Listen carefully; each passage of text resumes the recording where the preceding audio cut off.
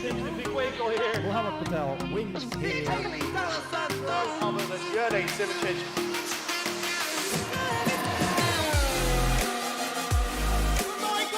Oh, he's done it! Look at these two go. Oh, he's going to do it! His first victory! The World Championship is done. What a race it's been!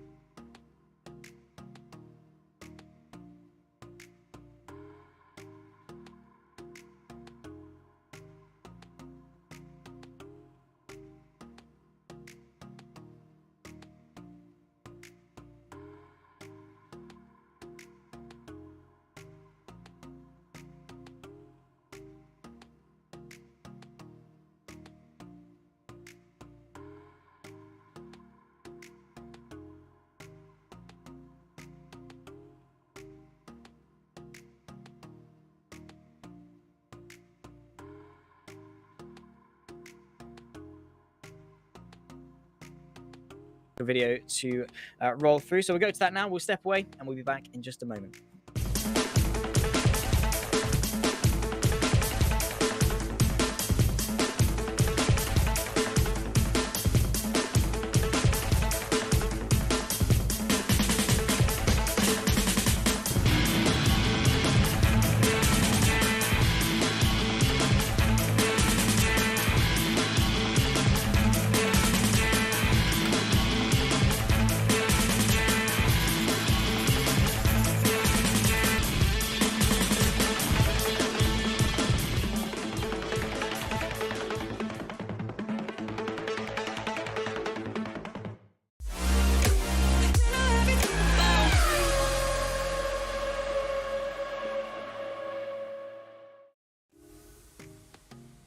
It is a warm welcome back, ladies and gentlemen, to the Formula SimRacing Academy Championship. As the rounds roll forward to mark the halfway point of this season, the drivers are in full swing and fully aware of the stakes at hand, as well as the mammoth task that awaits them. We are moments away from diving into today's action. We have to apologise for the minor technical difficulties that have taken place before today's broadcast, but we think we've got it all sorted out. Qualifying is over. It was considerably, relative to how long this lap is, 3 minutes long, Edward, it was really, really close. So I think we're in store for a pretty good race today. Yes, absolutely. It was lots of really big surprises up there in the order with Netrex and Liam Howard on pole position, of course, which was a big surprise. And Liam Howard really needs to get his championship underway, third in the standings, but way adrift of Lianos and, of course, George Zalagianis, who I don't want to say the runaway leader, but certainly looks in a very, very strong position. The only man with 2 wins to his name so far this season.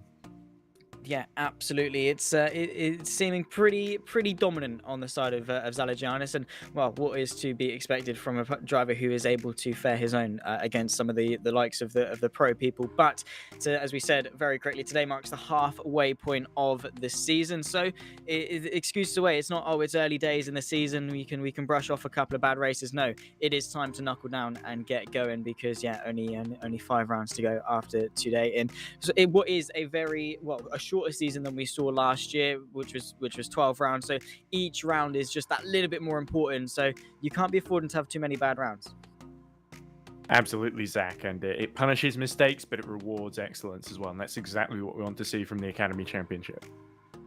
Absolutely. So, yeah, as we said, qualifying is done and dusted. So we will go to the grid order. It was NetRex's Liam Howard that took pole position ahead of Musadis in P2. George Alagianis, last week's race winner, in P3 with Snet Vangers alongside in 4th. Then comes Scott Flack for Super Venturi rounding off the top 5. Then comes Luchak in P6 for Royal Blue. Silviera in P7 with Bosley Bukout for Team Iris in 8th. Looking down to the rest of the top 10 and beyond, Loic Monya P9 with Giannis Lianos in P10. That's not going to be the best day in the office for the Ground Effect SimRacing driver. Dylan Platt P11 with Dave Brantham in P12 for Valet Esports. P13 goes to Peter Vagapov. P3 last time out in Silverstone, only managing P13 today. Jingel P14 with Dylan Hember P15. Dmitry Zarahov in P16 for today's race. Garrett Battler P17 with Matthias Harvik in P18. Thomas Andriami Aresoa in P19 with Kil Hausvik in P20 with, as we say, a very, very close qualifying indeed. Guillaume Mas in P21, Fabrice Morlato 22nd with Garnier P23, Savaniak in P24. A very large grid today for the Academy race. Alex Salos rounds off P25 with Taylor Lane, his teammate, in 26th alongside another Valet esports driver of Nunez P27 with Nandor Marsa in 28th place. 2 more drivers rounding off the back row of the grid was Fabrice Mistral and Thomas Smith, 29th and 30th respectfully. As we said, a very, very large grid, and well, that could only promote carnage, chaos, the whole lot really, I would imagine, around Le Mans today. Absolutely, Zach. And a big shout out to Musadis, of course, did Silverstone as independent, very nearly beat Peter Vagabov to the final podium position. He starts on the front row today. Him and Liam Howe will be very interesting to watch as they fight against Alagianis in this opening stint. Absolutely. Well, as the drivers are now rounding themselves on to the starting grid after taking the very long and grueling formation lap here at Le Mans, which is to be expected. It is a rather long circuit. Liam Howard is on the soft. Zalagianis, the only man inside the top 5 to take the brunt of the medium tyres early on, but everyone is lined up. We're waiting for the 5 red lights to come on and mark the start of round number 5 here for the 2022 Formula SimRacing Academy Championship. Liam Howard, he's going to be looking for a fantastic result today, try and make amends for some pretty misfortunate races as of late. And we are underway and racing as they head towards the Dunlop curb. A fantastic start from Zalagianis, who's already alongside Liam Howard as they go through Dunlop, maybe 3 abreast. He's swapped to the softs very late on. A fantastic start from the Ground Effect SimRacing driver to get himself into the lead, but he's gone in deep towards the Dunlop chicane, has to cut across. He's kept the position, a lot of carnage further back. That's someone spinning off. Is that Silviera getting in contact? He's side by side with Loic Moynier as they go through, but a very chaotic start, and that is to be expected. I think that might have been Bukout spinning out there. It was definitely one of the Iris cars, Zach.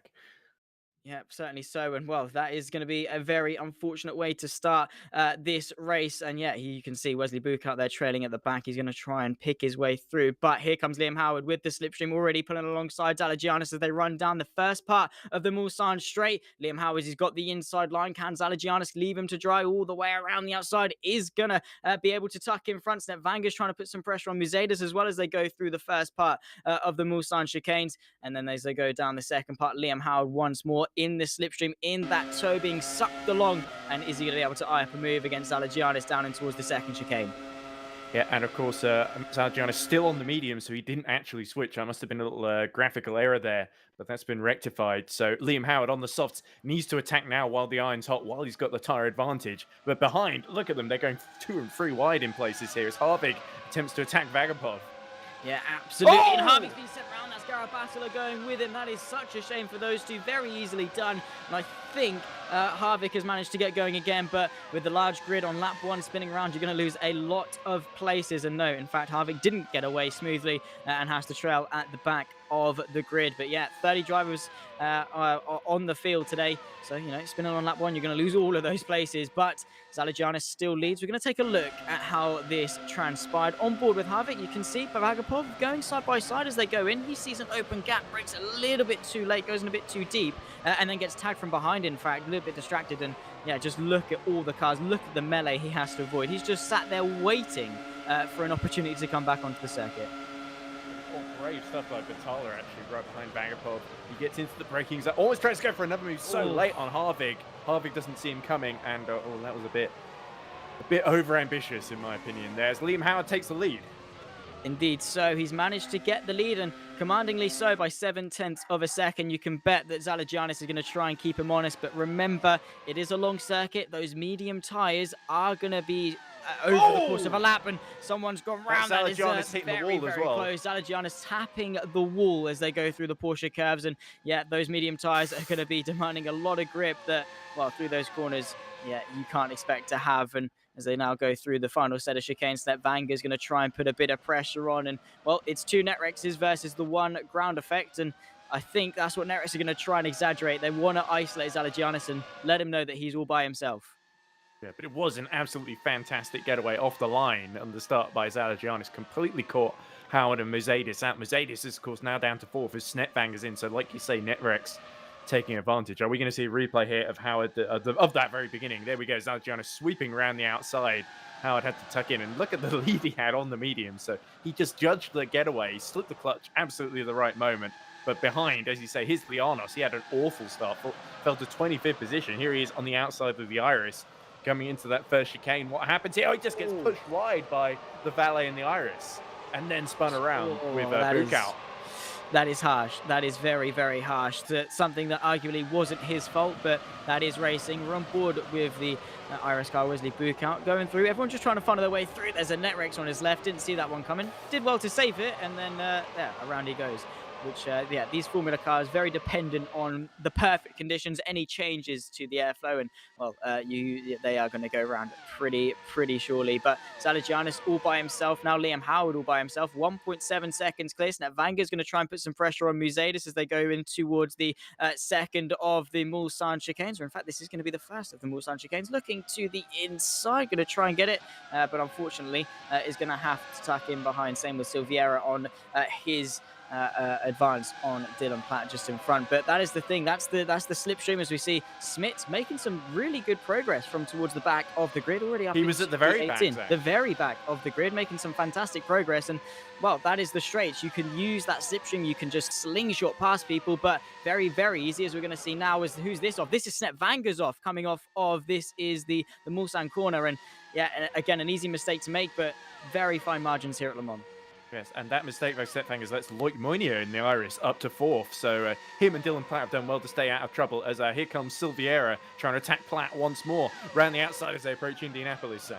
Yeah, absolutely. It's going to be the long way around. It's going to be a tricky task, but yeah, Dylan Platt just going to tuck in behind and say, okay, fair enough. Yeah, you're going to be more committed. One of us has to back out, and with a long race, well, I say long race, only 14 laps, but around Le Mans, that is, yeah, that is still a pretty long race to get through. So you've got to think long game, but just look at this train we've got for P6. A good, you know, what, 1, 2, 3, 4, 5, 6 cars in this train for 6th place. There is going to be it's reminiscent of a kart race. Everyone just nose to tail, fighting really, really hard, and that's what Le Mans is. It's just you can sit in the slipstream and you can do your thing, and yeah, strategy is going to play a massive factor with it though in terms of fuel and tires. But yeah, we'll have to see how that one transpires. But you know, it's FSR. Strategy always plays a factor, and there's always going to be some abnormal strategy to play a factor with it as well. Indeed, and look at Scott Flack has got the unenviable position of being in a valet sandwich here. Here we go, through to the 4th chicane. And Flack is all over the back of Brantholm, looking to get back up into the top 9. And Flack, who started quite high up the grid in like 5th or 6th, has now fallen down to 10th position. So the Super Venturi driver needs to get a move on here. And he had some decent results in the past couple of races, so he needs to keep that momentum up, keep getting the points.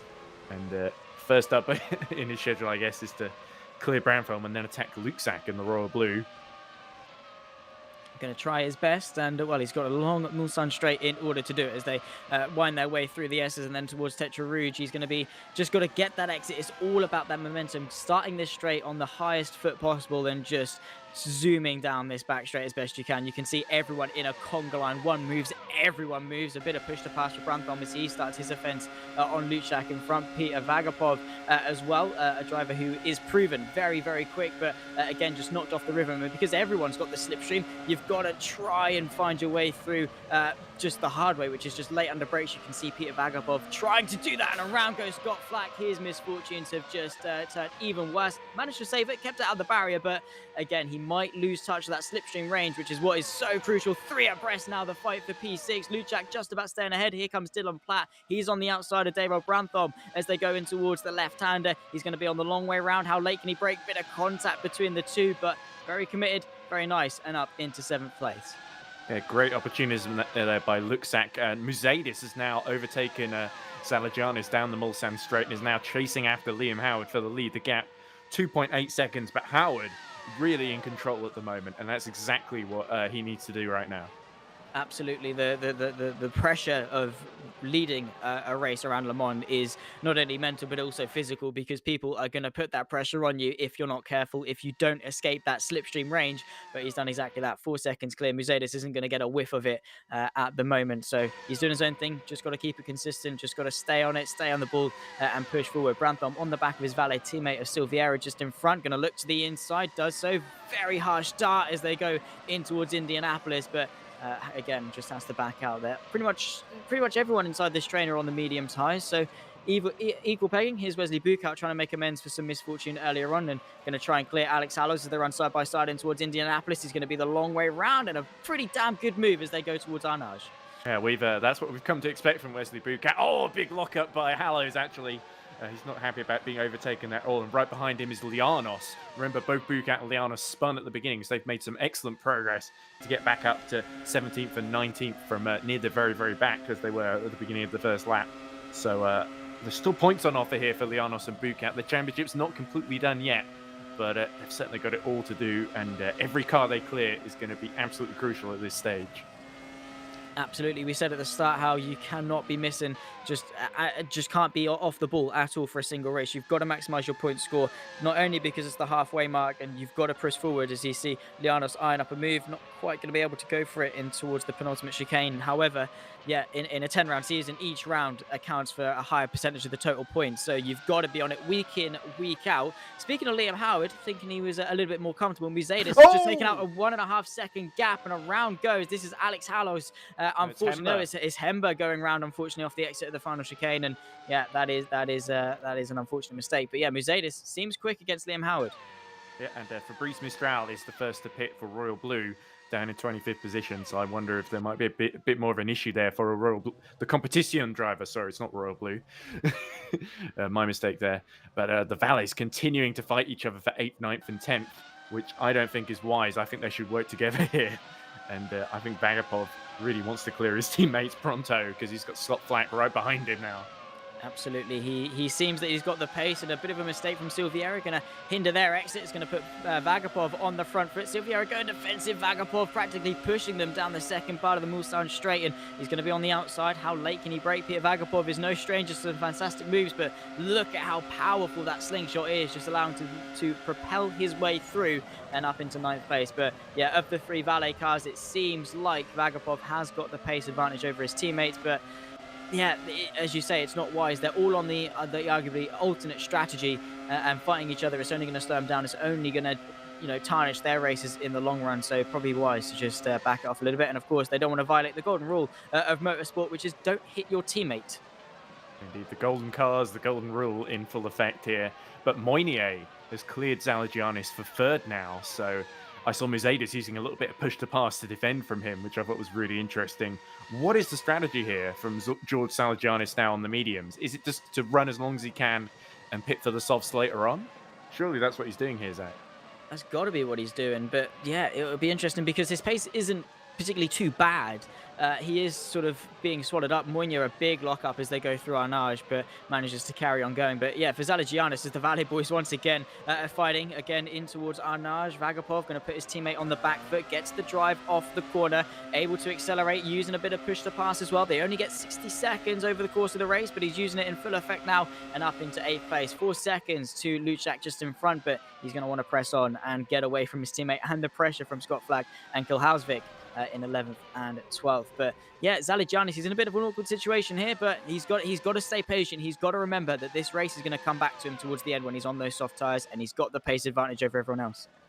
Yeah, I'll tell you who has also impressed me, Dylan Platt in the TR Motorsports machine as Silviera retires. So that's one just after being passed by his 2 teammates. So Silviera, in the gravel. That is a big one.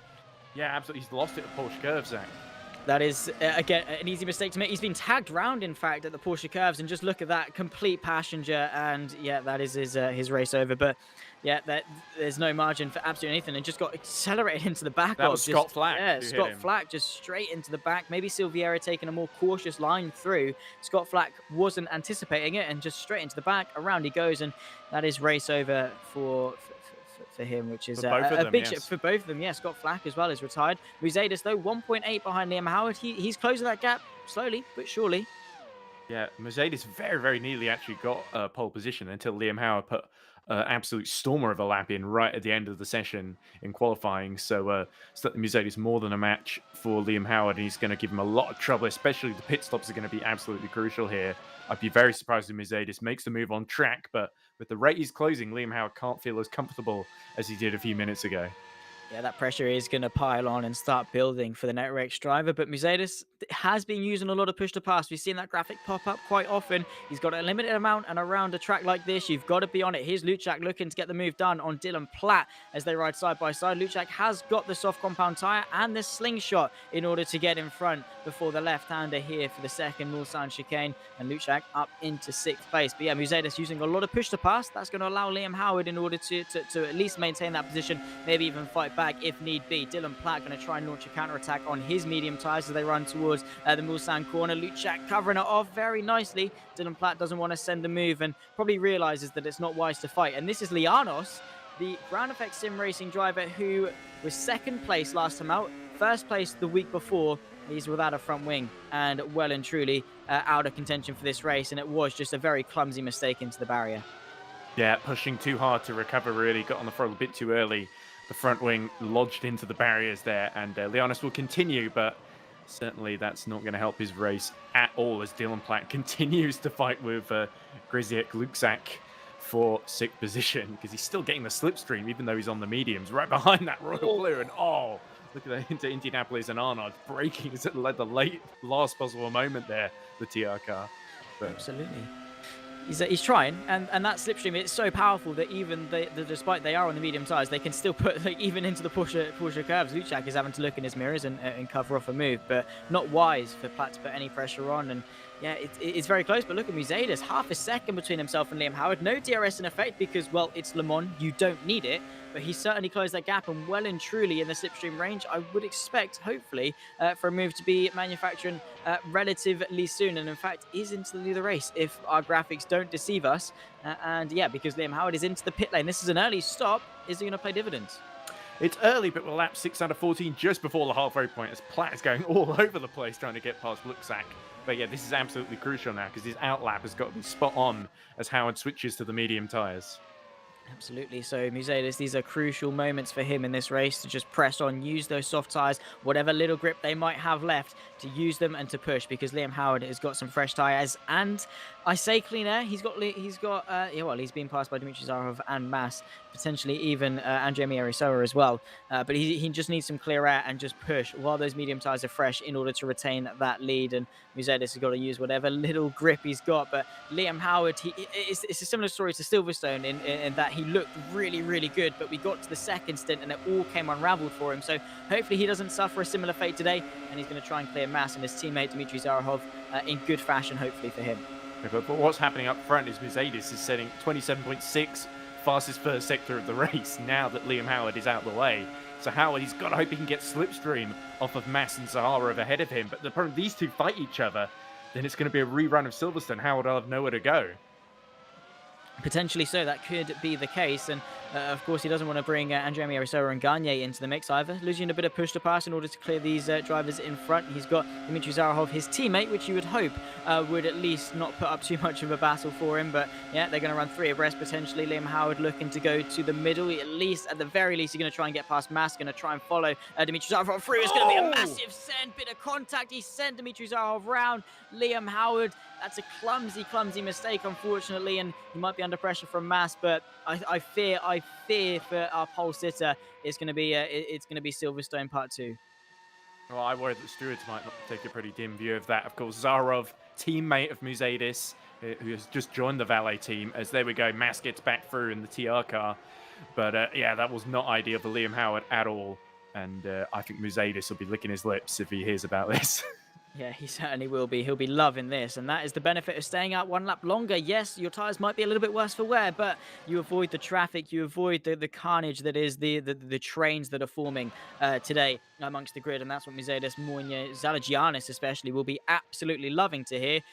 While, yes, you don't wish misfortune on anyone, you certainly don't complain when it happens to them, but Liam Howard, he cannot let it affect him too much. Just got to press forward, do what he needs to do. If he gets a penalty after the race, so be it, but for now, still got 8 laps left to go, still a lot to play for. Press on, get on with it, and don't let it affect you too much. Yeah, and now he's cleared Mas. Oh, Harvick has a bit of a moment coming through Arnage. But now that he's cleared Mas, he's got quite a lot of clean air in front of him. But we're going to see a replay of that move into... this is what happened to Harvick then. Yeah, indeed. In the slipstream and fighting for P16 as they go through. He's side by side with Wesley Buchout. Wesley looking to the right-hand side. This is on the run down towards the Porsche. Or is it the run towards Indy? This is the run towards Indy. So Wesley Buchout is ahead. I'm guessing Harvick just gets a little bit too late on the brakes. No, potentially there's a lock-up in front. Indeed, that allows Wesley to have a little bit of a look. Harvick wants to get involved in the action, and yeah, just braking too late for Arnage. And yeah, hits him one, nearly hits him again. I'd say he got pretty lucky with that affair to not take out either of those 2 drivers. Yeah, just thank goodness they all got through okay as Moynier makes his pit stops, as does Kilhausvik, Zarov, and Buchout. Yeah, indeed. So everyone coming in pretty much around the same point. Musadis and Zalagianis press on for yet another lap, but Gagne gets in front of Snetvangers just about. But you can hope that Snetvangers is going to try and press on and get back in front as soon as possible. But look, Moynier driving a pretty quiet race, was I think a net P3 before Liam Howard come into the pit lane. So doing a great job of that and trying to press on in this race. Snetvangers iron up and move on Gagne fairly quickly into their stint, but running side by side, pretty level pegging between the 2 drivers. Gagne on the inside. Snetvangers going to use a bit of push to pass in order to propel himself. He has got to go the long way round, but in order for him to fight for the podium, he needs to clear this driver pretty quickly. Going to go the long way round. Bit of contact again, and they're both into the barrier. Well, one of them is, I think Gagne just got away with it, but well, I mean, that's probably the Le Mans setup you want to run no rear wing, but I don't think it's going to be particularly quick on this occasion. Oh, that's such a shame for Snetvangers. 2 big errors in this race really have cost him, because that error at the beginning when he was running ahead of Zalagianis put him behind him, and now after coming out the pits, he was fighting just a bit too hard there with Jean-Michel Garnier. And I think he could have got him coming into the second chicane, but he needed to get him pronto. Like you say, Garnier was on the inside. And there just wasn't space here, was there? Yeah, that really was just... I think Gagne went a little bit too hot, took too much of the track away from Snetvangers on the outside. Obviously, that curb on the inside will unsettle the car a little bit, but again, I'd just say it probably is just a racing incident. This is the fight for the podium, though. Grichy Gluchak versus Dylan Platt as they run down in towards Indianapolis. Gluchak having to be very cautious of what the TR Powered by Geeks Energy car is doing behind him. And, of course, Peter Vagapov is pressing forward against these guys in his Valet Esports car. They're fighting for a provisional podium. Of course, when they all come into the pit lane, it might not be where they stand, but still, you want to pick up these places. Dylan Platt looking to the right-hand side. It's going to be a very, very tough ask as they go towards the Porsche curves. Luckily for him, he's got the dominant line, but Luchak going to try and sail around the outside, use the straight line speed of that Royal Blue car. And as they go through the Porsche curves, it is all about momentum. It's all about setting that exit up as they run towards the 4 chicanes. But Dylan Platt, for now at least, is going to have to settle in behind. But you have to wonder, those medium tyres must be in better shape than those softs.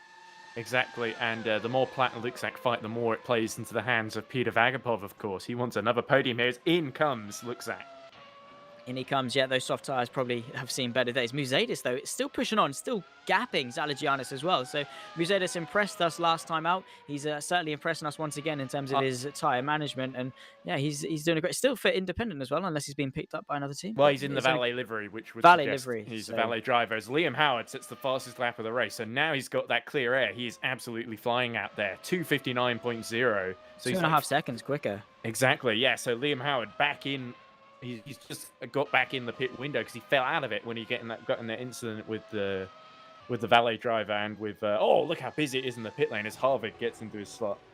Yeah, absolutely. Now coming in to stop, but Liam Howard doing the job. That's what exactly he needed to do, was just press on, not let it affect him too much, and hope that he can get himself back into this race, which is exactly what he has done. This is Dylan Platt versus Peter Vagapov as they run down in towards the first of the two Mulsanne chicanes for the valet car. Peter Vagapov on the inside. Dylan Platt going to have to go the long way round and is ahead before the corner, claims the corner, and Peter Vagapov going to have to settle in. But don't forget that slipstream down towards the second chicane is going to be mighty. He's going to have to follow him. He's tucked up in the slipstream, going to try and use maybe a bit of push to pass, pulls to the inside. The left-hand side is going to be the dominant line.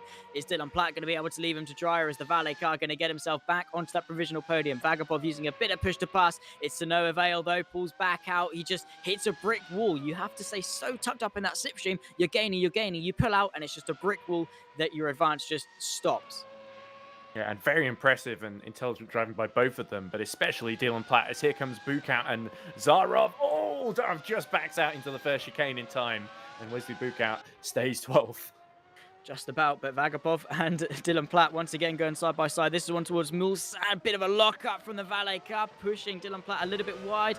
Nothing in that, though. Dylan Platt going to lose a bit of momentum, though. That's going to be costly as they run down towards Indy and Arnage. Vagapov breaking the toe, darting to the right-hand side in order to limit the amount of air he's pushing out the way for the TR-powered car. But Dylan Platt still giving him a really good fight for his money. And yeah, just look at that power. Look at the power of the slipstream as they run in towards Indianapolis, already on the back of him, despite that mistake in towards Mulsanne.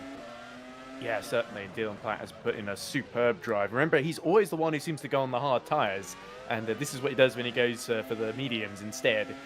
It would seem. Certainly, he seems to be going a lot better than usual at this Circuit de la Sarthe circuit, and there's good big points on offer for the TR Motorsport team. So Dylan Platt needs to bring it home, even if he can't quite overcome Vagapov for the podium, which I'm sure he would desperately want here, because Liam Howard and Brandfeld are going to be catching them quite soon. As here we go, this is Zarov, having another go at Bukout into Indianapolis.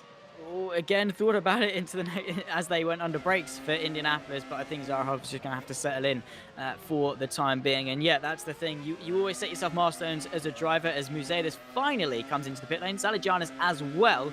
Musadis, he's going to be coming in for the medium. Zalagianis going in for the soft. So you'd have to expect that Zalagianis has got the advantage at this point, but never count Musadis out. He's pretty damn quick when he gets onto a good set of tyres and some clear air, as we've just seen. There's Liam Howard, all contact in the pit lane, though. That's Zalagianis. Who did he make contact with? Is that Brandfeld? No, that's Vagapov, who was running such a good race. And, well, to the absolute delight of Dylan Platt, who now doesn't have to fight as hard. Vagapov has just lost out a lot of time there. Yeah, let's hope there wasn't damage to Zalagianis' car either. But yeah, Vagapov was coming into his pit box, and then just let's go right on board and see what happened here, Zach, as he comes in. Oh, just about getting in through the Maison Blanche and into the pit lane without kicking anything. But here we go. This is where it goes wrong, isn't it, Zach? It is indeed. So you can see Zalagianis about to pull out of his pit box. Vagapov just wants to come in, and yeah, 2 into 1 doesn't go, and unfortunately, yeah, that's how it is. That's how the cookie crumbles at some time, and yeah, that's what you get when you allow contact in the pit lane. I suppose people are gonna be prone to making these mistakes, but yeah, we've seen, because of how long the Circuit de la Sarthe is, it really does open it up, because everyone's gonna pit around a similar point, you'd expect, because it's not like you can just save a little bit more, because saving a little bit more is saving a lot more. Indeed, and I really hope Zalagianis doesn't get a penalty for making contact in the pit lane there. Like you say, they were warned about this pre-race with the pit entry, that you can be unsighted. But another man lighting up the timing screens is, funnily enough, Lianos, after his incidents earlier here on. Here he goes past Mistral, who's pit very early as well. But Lianos, I think he set the fastest lap of the race earlier. I'm not sure if he still has it, but here he goes on the inside up the first chicane. I don't think there's much that Fabrice Mistral can really do here, but he's still there on the outside, and Lianos makes it through up into only 19th place though, so still lots of work to do for Giannis Lianos.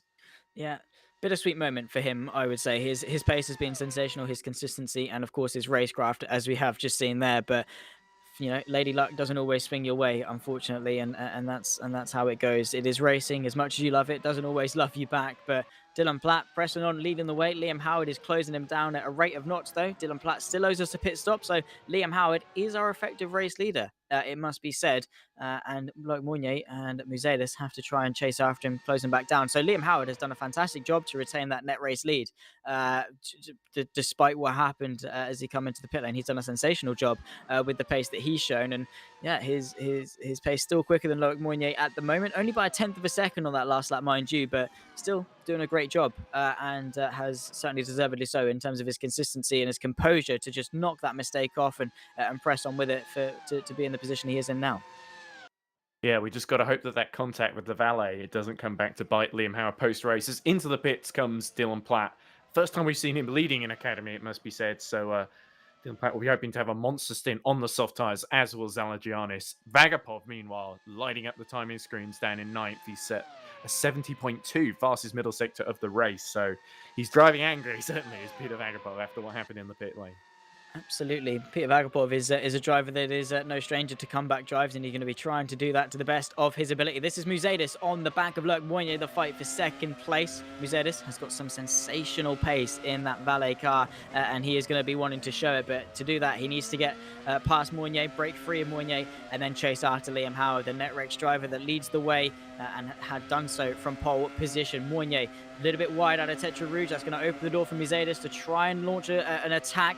The Team Iris car going defensive. Muzelis going to go for the dummy, find some space on the inside. Just look at how bumpy it is out there, though. Not quite going to be able to find the space. Mounier able to defend to the right-hand side. Muzelis just going to have to tuck in. It depends how late Muzelis can be under brakes, though. He's going to go for it in towards the first chicane. Going to have to back out of it, though. Mounier certainly under pressure. Muzelis going to have a second opportunity down in towards the second chicane. Let's just have a look at how strong this can be. Are either going to use that push to pass, but this is the fight for P2 and a fight that Muzelis is going to want done sooner rather than later. To the left-hand side, they're going to run side by side, pretty equal pegging between the Team Iris and the Team Valet car. Muzelis has got the inside line, arguably the favorable line as they go through, but Mounier going to go all the way around the outside, keeps him honest and stays in second place for now. And this is really critical for Muzelis because Zalagianis on the soft tyres is only about 5 seconds down the road. So he needs to clear the Iris pronto. He's on the outside, and Mounier, stoutly defending, is not going to let him for easy, is he, Zach? Absolutely not, but he might have to. He might be forced into as they go towards the Mulsanne corner. Muzelis on the outside. Mounier claiming the inside. Muzelis going to have to tuck in. Bit of a snap, though, from Mounier. That's going to open the door potentially down in towards Indianapolis. Muzelis needs to get this done, but as you say, a valiant defense from Loic Mounier to defend P2. Here comes the Team Valet car to the right-hand side. Going to probably, you'd assume, absolutely sail past, and indeed does so. You can see Mounier having to tuck into the slipstream, but we've seen how powerful it is. He might not be over yet, and indeed it's not. It's going to be the outside for the first part, that right-hand kink, but into the left. Unfortunately, he cannot get back up in front. So Muzelis 4.8 to Liam Howard in front. He needs to break free of the toe from Loic Mounier first, but I'm sure that's going to be no problem for it, especially because Mounier's struggling on that rear end. Yeah, Mounier hit 2 laps earlier than Muzelis, so he undercut him, but now the tyre delta is in advantage of Muzelis in his valet car. It is the other valet of Brandholm trying to go up the inside of Kilhausvik into Arnage. Oh, that was very, very close there, wasn't it? Just about managing to skate their way through with no contact, but Kilhausvik doing a great job. If I'm not mistaken, they weren't inside the top 10 for qualifying, so doing a great job to be in P8 as they are now, and that alternate strategy really proving dividends, perhaps. I mean, Zalagianis not really making much headway on those soft compound tyres, it must be said, but at least in the midfield, amongst the midfield, it seems to be working for a good number of people, but yeah, it's a shame for Zalagianis, but hey, you can't win them all. And even on his bad day here at Le Mans, even if he settles for P4, that's still a fantastic result in what is so far a pretty dominant affair in the championship for him. Indeed, with Lianos down in 19th, it's only really Howard who's going to be gaining on him. But the man who's really making the soft tyres work for him right now is Vagapov, because he's cleared Brandholm and Kilhausvik, and he's closing on Dylan Platt ahead. There he is. So Vagapov using all that anger, 2 minutes 57.2 that last lap, a purple first sector, as Muzelis actually sets a purple final sector, so he's not given up on catching Liam Howard either. We're set up for a grandstand finish, aren't we, Zach? I think so. The laps are ticking down, but still a long way to go in this race. Lap 11 of 14 around, I think, an 8-kilometer circuit is the Circuit de la Sarthe, if I'm not mistaken. It's something around that point. But 3.6 seconds, that gap is coming down, and it's coming down quickly. That last lap over a second quicker for Musetis, a 58.7 for him, and a 59.8 for Liam Howard. So that gap is closing, and it is closing quickly. Musetis is driving with fire in his heart, and with only a few laps to go, he's got to close that gap as best as possible. Yeah, we certainly we haven't been deprived of action at all around the Circuit de la Sarthe today. And you're correct, Zach. It's 8.5 miles or 13.6 kilometers to the Circuit de la Sarthe. So great memory there. I got the memory right. I got the number right. Just didn't quite get the unit. So that's okay. We know what you meant. As Liam Howard uses push to pass, already he is starting to look just a little bit vulnerable, but gets a few temps on Musetis because of that. And here comes Brandholm on Kilhausvik once again, both on push to pass. Oh, they wheel bang as they approach the second chicane, and they hit again. Oh, thankfully they don't spin round on this occasion, but Brandholm finally gets that 8th position. Kilhausvik was not letting him for easy at whatsoever.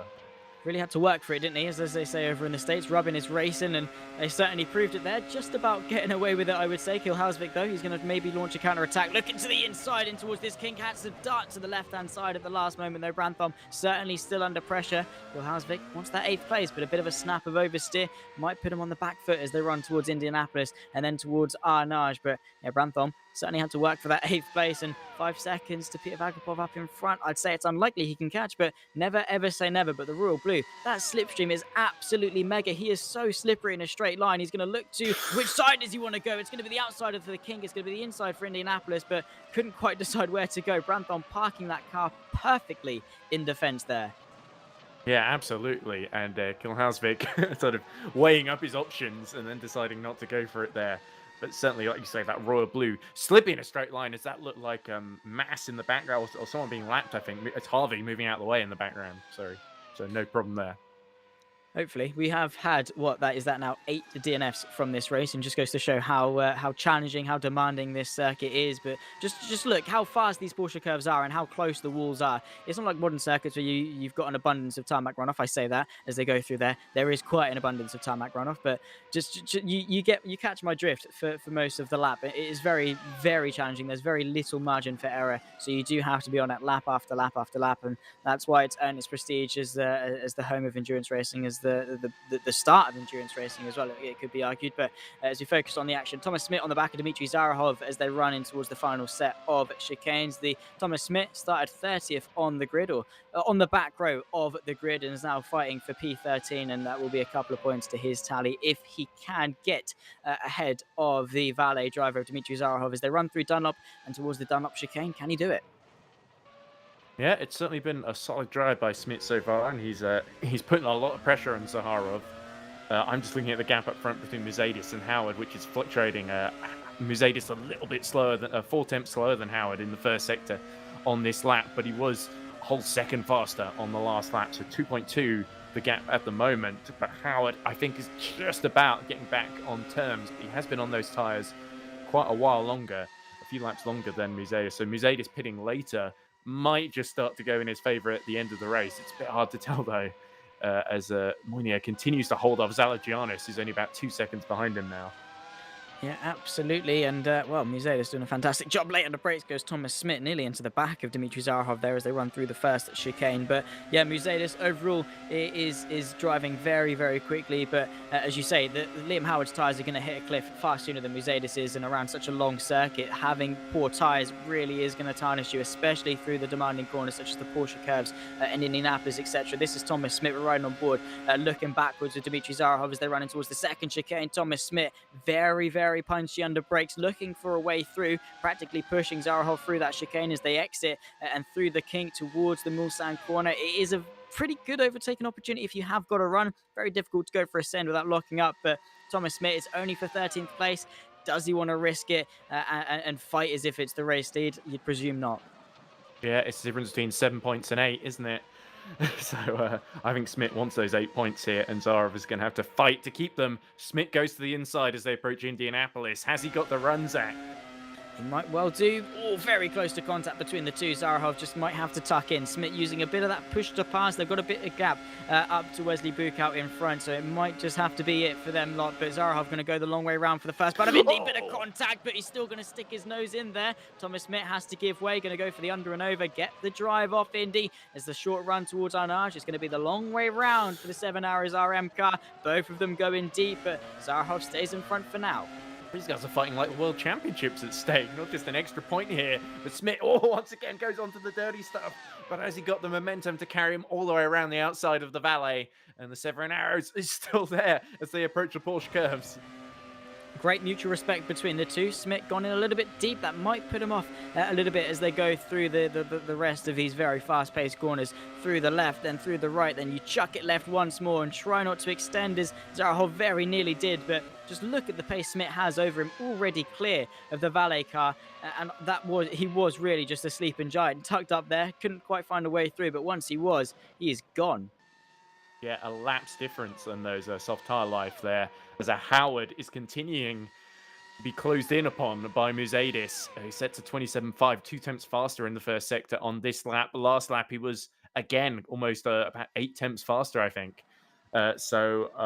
Howard continues to be under real pressure, and no DRS, of course, so it's not like it's going to make too big a difference once he gets within a second, but the slipstream will be very much to his advantage as Luxak and Platt continue their race-long battle into the first chicane, Zach. Indeed they do. Luchak going to try and get the drive off the corner. It will be a last lap showdown, presumably between Musadis and Howard. The laps run down, the time dwindles, and Musadis' opportunities run thinner, but we have to wait and see. This is Luchak on the back, fighting for the top 5. Pulls out late to the left-hand side. It'll be the inside for the second chicane. Dylan Platt is going to keep him honest. He is still alongside. How late can he brake, though, as he gets the squeeze from Luchak going in? He's going to try and set up a good exit, you have to presume, through the right. Get that power down, planting your right foot to the floor. And it's a decent run towards the Mulsanne corner, so he's got a bit of an opportunity with slipstream, but that gap, just eyeballing it on the left-hand side between Musadis and Howard. But still, there's a lot to look at. The fight for the top 5, very late by Dylan Platt to pull out to the right-hand side there, just trying to put some pressure on and feel that rearview mirror of Luchak in front. Yeah, and Platt has got the tyre advantage here, so Luxak's done very well to slipstream past him. But of course, Platt was the last to pit, and he's on the softer tyres, so he needs to clear Luxak before Peter Vagapov, who's still showing some pretty fearsome pace out there, starts challenging the both of them for 5th place. Oh, and here they go side by side once again. But Platt ahead now as they approach Indianapolis. And it is very, very close between these guys. We're seeing a lot of feisty action. A lot of it maybe a little bit over the edge, but hey, it's racing, and they're fighting for around one of the most prestigious circuits in the world. They want to do well around a circuit like Le Mans, but yeah, still fighting, still going at it, and giving us plenty of action for everyone at home, which I hope you are enjoying. Liam Howard, he's got 1 lap left to negotiate. He's got the pressure of Musadis, who is in shot. You can see very, very close. Liam Howard's going to know that he's going to start to feel that pressure, but he's got 13 kilometers, give or take, left in this race. He's been leading pretty much from start to finish. He's had his misfortunes, but he hasn't really looked backwards. He's stayed composed, stayed on it. But Musadis, he's going to be fighting for that. He's going to be fighting for that maiden victory here in Acker. Yeah, I don't think Liam Howard has an Academy victory to his name yet either. Well, he's certainly got a pole position now. But yeah, as you say, he just has to hold on for this final lap here, Liam Howard. And how much would it mean to him, not just for his championship, but for him as a driver to win here at Le Mans? It would be such a big deal. But now Musadis, half a second behind the new challenger, the man who's surprised everyone with that amazing performance at Silverstone, putting in another one here today. And Musadis could be a real thorn in the side. Oh, look for Tetra Rouge, where I'm thinking of it was Tetra Rouge just going through, where Liam Howard just got so wide, and that could let Musadis get into the slipstream. Indeed it does. Here we go, Zach, into the first chicane. Here he goes. He is eyeing up the move. Look at the slingshot pulling to the right-hand side. Musadis doesn't even need the push to pass. He's going to go down the inside for the race lead. Scares Liam Howard, who has to turn out of the corner. But once again, that slipstream going to be vital. Liam Howard is not going to give this one up easy. You would presume both push to pass. The final lap of this race, round 5 of the 2022 Formula SimRacing Academy Championship. Both fighting for their maiden victories. Liam Howard on pole position, but Musadis has been an absolute menace in this race. Towards the second chicane, and Liam Howard, his opportunities for a decent overtake certainly are dwindling. That NetRex car usually is really good in a straight line. Zalagianis and Mounier fighting as well for the final podium place. Mounier does it just about for now. Zalagianis having to tuck in, push to pass once more from Liam Howard, but I think it's set in stone. This is Muzetis' race to lose. Zarov, Smith, and I think this is Battler fighting for 13th place as well. And there's a lot going on. Final lap showdown here for round 5. Everyone saved their push to pass right to the end. Here we go. Zalagianis on his much fresher tyres having another go at Loic Mounier through the Mulsanne corner. But once again, he can't quite get on song with the Iris. Moinier is holding on to that third place for dear life. But I think Howard, with that one mistake through Tetra Rouge, has lost the lead to Muzetis. Muzetis got the run. He's not looking back. And he, again, pitting later has really worked out for Muzetis. But here comes Zalagianis on the outside as they approach Indianapolis. Here he goes. It's going to be the long way round. He's going to give it a bit of wheel banging as they go through. Who's going to be later on the brakes? It's going to be Mounier, who has a bit of a lock-up as they now go towards Arjun Zalagianis, the championship leader, sent it into the barrier on the final lap. He's going to lose that P4. Liam Howard very close to the back of Muzetis as they go towards the Porsche curves as well. There's a lot going on. Liam Howard all over the rear end of the Team Valet car, both for that maiden victory. The lap less than a third of it to go. They're fighting the final lap. 14 laps has led up to this. Liam Howard has given absolutely everything to try and break the pressure of Muzetis, who on a final lap charge is probably going to try and secure victory here for round 5. But that is such a shame for Zalagianis, who now just has to nurse at home. A couple more corners for Muzetis to go, but he's being practically pushed around by the NetRex driver. It's going to be very, very close. But on the run to the line, it's going to be a drag race. Liam Howard a bit of it scrilly, but it's going to be Muzetis who takes the victory here. Pretty much almost a photo finish between him and Liam Howard. A fantastic battle between two, and there could only be one. Loic Mounier rounds off the podium. A fantastic battle with Zalagianis, still on plat P4, with Luchak running off the top 5. Peter Vagabov, a fantastic race despite their misfortunes, and Zalagianis P9 on a day that could have been P4 or P3 in a championship. Probably won't affect him, but get to those later rounds, he'll be looking back on these moments, wishing that he didn't lose these pointers on the run to the line. I think that's Andriami Arisoa going deep, and that's going to allow Bukow into P11, but we certainly were treated there. Yeah, there we go. And Smith is not giving up either on trying to get Batala, but he's going to fall just short in the Severin Arrows car. So a good drive for Smith from the very back to 14th.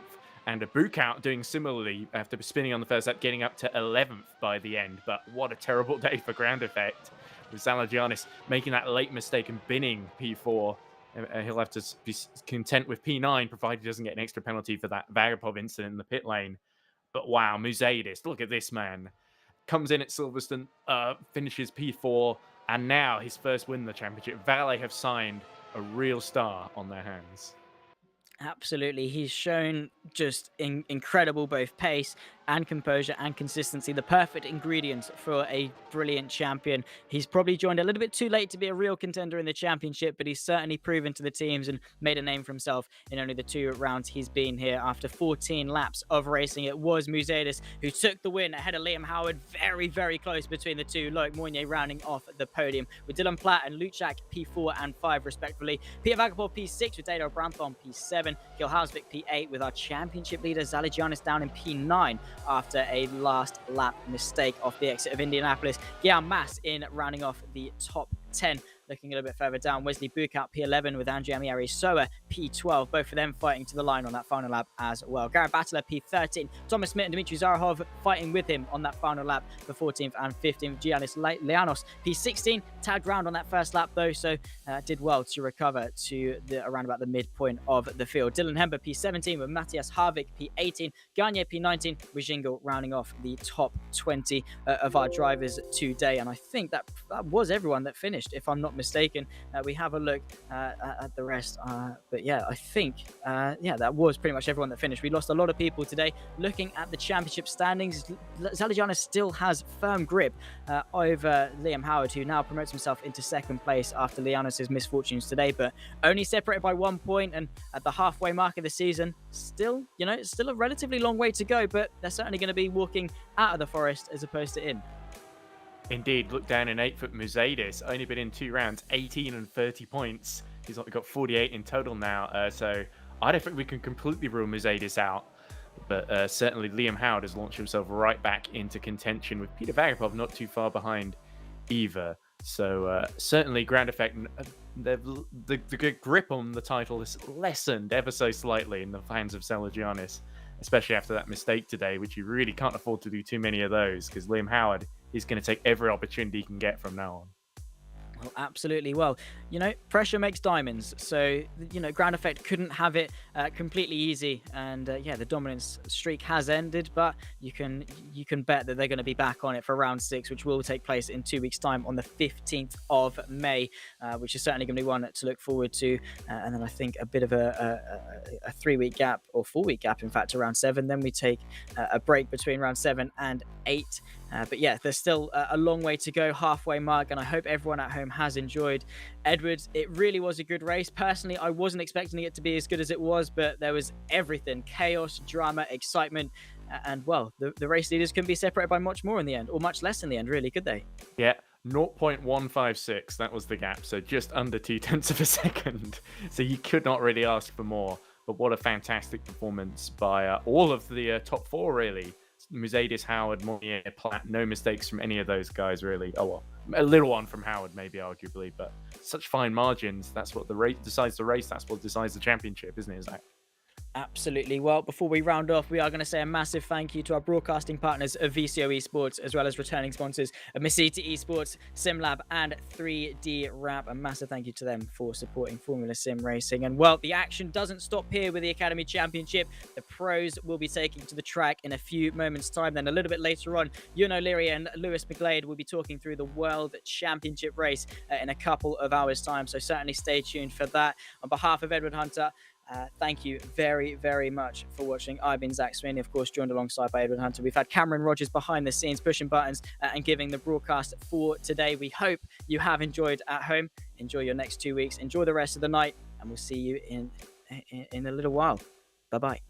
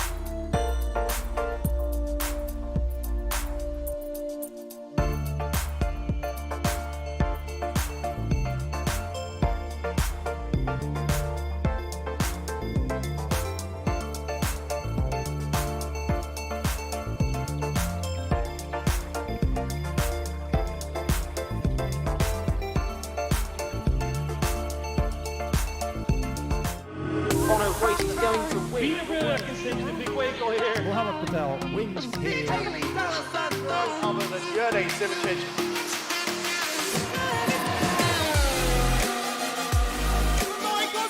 Oh, he's done it! Look at these two go. Oh, he's going to do it! His first victory!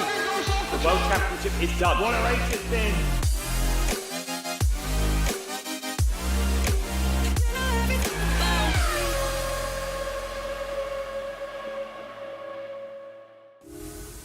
It's a warm welcome back, ladies and gentlemen, to the Formula SimRacing Pro Championship. As the rounds roll forward to mark the halfway point of this season, the drivers are in full swing and fully aware of the stakes at hand, as well as the mammoth task that awaits them.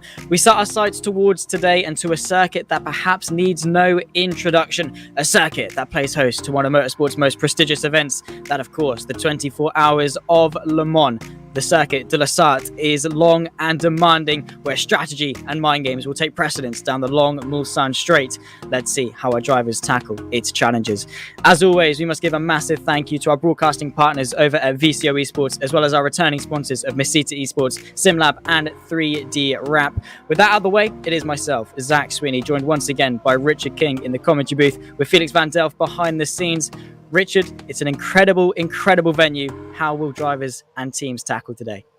I think that it is going to be a fantastic race. Obviously, we had an amazing race in the Academy Series. It's got fast corners. It's got a couple of technical sections that are going to really test these drivers to the absolute limit. And then we've got no DRS, sorry. So it's all slipstream along those back straights, those huge sections which these drivers can just go all out for speed, and I can't wait to see what happens. Yeah, no, neither can I. And as you say, the Academy race just moments ago was filled with drama, action, excitement, the whole lot of it. You know, it is just a circuit that has all the right ingredients of a good race. And to be completely honest, I wasn't expecting it to be as good as it was, but they certainly did deliver. And I'm sure the pros will do what the pros do best, as they do week in, week out.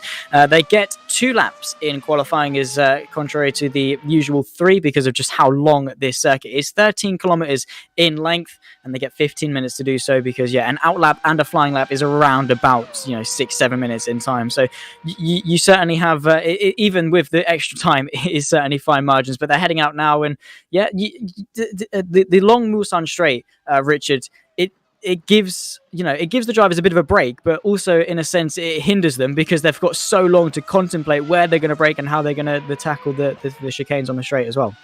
Indeed, when you're sat by yourself, it's a nice chance of, when I was doing my laps of practice, it was really nice just to let go of the wheel, not fully, but just release my grip a little bit, stop the pain that was going through the fingers as you just held the wheel as tight as you possibly could. So it was just a really good opportunity to relax. But as you say, it's then the drivers are just losing out almost on their focus, their concentration going into the next set of corners, the 2 chicanes, of course, making it an incredibly important part of the circuit, not just for qualifying, but also for the race as well.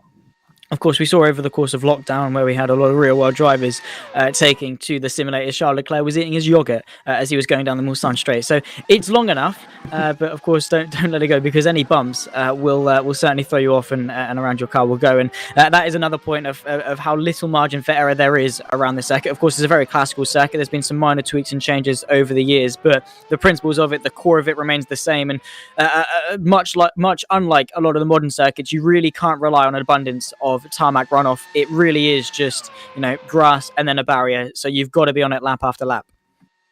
I'll agree with you on a lot of the sharp corners, the slow corners. You don't have any room whatsoever to really make that mistake. However, on the faster corners, take out probably that fast left-hander in Porsche cars, you've got the room to make the mistake. The problem is you're at the speed in which you've clip a wheel on the grass, you will literally lose complete control of your car. And no matter how hard you try, that barrier in front of you is going to end up squishing your car down to a pulp. So these drivers, especially during that last part of the circuit, they've been going around the lap at this point for 2.5 minutes. They're up maybe 3-4 tenths on their best lap. The pressure's getting to them, and then they're just going to go through. And they've got to get to the end of the lap. And it is a really, really long lap as well. So you've got a while to try and nurse it home.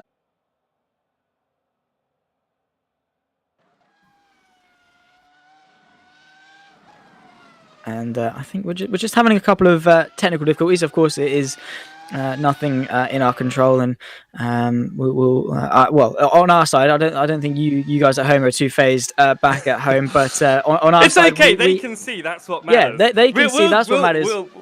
We're stuck with the lovely face of Felix van Delft's Discord profile picture at the moment.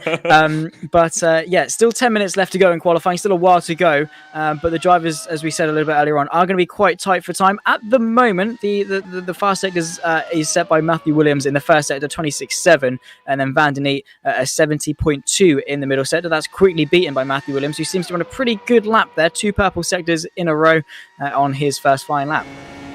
Indeed, and going back to what I was saying with this, now he is going purple. He's the fastest on the circuit, but he's in the easy part of the track. Think about that. He's gotten the point where you're relaxing. You're not really focusing on what you're doing, and here it hits you. You've got a really important corner. This one, it's very easy to lose your rear end. Just have to have that bit of oversteer, and there you go. Look, having to correct the wheel to the left-hand side, just trying to get it as fast as you can, but also trying to control the car. Porsche curves, this is where the pressure hits you. You've got to hit this first right-hander exactly where you want it on your racing line, otherwise all of your Porsche curves are completely out of sync. Really wide do the first left-hander, pushing it all the way to the curb. You can see as tight as he wants to be, cross to the left-hand side, absolutely within track limits. We were talking about this just before the start of the stream, the first time that Williams is going into the Pro Series. So he gets into the chicane, and can he place it provisionally on pole in his first qualifying lap? Look how much bumping that is, right to the limit on the gravel. And across the line, a really quick lap, a 2:53.9.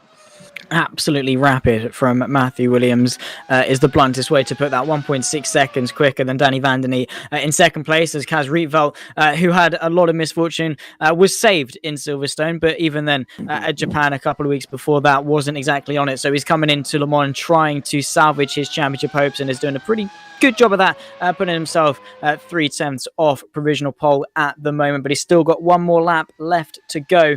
But yeah, the stakes certainly are high. And with it being such a long lap, you've got that pressure of being on a qualifying lap. You know, you go through the first sector and it's like, I'm on a good lap here. You know full well that you're on a good lap here.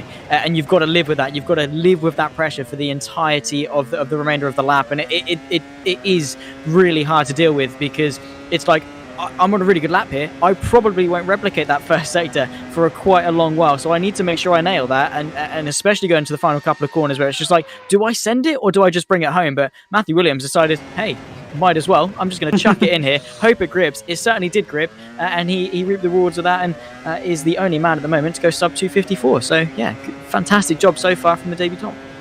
Indeed, what's really important about this track, especially when it comes to qualifying, is track limits. Now, there are some places in which you can get away with track limits. It's in the director's notes that we're not allowed to go outside of certain white lines. However, there are a couple of places where if you go just a millimetre over the line, that's your lap gone. The really important parts, the two places in which kept on catching me out, was going onto the Multi-Lane Straight and going out of the final left-hander of the Porsche cars. Two places where just a fraction of an inch and your time is gone. And that is so important for a number of the drivers who are at the back and have already completed a lap, as it were. They're only down to one more attempt at a hot lap because they've either invalidated their first lap or they've backed out of it in some way. But we're watching Lalu right now. Lalu has done well to get P2 in the championship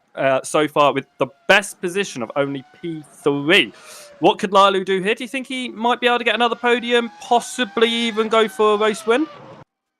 We'll have to wait and see, but certainly setting themselves up pretty well going into P4 and setting themselves onto the second row of the grid provisionally, and only, well, about half a tenth quicker than Cosmo Prosciutto in 5th place. So very, very close between the two, and considering it's nearly a 3-minute lap, you'd expect sort of larger gaps just naturally, but they're not abiding by that at all. They really are just on it for the entire thing, and it is incredibly close. There is incredibly fine margins to live by, but so far NetRex seem to be the team to beat in 2nd and 3rd. Indeed, they are. As really, they've always had a number of their drivers up at the front, and that's really benefited them when it came to strategy. If we think all the way back to round 1, I know that we're round 5 now, where this is going to mark that halfway point in the calendar of technically, with the Silverstone round obviously being abandoned a couple of weeks ago. They've always been up there. They've had that strategy to be able to play with what they want to do, always having teammates who are able to replicate the strategy or do something different and scare other drivers at the top. And the strategy is going to be played today. It's going to be interesting because I don't think we're going to see hards at all. This race is definitely going to be soft mediums. It's definitely going to be a one-stop and for scheduled pit stops. It's just who's going to start on what tyre. How long are they going to go on each of those tyres? And I think for a lot of these drivers, qualifying position is going to matter what strategy they go out and play. We're on board with Van Vukas at the moment, going green in the 1st and 2nd sector, but obviously not setting a lap time at the moment. In fact, looking at how long is left, this is going to be his only lap time that he's going to be able to complete. So let's see if he's able to push himself near the top. Obviously, Ground Effect not having a great time in the Academy Series for the first time, not winning a race in the Academy Series. Can they do better here in the pros? We'll have to wait and see, but Kostas Van Vukas is a driver we have tipped and has proven himself to be a potential future, championship contender. So he is one you would expect to be fighting at the front. But yeah, 2 decent sector times so far. I mean, that sector time of a 27.0 is around about 4/10 off what Matthew Williams has just done on their 2nd flying lap. But still, and considering it's going to be their only lap, you don't want to throw it all away. Bit of a mistake as they enter the Porsche curves for their lap and going through. It's just all about commitment. It's all about rhythm, as you said, a hop, skip and a jump as you go through. Just got to chuck the car and hope it grips. But when you know it's going to be your only lap, you do naturally just have a tendency to lift off a little bit, take it a little bit easier, because if you mess it up, you're going to be starting at the back. Whereas if you just take it a little bit easier, yes, it's not going to be perfect, but certainly is going to beat being at the back. We'll see what Kostas Van Vukas can do as they approach the line. Pretty short run. It's a 2:55.8, which is good enough for P10, so decent. And Matthew Williams somehow is finding more pace on that lap. I don't know how, but 2 purple sectors to the 1st and second. It's a long final sector though, from Mulsanne corner all the way to the checkered to the finish line, I should say. So it's a long way to go, but he's setting himself up pretty well to extend that gap for pole. He certainly is. He's done an absolutely fantastic here. As you were saying with Van Vukas being on the only flying lap, you could see that he went a bit more lenient into those final 2 chicanes. He didn't run as much curbing into the first part of that as he probably could have.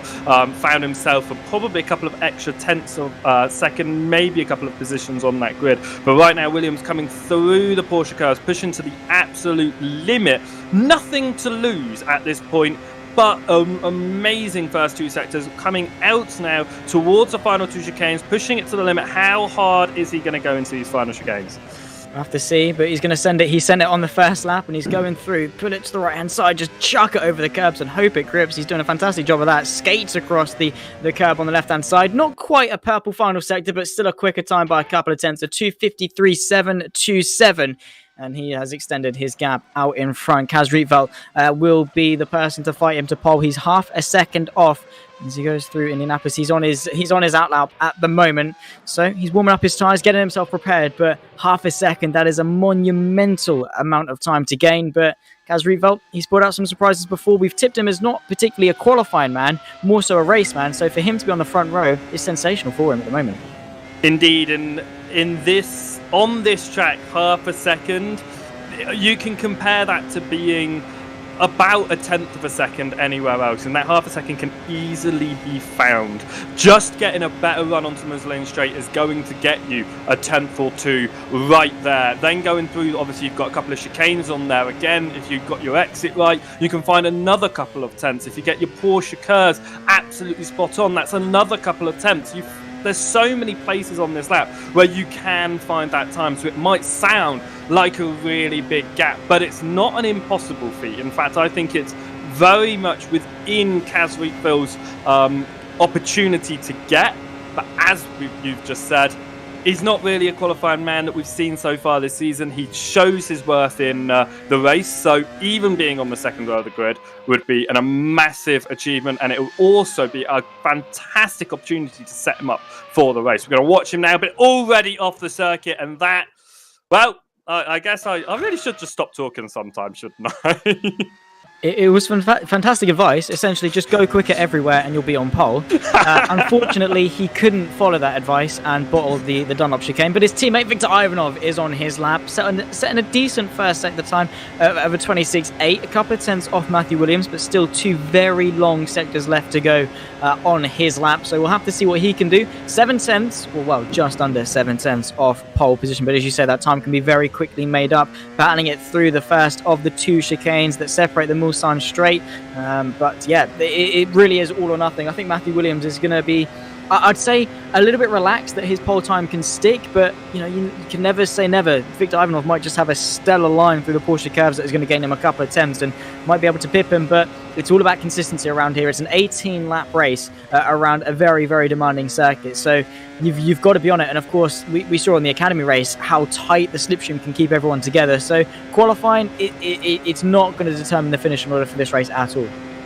Definitely not. And Ivanov finding a tenth of a second on his, half a tenth of a second on his personal best in that first sector. Now, the second sector, all it is consisting of is the straight and the chicane. So there's not too much time to be found there overall. And it's only 5 thousandths of a second improvement. So at this point in the lap, Ivanov isn't even able to get onto the second row of the grid. But the final sector is a huge sector. There are so many corners, so many braking points compared to the rest of the circuit that you can find a lot of time here. And it's looking like a really smooth run so far. Getting all the way down to gear 1. There was a little bit of a lock-up and a huge slide on the exit. And that is going to get rid of any sort of advantage to get him onto pole. But it still could be P2. Yeah, it's still possible, but yeah, that's going to ruin his momentum as he heads towards the Porsche curves. You've got to nail your exits, especially at a circuit like Le Mans, because the straight line speed is ever so important. So to mess up an exit, probably one of the worst mistakes you can make. But still nailing the Porsche curves, that car on rails as he negotiates the high downforce section of the circuit and towards the final couple of chicanes. Still possible. We'll have to wait and see. But the chicken flag is out. A lot of drivers just waiting to finish their lap, and because it is such a long lap, we have got a long while to wait, but just chucking it over the curbs, praying the car's going to grip. A similar line to Matthew Williams, and across the line, is it second place? No! Marginally missing out to his teammate of Kaz Rietveld there, on board with Jukka-Pekka Laulu in 4th place at the moment. Going to be 4 tenths improvement to get themselves any higher on the grid. Cosmo Prosciutto as well there, 2 green sectors, and when you're not far off Laulu, Cosmo could be one to get himself onto the second row of the grid here. Indeed, he could push himself up there if he tries through this final chicane. He's got to really push hard, go absolutely over the limit. He's really done that, sent it into the first chicane, sending it into the second, pushing right to the limit. A little bit of a wobble, not that wide on the exit though, across the line. Not an improvement on his lap, unfortunately, as Flack's going to cross the line to set his one and only lap time of the session. It'll keep him back in P20. Well, that's qualifying done and dusted around one of the world's most prestigious circuit. Matthew Williams really is impressing us today with his performance, but 18 laps ahead of him at 2 minute 53.727 for the Royal Blue Racing driver. Kaz Rietveld will join him on the front row in 2nd place. Then comes teammate Viktor Ivanov in P3. Jukka-Pekka Laulu for Royal Blue P4. Cosmo Prosciutto rounds off the top 5 with Mirko Mancini in 6th. Danny Vandeny in 7th with Chance de Pantelis in P8. George Zalagianis, who had a misfortune on the last lap in the Academy race, finishes their qualifying here in the Pro Series in P9. Amphithetis running off the top 10 there for NetRex Grand Prix, and it really is a battle between two titans of NetRex and Royal Blue, and we'll have to see which team comes out on top come the end of the 18 laps. But only 2 seconds separating the top 10 around a lap that's 3 minutes long. That's not too bad, and qualifying certainly setting us up for a pretty good race today. Indeed, and actually, if you look at what Castlefield's position is, not only is he P2, the only driver in front of him is a driver who's not competed in the Pro Championship so far. That's 3 events that he's behind in. So Kaz is still there as, you know, being a championship leader, having the best opportunity to continue to extend his championship lead. But that being said, Matthew Williams, first time out, he's put it on pole by half a second. What a lap that was. It really, really was. Well, we're going to go to the race in just a few moments' time. But until then, myself and Richard are going to step aside for just a moment because we have a word from our sponsors over at 3D Wrap. So we'll see you in just a couple of moments' time, and then we'll talk you through the formation lap and then talk through the grid, and then we'll get to the action in just a moment.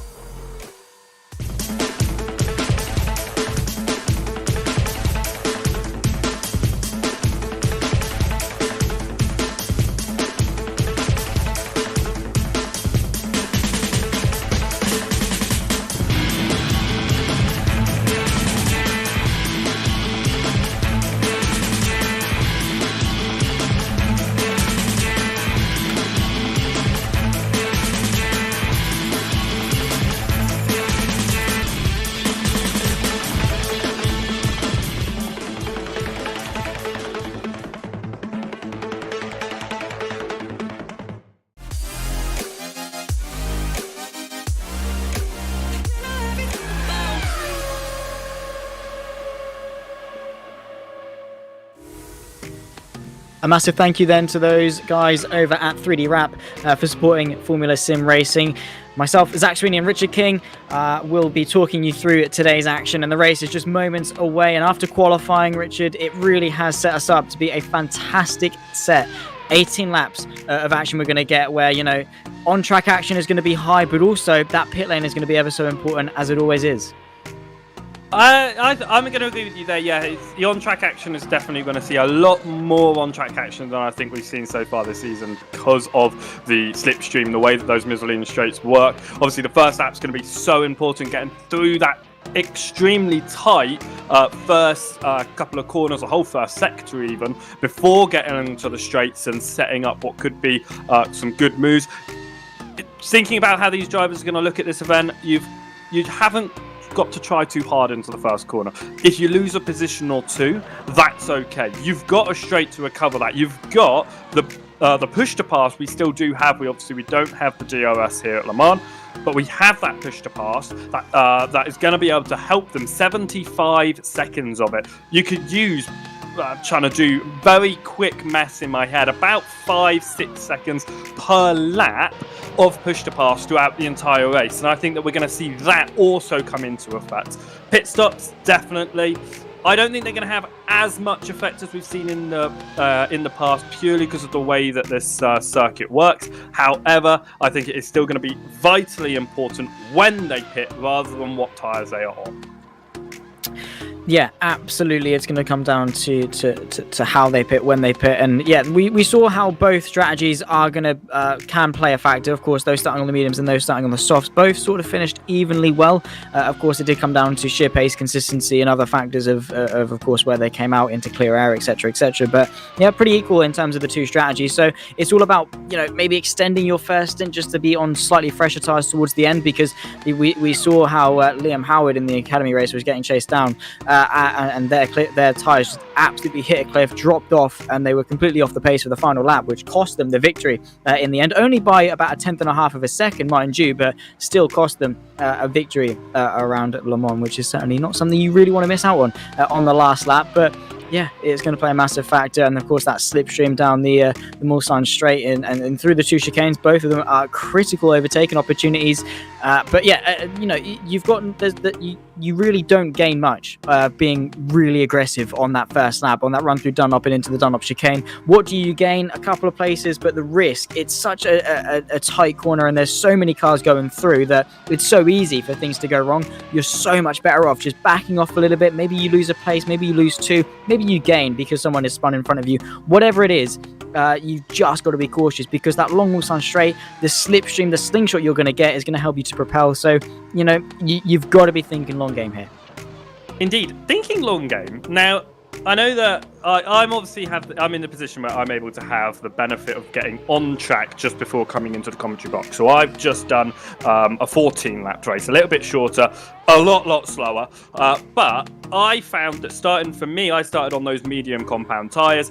They were very minimal in difference between the softs and the mediums on heavy fuel. And in fact, I was lapping faster than drivers on the softs. And I think definitely after about 3 or 4 laps, because the tyre wear is actually, it's not a huge factor. Tyre wear isn't actually a problem. You could go the 18 laps and only wear down about 60% of your tyres. What the problem is the heat, and to the fact that you lose just a little bit of traction through some really fast corners. Being on those medium tyres at the opening stint, you're going to actually, I believe, gain in the longer term, because yes, in the first 4 laps you might be on slightly slower tyres, but everyone on softs are going to push those softs longer than their perfect operating window. The mediums are going to continue working and be faster for a lot longer. So I think it's going to be a toss-up as to whether they go on mediums or softs. Personally, I would go on to mediums. And I think we're probably going to see a lot of drivers outside the top 10 choose that strategy. First lap, go a little bit lenient, as you say, back out and just hope for the best. I think that's what you can do in the first lap at Le Mans. Try and get through. Obviously, it's known as the world's most famous endurance circuit. Go for those. Go for the long run, and I think it'll be excellent.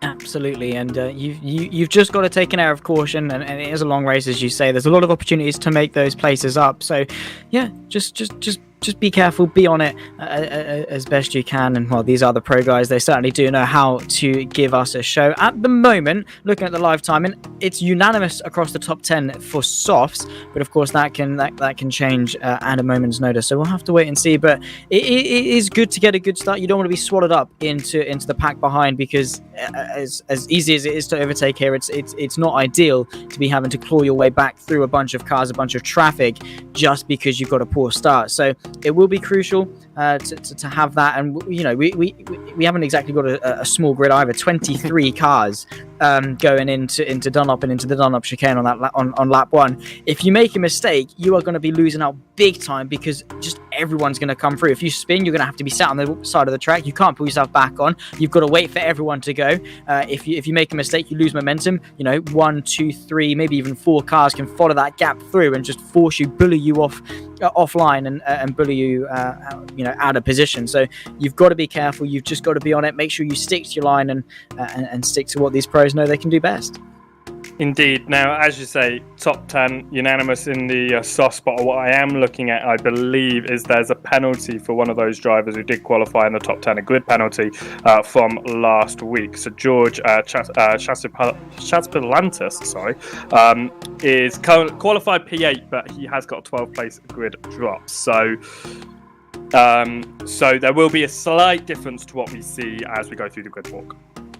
Absolutely, indeed. We'll drop back to P20, but we will talk through how they racked up after qualifying. If you are only just joining us at home, it was the debutant of Matthew Williams, Royal Blue, to take pole on debut ahead of championship leader Kaz Rietveld, who'll join him on the front row in second place. Then comes teammate Victor Ivanov and Yuka-Pekka Lalu, P3 and 4 for the second row. Cosmo Prosciutto rounds off the top 5 with teammate Mirko Mancini alongside in 6th. Danny Vandeny in 7th, with Ampaditis in P8. Then comes down Kevin Morville for P9 and Costas Van Vukas rounding off the top 10. Fabian Barley, P11, with Patrick Hanko in 12th. Then comes NetRex's Harry Smith in P13, and Stoyan Barbakov 14th alongside for Royal Blue. Again, two Titanic teams fighting it out this season. Chris Gitzoff for Valley Esports 15th, and Matthew Tewson P16 for Ground Effect. Then comes Scott Flack, the Super Venturi driver, in 17th. George Chantapentelis in P18 after penalties. Cameron Roger in 19th, unable to set a lap. So too with Frenchie in P20. Rasmus Andreasen for Burst Esports P21, with Silvieres 22nd, and George Zalagianis down in 23rd place as well. Will round off the back of the grid. But yeah, if there's one driver I'm going to be expecting to cut their way through the field, it is going to be the Ground Effect. That number 50 car, George Zalagianis, he's certainly one that knows how to overtake. Certainly does. We've seen a lot of that in a couple of the previous races. So I think it's going to be a fantastic event for all of them. And I think that we're going to see some really good racing, particularly on that opening lap of the grid, of the race, sorry. So I think it's going to be a really good fight for the positions. Definitely want to see what Kaz can do. Not had a good round at Japan. Very, very fortunate, I would say, and I think probably breathing a sigh of relief over the issues at Silverstone following his DNF in the race, of course, and then the race having to be abandoned a few laps later. So he's really almost pulling his luck in the last couple of races, and I think that he needs to get back at the front, and being P2 on the grid is going to be his first step to get there. Absolutely, and he's certainly going to be one-on-one to go forward in this race, and yeah, make amends for the misfortunes that he has had. But you know, on his day, he is incredibly quick, incredibly consistent, and knows how to pull off a good strategy. Most importantly, he is consistent for the most part, and his racecraft is fantastic. As we said a little bit earlier on, he is more of a racer than a qualifier, which is, you know, arguably better because the points are scored in the race as opposed to in qualifying. So Kaz is going to be one to look out for. He's also got his teammate Victor Ivanov up there just behind him in third place, who's going to be able to potentially help him against the likes of Lalu and Prosciutto and Mancini, 3 Royal Blues right behind them. But you know, inside the top 10, it's 4 NetRexes versus 5 Royal Blues. So it is very, very close between the two teams, and as has been the theme for this season, will be a fight between the two. Indeed, I think there is going to be a really good fight between them. And Ivanov obviously coming back as well. He missed round 2 in the championship, but he's still up there, really close to the fight. And I think being in P3 in the grid is going to put him in a really good position. Now, we saw, though, at Imola, the opening round, I know that we're further in the championship now and things might feel a little bit different, but Ivanov was part of that train that was following Right around the circuit at Imola, and part of that team, and they just weren't going past each other. They weren't overtaking. If they get up into P1, P2, or even if they're just behind Williams, how much is Ivanov going to fight Wakefield to go for P2 when they know there's a win at stake? And could that possibly be to the detriment of Ivanov's championship when he is so close to Kaz, but he needs to get the results over him in the next couple of races, especially as we're coming up to our summer break, as it were. We've got 2 weeks and then we've got around 6. And then they have a really big break. And you really want to go into the next couple of races with good momentum. So you go into that break in a positive mindset for the end of the season. Absolutely, it's a long wait to be, you know, questioning or doubting yourself, and then you go to the next race. You're still affected by that same, by that same mentality, and that will then set you up poorly for the following races. So you're absolutely correct in that you go into the break or just off any round really with confidence and a good mindset that the rest of the season is going to go well. That's why we say, you know, the last race of the season, the first race of the season, and most importantly the midpoint of the season are very crucial races. Not, of course, yes, from a championship perspective, but also from a mentality, because it is the lesser spoken about part of it. You do need to be confident in yourself, not overly confident. There is a fine line between obviously confidence and arrogance, and you know, it goes then against you, but you don't want to go into a race doubting yourself, because for me personally, that is certainly when, you know, the mistakes then start to creep in slightly more, and the pressure of a championship for Kaz, for Victor, for both of them, anyone inside the championship fight, they do not want to be tarnished and have that ball and chain that is a poor mentality and a lack of confidence. Indeed, and that first lap in particular, doubt is dangerous, because the moment that you start doubting yourself and you start doubting where you're going to place the car, you'll back out earlier, you'll make almost rash moves, not necessarily overtakes, but you'll do something that nobody else is expecting that could cause really big issues. So you've got to go in, as you say, with the confidence, not overconfidence, but with the confidence knowing, I've got this. And I think that's definitely what Williams is going to be going into the race thinking. I've got this, turn one, I can get up and through past everyone else. The really crucial thing for Williams on the opening lap, he's obviously got the pace over everyone else in terms of raw speed, half a second, in fact, per lap. But can he break out of a possible slipstream or push to pass toe on the first lap, where that's going to be Kaz's best opportunity to go for an overtake? If he hasn't got him by the first chicane, does he go onto the Muslin straight and try and go for a move, almost a diving move with push to pass active, slipstream as much as he can, and put Williams under a huge amount of pressure? Or can Williams set off really fast just from the line and break maybe a 3/4 of a second barrier going onto that straight? And just 3/4, he's still going to be giving slipstream back to Kaz. Kaz can still use push to pass, but he's got enough of a distance before the next corners. And that what's important is Williams is obviously quite fast around this track, that the next corners are going to be where he's going to be able to, again, find a little bit extra time, find a little bit of extra gap. So this could be Williams this is Williams to hold on to the lead. But can he do it on the first lap and open a nice gap? Well, Kaz Rietveld, Ivanov, they're going to hope not, because they're going to hope that they can get into the lead.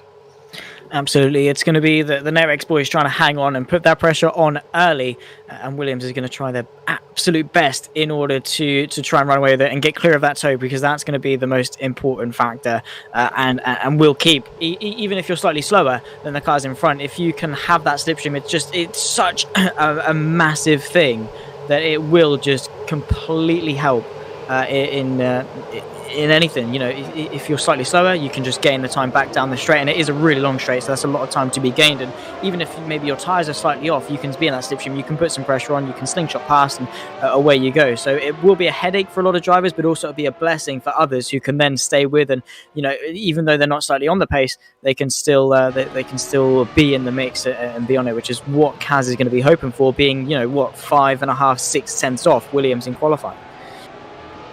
Indeed, he's going to really be hoping for opportunity, definitely with the tyres. Now the tyres are just setting themselves on the left-hand side, but I think that we're seeing a few drivers, like I was saying, go for that medium tyre at the start. The top 10 obviously take out our penalties, so the top 9 sitting on those soft tyres, going for the speed at the beginning. But then you look back down to Kevin Morville. Morville's tried this alternate strategy. Now, I'm trying to remember correctly. My memory is not excellent. If I do remember correctly back to Japan, Morville was on an alternate strategy. And that alternate strategy was paying out before a disconnect, if I'm not mistaken, for him. So Morville has tried, so it was Malaysia, sorry, it looks like it was. But he has tried something different before that has ended up working quite nicely for him, take away technical issues. So, again, something new. Van Vukas, something different as well. Barley, they're set all together. Softs behind them, softs in front of them. Now, that's an opportunity for those in 13th, 14th, 15th, but it's also a really good opportunity if Morville, Van Vukas, Ballet can hold on to those mediums, hold them as long as they possibly can. They can go 14, 15 laps even. Almost pull an Albon, pit on the last lap for the tyres you have to do, and sit on the ones you want. We might see some really cool strategies going out in this one.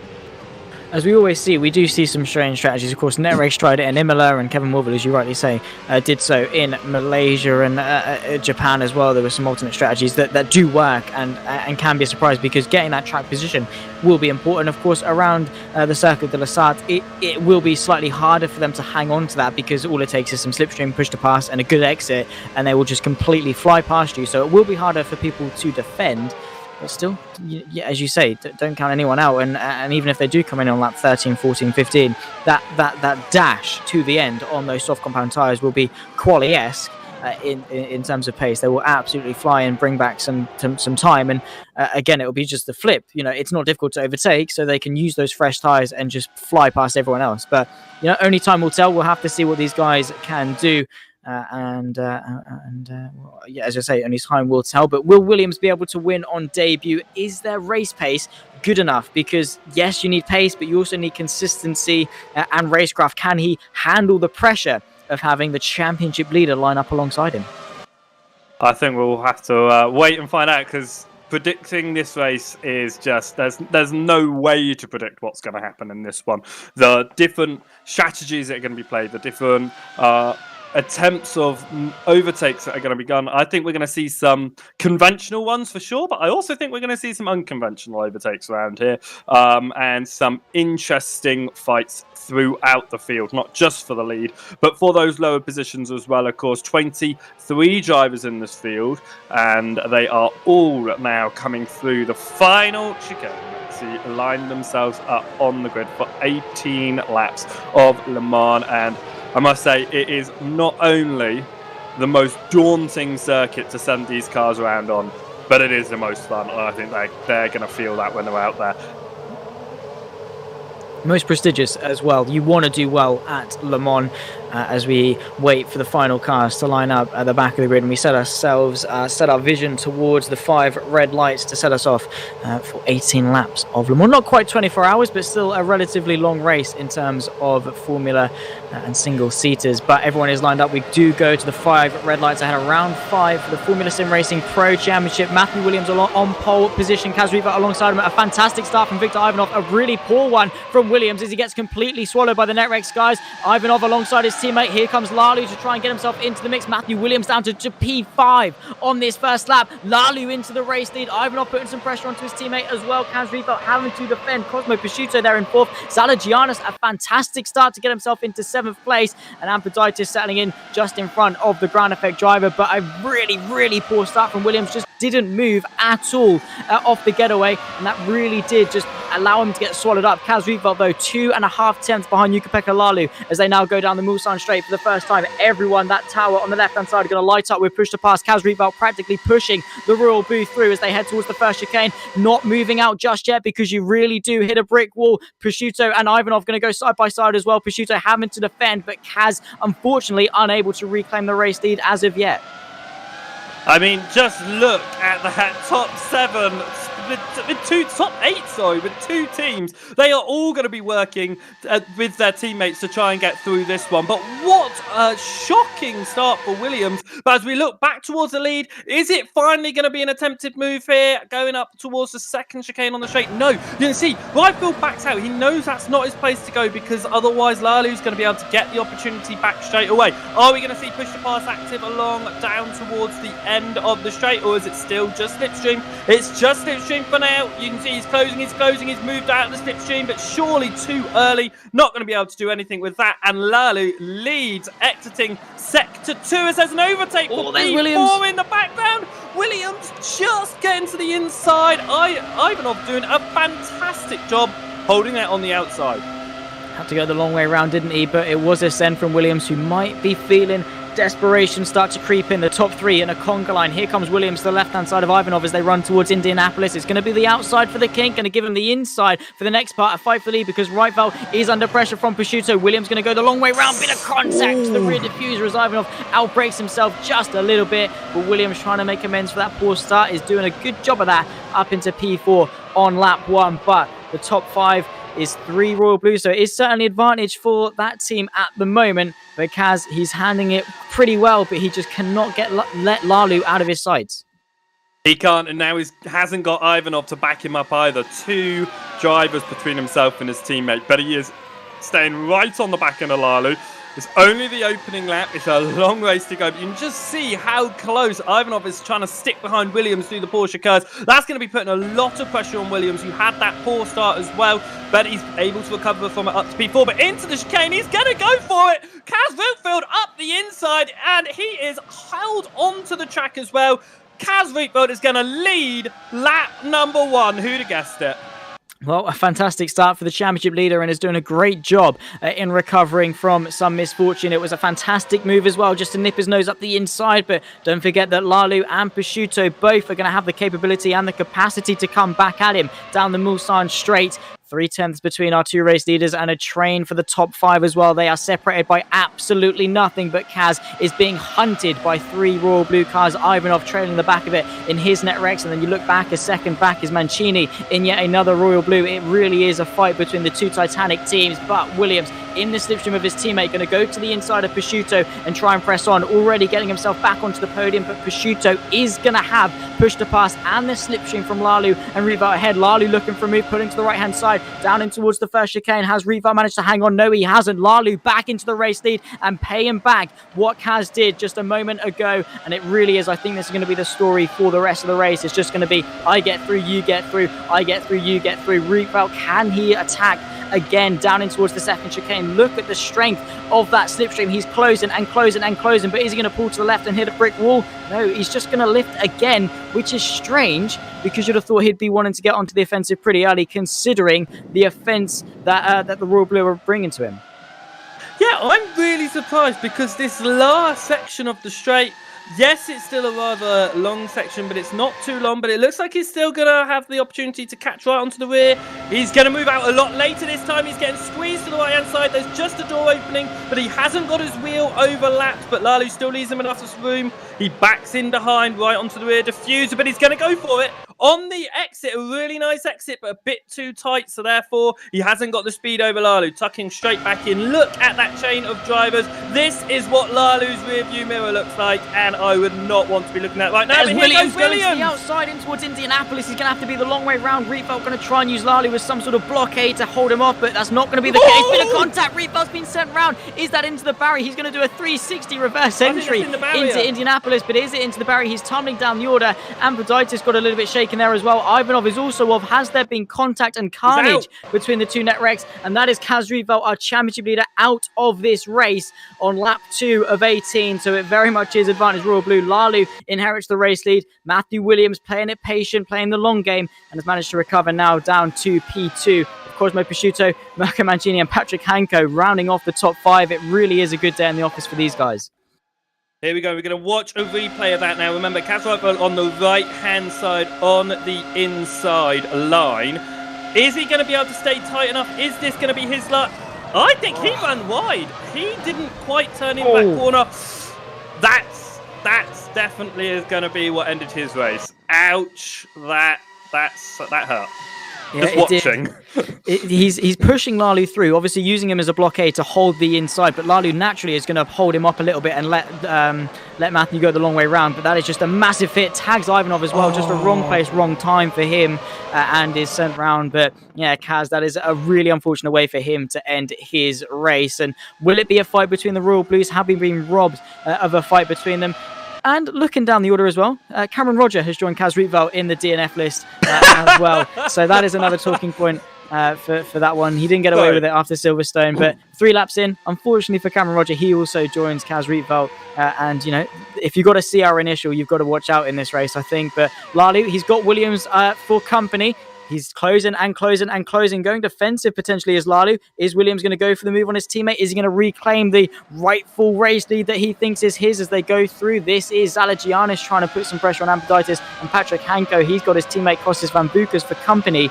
But yeah, it really is a train, bit of a slide from the Netrex driver. Here's Williams. He's closing and closing and closing that gap. But is he going to do what Kaz did and lift off? Indeed he is. He's just playing the team game potentially, or is he waiting for a gap like Kaz did?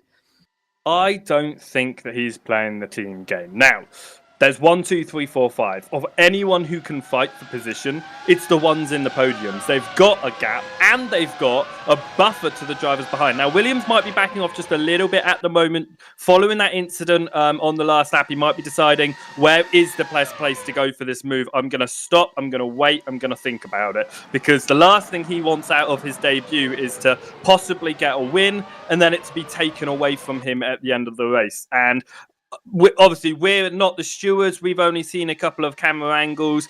I think Williams is in the clear from what we've seen. but he needs to gain his confidence back. He's going to go to the inside, go for that move on the lead, push the pass active, go in the safe way this time, to the inside, already through. Lalu backing out of it, allowing Williams to regain the lead from pole position here. Drop into P5 before turn 1, but he's back up there within 3 laps.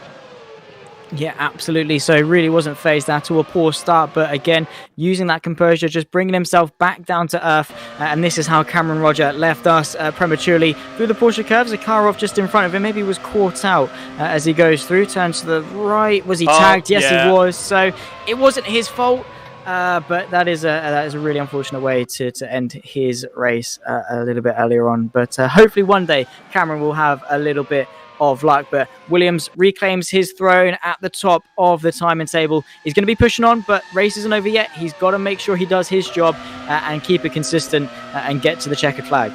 Now, as we call pull back to Williams there, that's what I was talking about in qualifying, track limits. Now, Williams just went slightly wide out of the exit of those Porsche curves. That would very highly likely be a corner cut. Now, 3 warnings for corner cut, you're going to get a penalty, and when you're leading this race, you're pushing hard, very easy to get those warnings for corner cuts. He's going to have to be especially careful with what is a growing lead, already 0.8 of a second. Hanko, the last driver for Royal Blue Racing inside the top 5, and he has got one of the ground effect drivers all behind him, who is going to be looking to try and move up this order. Now, he's been sat with his teammate most of this race. Zaglianis has been with Van Boekersfort since the beginning, but they're separated at the moment. How is that going to affect the way that they're racing? They've been using each other to move through the field ever so slowly.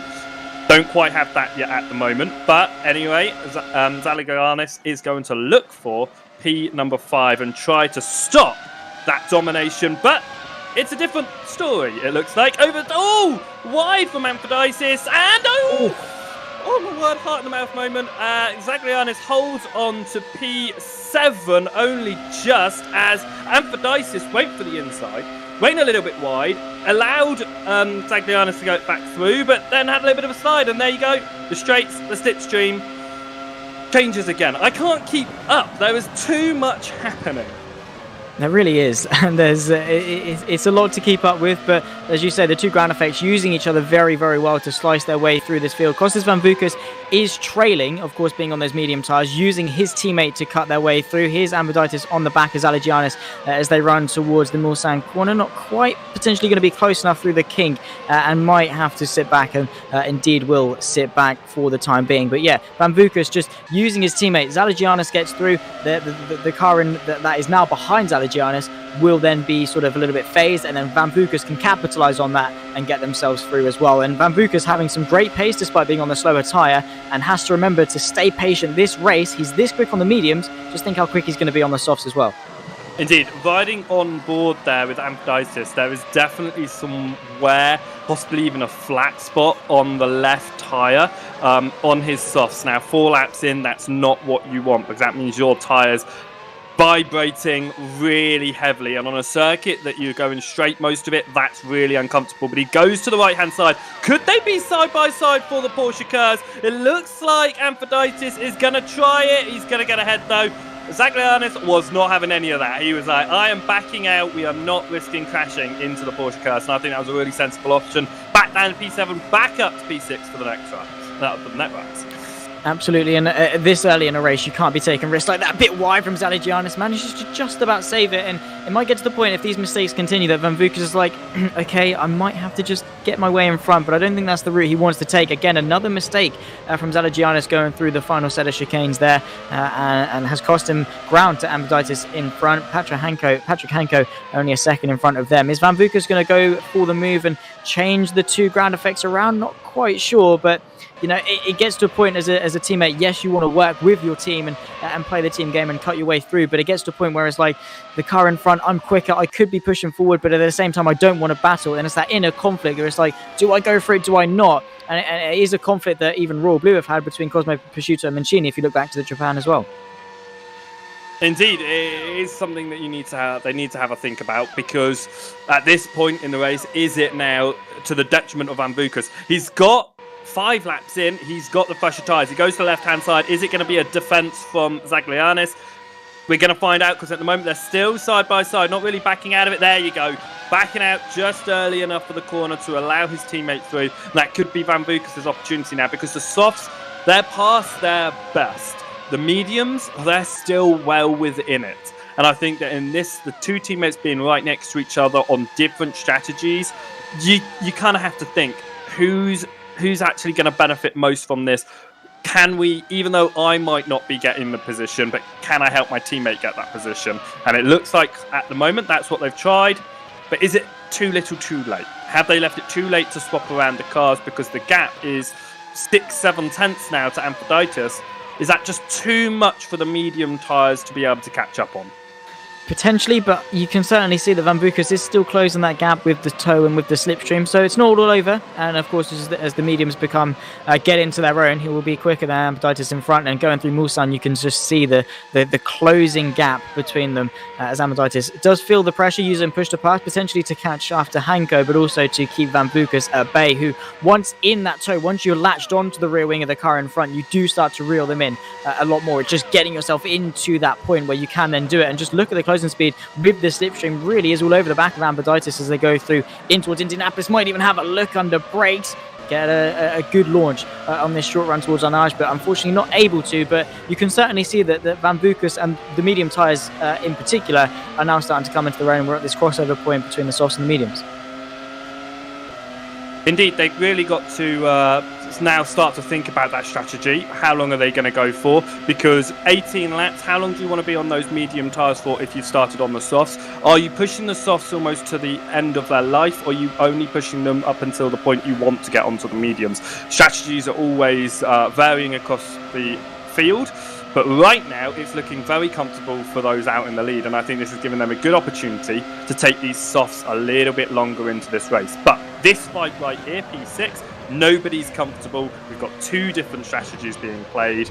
I think this is going to be interesting to see who's going to dive first into the pit lane.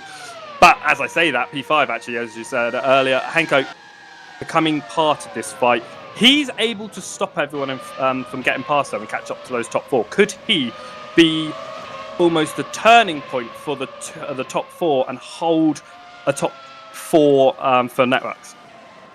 Potentially so, and would stop the advance from everyone else behind, because Patrick Hanko, evidently so, is not quite on the pace of his four teammates just in front: Mirko Mancini, Cosmo Prosciutto, Yuka Pekalalu, and Matthew Williams, who are doing a great job consistently wise, especially Williams for his debut, and it's certainly one to look out for in future. But yeah, Hanko is doing really just a mobile chicane. Amphiditis signing up a move to the left-hand side, and he's surely going to try and get through, but the Royal Blue just parking it perfectly, allowing Van Vukas to get back into the mix. And of course, Amphiditis then going to fall under pressure from Van Vukas here, and this is exactly what Patrick Hanko is going to want. Yeah, it is what it's going to need as well, because it's going to allow that gap to open up. If there's a fight going on behind him, it's going to compromise their entry into the faster sections of the circuit, and it's going to allow Hanko to pull away. But right now, it's just not quite enough. You can see the gap closing visibly. And again, that's quite a daunting mirror to be looking back at, as Van Vukas runs slightly off the line there. That's going to really hinder his exit, but a good exit by Amphiditis and able to get straight back into the slipstream of Hanko.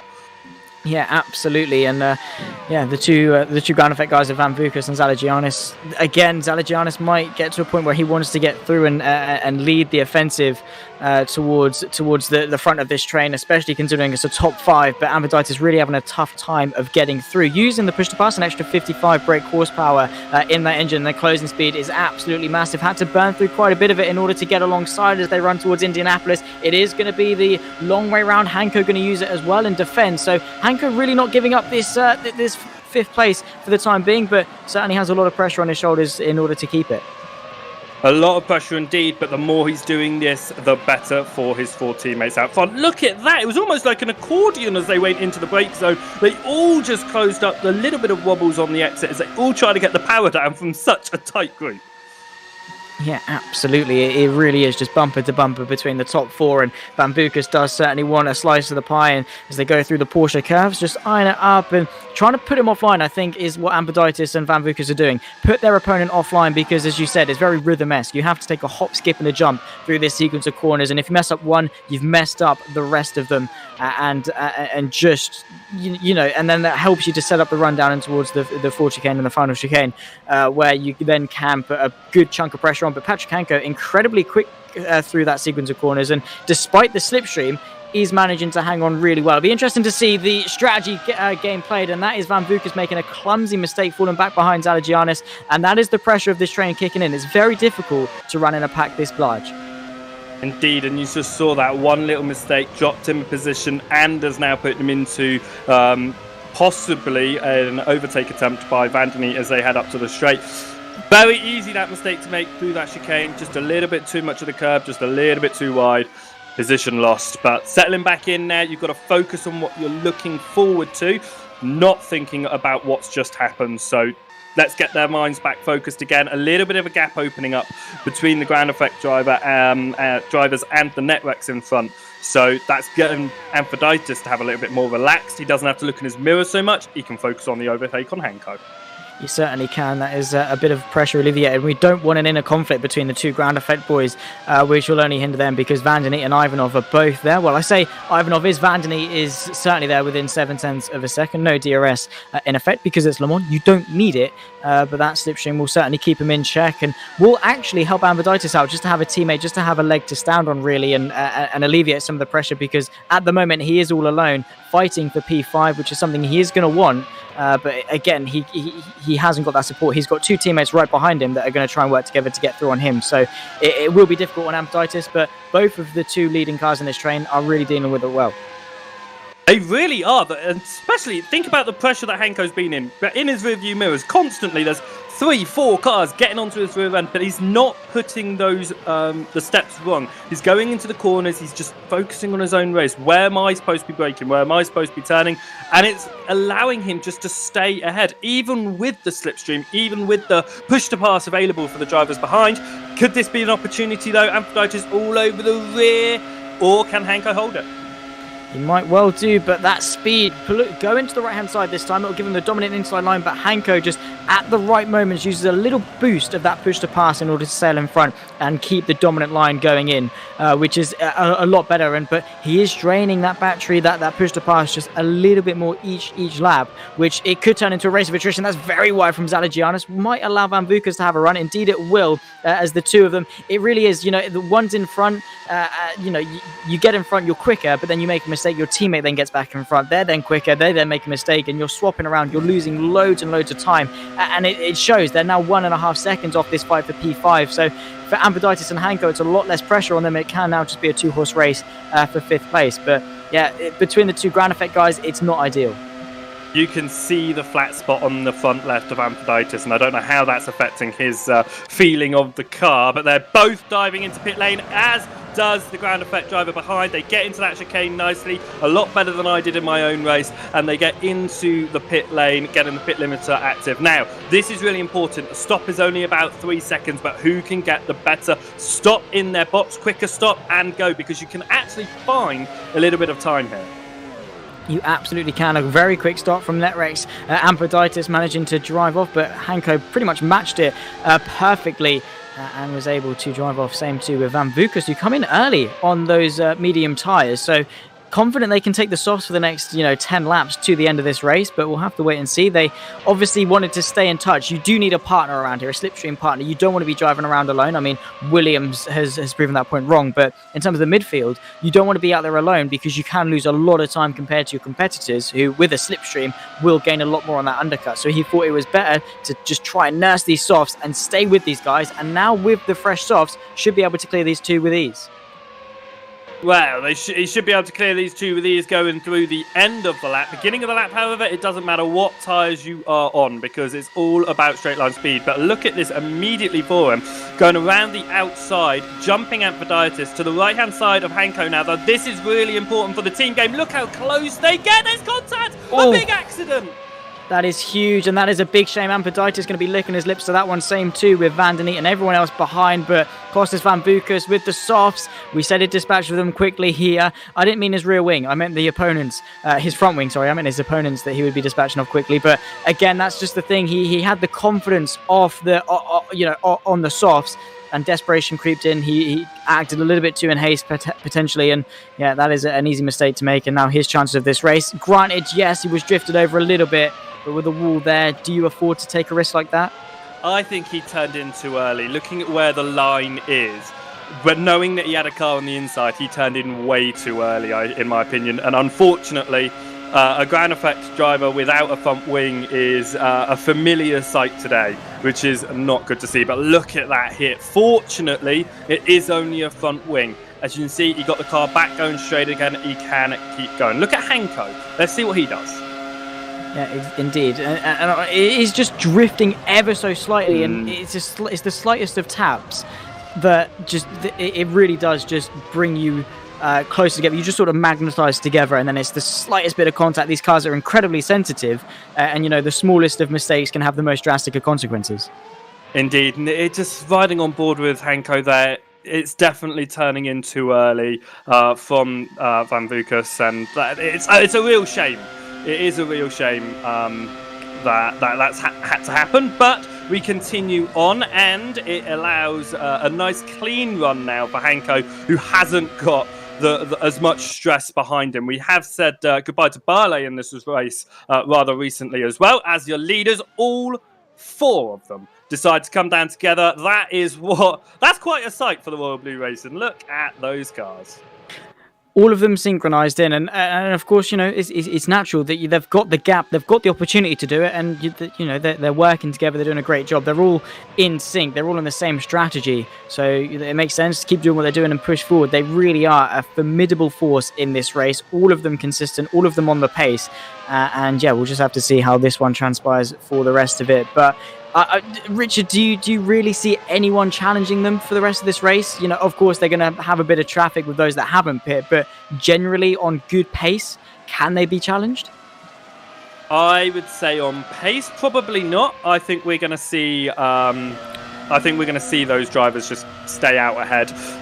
I think the only way that we'll see anyone get involved if there's any issues for those drivers in the front, and I just don't think we're going to see that. So we've got to look back at this fight that was happening for P5. Obviously, it's changed a little bit now, but we have got to think that there was another ground effect driver involved in that fight before the pit stops. So we could see another opportunity open for P5. Please don't replicate what we've just seen. That was extremely close, but Severa holds on to P4 as that was flat going off the circuit on the outside. Oh, that is a big one again. And that's flag. That's flag. That is flag. Yeah. The Super Venturi driver, more misfortune. Luckily still in this race, but will have a hefty bit of damage to repair. Again, it's on a straight. It's not something you'd expect. I'm not entirely sure what happened. We're going to take a look at this one, but yeah, you can see just driving by himself under brakes for the chicane. Is he tagged round? Was it a bit of traction potentially? No, just goes straight on, makes a bit of a mistake, makes a bit of a fuss of it. Dirty tyres as well as he comes through. But how big of an effect does that have? Of course, he was assisted round, but those dirty tyres surely wouldn't have helped either. Was he assisted round? I would say that on those, I think the dirty tyres are what caused that. Let's watch from off board. I don't think there was any contact in the incident. I think that on the exit, he's just spun his rear wheels and caused himself to go around, really, and that, which is a real shame, especially when you've got to go a whole lap without a front wing, and all by himself. And it's really fortunate that no one else was collected in that. That is a strange spin, because by that point he's probably in third, fourth, maybe even fifth gear. So it's strange that the tyres are just lighted up like that, and maybe he did a bit of a wiggle just to get rid of some of that dirt on his tyres, potentially, not entirely sure, but yeah, that is certainly a strange mistake. This is Silviera under pressure from Mirko Mancini, who's going to want to make swift progress of him and chase after his teammates up in front and just clear the traffic. He will definitely be taking a bit of error of caution, but that was close to Silviera on the inside. At this point, as a driver, you're the quicker one. You've come into the pit lane. You don't really want to be going for any risks, especially considering how easy it is and how easy we've seen for drivers to end up in the barrier. Oh my word, that was extremely close for Van der Nietzsche on the left-hand side. Is he going to decide to take the position? He is, because Silveira goes down pit lane and decides to pit. Now, that's actually a name that we haven't really spoken about today. Silveira doing really nicely on his medium run there. Also in his debut race. Obviously, we've been focusing on Williams being out at the front, but Silveira not racing so far in the Pro Series this season. Yeah, absolutely. Been sort of just languishing quietly, but certainly has got the pace. Just maybe needs to make a bit more of an effort just to punch through and make a name for themselves a little bit more. This is Van der Nietzsche, not too far off the back of Mirko Mancini, in all fairness. I think they do still owe us a pit stop, if I am correct. But the pace is there for NetRex, of course. It's a shame that Ivanov and Kaz Rietveld had that misfortune towards the start. I think this certainly would have been a completely different story in this race. But that's the thing, Royal Blue, as a team, as drivers, you have to capitalize full well off mistakes and misfortune that your competitors have had, because you might not get this opportunity again. Indeed. Now, we're at Le Mans. Why wouldn't we be thinking about the longevity of a race and the consistency that you need to hold? And it's the Royal Blue drivers that have been being those consistent ones. They're the ones who are consistently lapping really well. I mean, Williams is putting in what feels like a qualifying lap after a qualifying lap on a circuit where you can see how difficult it is to break the slipstream, how difficult it is to properly pull away from someone.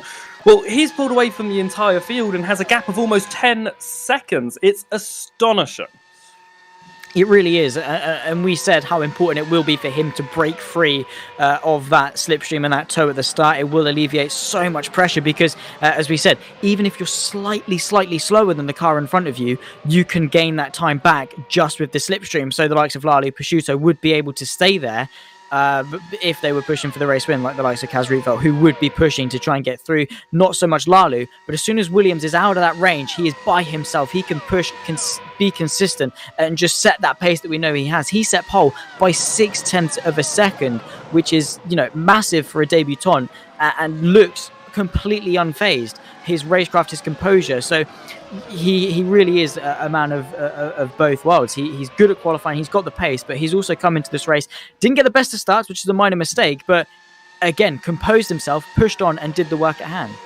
I think that's the important thing. He got absolutely swallowed down to P5. I mean, anyone would have just freaked out by them, but he didn't. He maintained his composure and he fought back slowly, one position at a time, to get back into the lead, and he's done it really well. We're riding on board with Van der Nietzsche. You can just see how fast that section is. A little bit of fight going on. Kevin Morville, a lock-up from Andreasen. A really weird position to lock up. The car almost going in the opposite direction, right on the rear end of Porsche curves. This could be interesting. Certainly could. Andreasen might be able to look to the inside. That slipstream closing does pull to the right-hand side. This is only over 16th place, so you wouldn't expect them to fight too hard, but Kevin Morville going to have a look to go around the outside, but Andreasen, naturally that car going to go to the outside and take the track away from him. But yeah, Andreasen, that really was a very close call. Locked the front and the rears. That car was very, very squirrely under brakes. Luckily didn't go into the back of Kevin Morville, who unfortunately isn't having the best of races today either, which is a shame. And just looking, Kostas Van Vukas unfortunately is out of this race, did decide to retire this car, which, yeah, after the dominance that we've seen from teams like Ground Effect over the last few races, it has to end at some point, and it seems like that day is today. Certainly does, and it's a real shame actually, because they have been really strong across the board, and it's just fallen apart from them here at Le Mans. But you can see an overtake attempt coming here from Barbakov on his teammate of Hanko. Are they going to go nice and cleanly? Please be clean. You look at that, Hanko really backing out, not getting involved in a fight at all, allowing Barbakov through. Is that just, I know you're faster, go on through, not holding you up, and just dropping back the position? Potentially so. I think, again, the golden rule of motorsport is do not crash into your teammate at all. Don't be a donut. And because that's the worst thing you can do. That's probably why we haven't had quite the fight for the race lead that we would have hoped for, because the Royal Blues are like, we're in a really good position here, guys. Let's not mess this one up. Because, they've been in that position where they've seemed so dominant before. Look at Cosmo Prosciutto and Mirko Mancini back at Japan. They seemed so dominant, but something got the better of them, and then they fell to the pressure and then finished something like, I think one of them were on the podium just about, but it was third, fourth, fifth, sort of that area. So it's certainly better just to lift off a little bit, let your teammate then push forward and claim the better places. Because, what's the point? If they're going to come through anyway, why put up such an offensive, especially against someone that you want to work well with? Talking about putting up such a defensive, as we ride on board with Van der Neat, in fact, he's going for a really hard fight here. Now, the reason I'm interested in that is because I am looking at his stints so far. He's done 7 laps at the beginning of the race on the soft compound tyre. He's now on the soft compound tyre, which makes me believe it's very possible that he has to do another stop, does he not? He does. To comply with the rules, you have to change compounds unless it rains, and it's very much blue and cloudless skies over the skies of France at the moment. So, yeah, it's he will definitely have to pit again, which again is just more misfortune for NetRex today. But I'm sure he'll bounce back. I'm sure he'll do his best, but he really is going to tumble down the order well outside the top 10. And again, was it just a clumsy mistake? Surely this can't be intentional because of the amount of time you lose and how difficult it is to make that time back up at Le Mans. It must have just been a mistake that he selected the wrong tyre when he come into the pit lane. Well, when you request pit stops, it automatically selects the tyre that you're already on, the compound that you're on. As he goes to the inside of Mangini, going for P number 5, gets nice overlap on the brakes and gets the position. But all for naught, it looks like, as he moves up into P5. But I think he's going to keep on pushing, as you can see, because all the time that he can gain now, could he pull an Albon at the very end, pit for mediums on the last lap to get the required compounds in? But that's still going to fall down a lot of positions, as it looks like Ivanov, as the misfortunes continue, Ivanov's out. That is such a shame. Of course, had a tangle with Kaz Rival. Wasn't an intentional tangle, was just sort of wrong place, wrong time. You can see to the left-hand side of a Royal Blue car in towards the Dunlop chicane. A very light tap as they both carry on. The Royal Blue having to cut the chicane and just lit up the rears and just tapped into the barrier. Front wing's gone. Race is pretty much over at that point, and that's Viktor Ivanov's day over, which is just such a shame. It really is, because it really wasn't a big mistake at all, was it? It wasn't. It was such a small mistake. The original tap, I think that they both got away with that ultimately. Positions didn't change. They were both going to get out the corner and absolutely fine. I think it was just the pressure, knowing that he's faster. He can get this overtake. Let's get a really good exit. And just lit those rear wheels up, and it sent him around. And very similar to obviously the accident that we saw earlier with Flack, where we just lit the tyres up coming out of a different chicane. It's very easy to do in these cars because you're going for speed in these cars, and the moment that you put the throttle on, they want to go. And if you haven't got the traction, well, we've now seen twice what can happen, and a real shame because Ivanov could have benefited so greatly from his teammates' retirement in this race. But now Lalu, undefended because the championship leader's out. P3's out. P4 is in the World Championship Series now from our championship standings. So Ivanov, 3rd position in the championship. He's the only one who's going to get some really good results from the top 4. Absolutely, and Lali has just been impeccably consistent. It really, what was it you said? Best position of 3rd? This will be their best position if they come across the line in 2nd place, which for the championship, when all your rivals aren't scoring, these are the times you capitalise. These are the moments where you have to bring it home, which for Viktor Ivanov, unfortunately, he couldn't. Every little helps. Every tiny point that you can gain, in hindsight, when you get to the end of the season, you look back and you think, I could have got an extra couple of points there. That could have been an extra position. That could have been the championship when you look back on it. And you don't want to have those regrets when you look back in hindsight. You just maximize every opportunity you've got. Even on your bad days, you push forward and you try and scrape whatever you can. Indeed. Now, since the pit stop strategies have come into play, that top 5 domination has changed. Still a podium lockout for the team. 9 seconds from Amphiditis up to Pashito. That's I don't think is going to close. They're both on the same tyres, about the same laps on their tyres. That's too big a gap to close within the next 5.5 laps. So I think that unless, we've seen a few issues going on for drivers around the field, unless there's some sort of problem for one of those Royal Blue drivers, they've absolutely wiped the field today. But Amphiditis, Van der Neat, they're coming back at it. Van der Neat, what's he going to do? When is he going to decide to get those medium tyres? Is he going to dive in later? Going to dive in earlier? Obviously, being on fresher softs, he is faster right now. But he is going to have to come down pit lane, and he's going to try and minimise the position lost. I don't know when that might be, with it being about 25, 30 seconds down pit lane. It's looking like it might even be outside the top 10 at this rate. Yeah, absolutely. Well, he's eyeing up a move on his teammate Amphiditis. In fact, just going to lift off and stay behind. So, which is the thing. If he will have to come into the pit lane. He needs to get through and push on rather than sitting behind his teammate. Yes, it's his teammate, but you get through, you push on, and you set those laps so that when you do have to take the brunt of it, you can come in and minimize the damage, which Anthony needs to get through and start pushing off because, yeah, he's not got long left in this race. If he does want to recover anything, 20-ish seconds in the pit lane, let's say, that's going to be just behind Chancellor Pantelis, which is just going to be outside the top 10. And if he gets in front of Amphiditis, his teammate Amphiditis, and pushes forward, he could come out still inside the top 10, which is still a good couple of points to salvage for a day that has been really poor for NetRex. Indeed, which is why I'm really confused why he is voluntarily staying behind, because you can see by the way that he's driving. Look, he's got the overspeed. Why isn't he going past? He's faster. He's on the soft tyres. He still needs to do a pit stop. Why is he staying behind Amphiditis? Is this to allow Amphiditis? He knows he's going to pit, and therefore Amphiditis is going to almost have a detriment, being overtaken, and possibly have a fight with Mancini. Is Van der Neek now there as a bodyguard to stop Mancini getting onto the rear end and go past? But because Van der Neek might at this point know that his race is over, and the best thing that he can do is help his teammate get a fourth.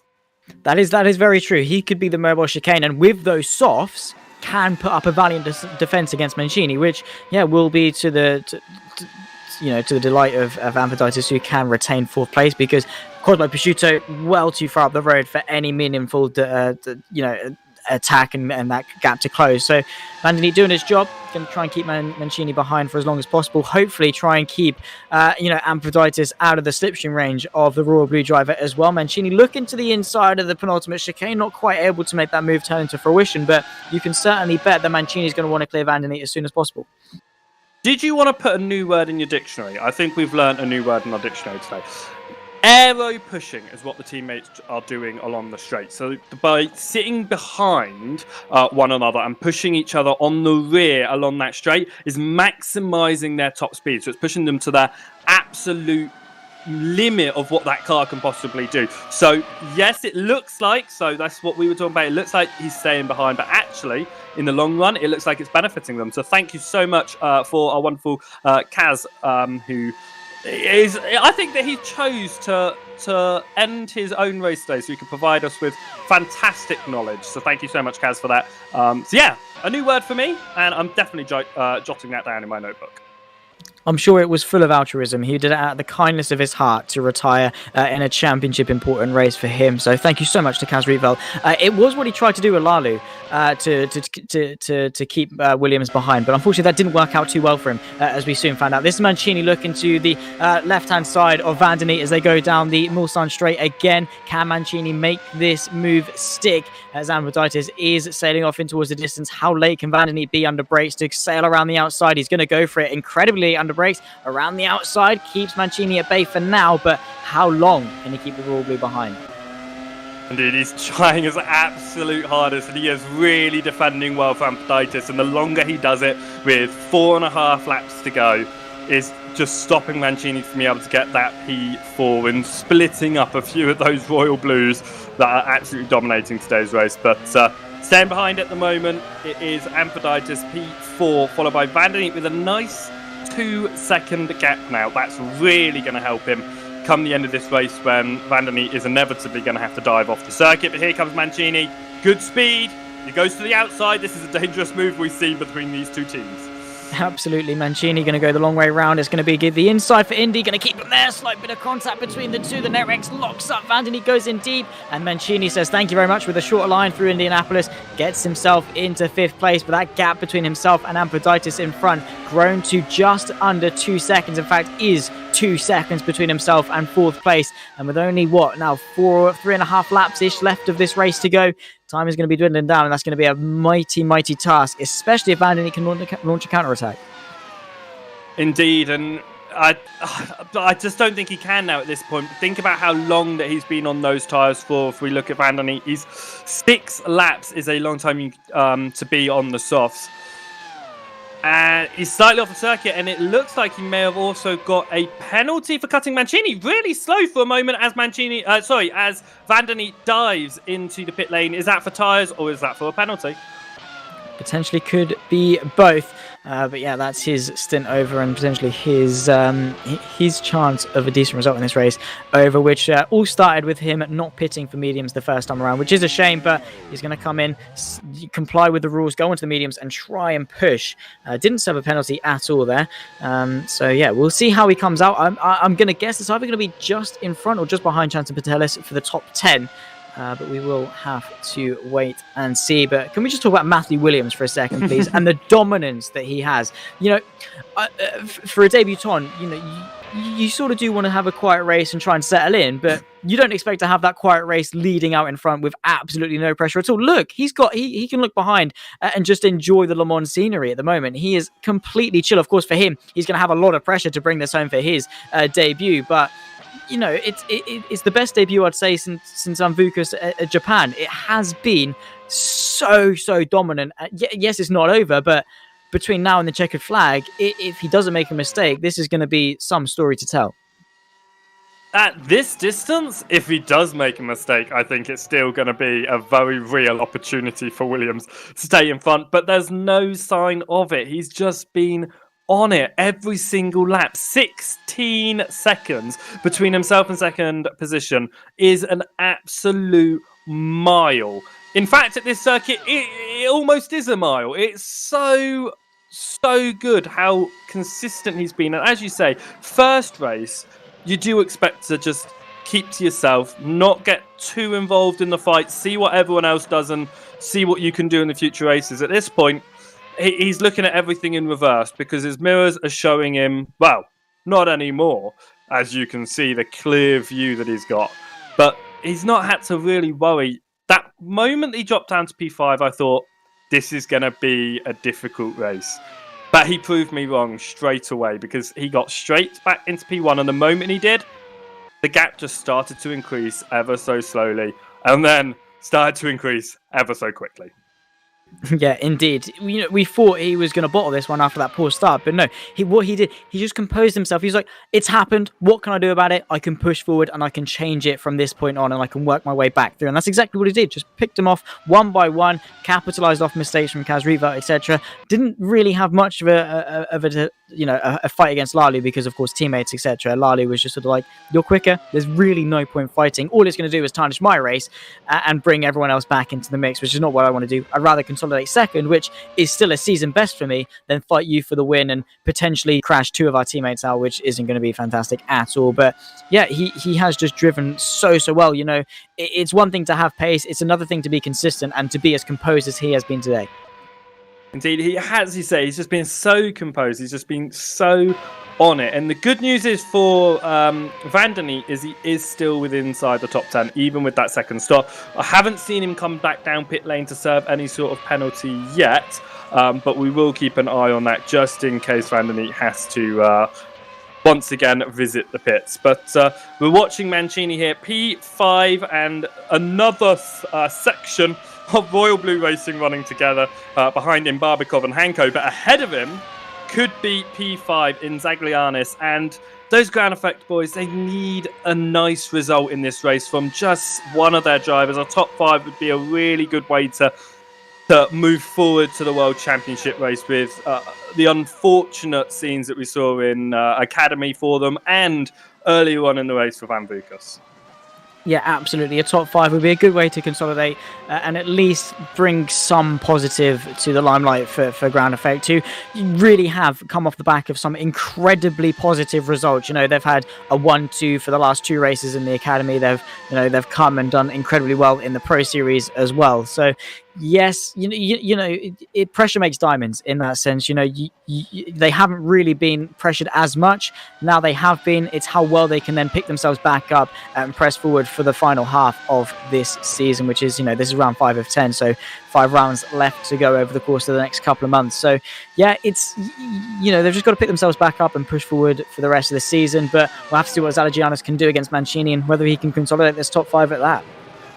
Indeed, and I know that obviously Le Mans was one of the circuits that we did a community vote for, and I remember talking to you last week about the vote, and the fact that Le Mans were chosen meant that most people wanted to come here, but I think for a lot of people they were also hoping to go to a few other circuits, and this is almost a track that they weren't really wanting to race on, and I think for a lot of drivers it's even more a circuit that they didn't want to race on now. 5 races still to go. For drivers like Ivanov, obviously already missed a race, so unfortunately a DNF now is not going to help him. Kaz, he was really fortunate at Silverstone not to get the DNF after a retirement in the race due to the race being abandoned, but he's picked up that DNF here now, obviously, and it's now starting to see who is the more consistent. And yes, Lalu, he hasn't won a race this season. P8, P3, P4. He's not going to win this race. P2 looks like he's going to finish. As Van den Eet goes past Hanko, nice and easy into the Porsche cars.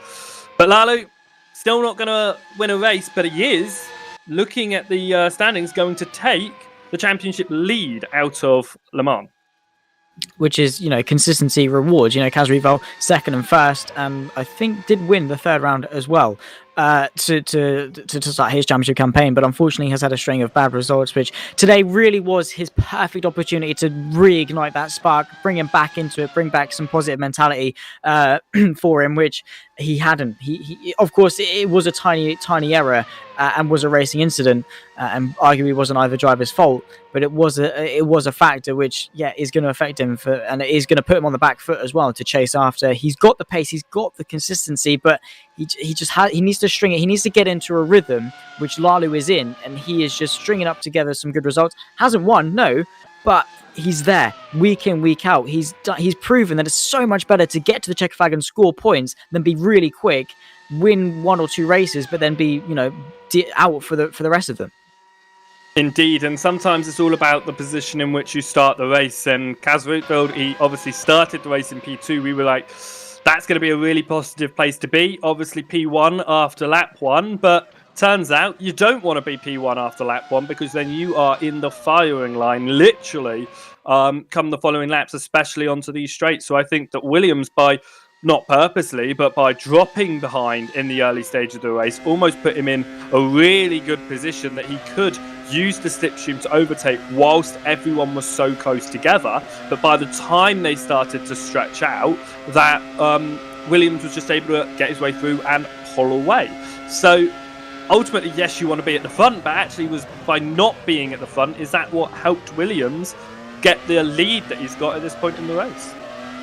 Absolutely, and Lalu has closed the gap a couple of laps. The gap now 15.4 as opposed to 17 that it was a couple of laps ago. But I think that's more Williams just being able to lift off a little bit. Of course, can't get complacent. You never can, because motorsport can and always will bite back if you give it the opportunity. But there's no point to push because of how easy it is to make a mistake. It's so much better for him to have that gap, just to relax a little bit, release some tension, just chill out, as you say, down the straight, just to loosen the grip off a little bit and relax and try to enjoy the last couple of laps to bring it home for his maiden victory. And in his first race, there will be so much pressure. His palms will be so sweaty.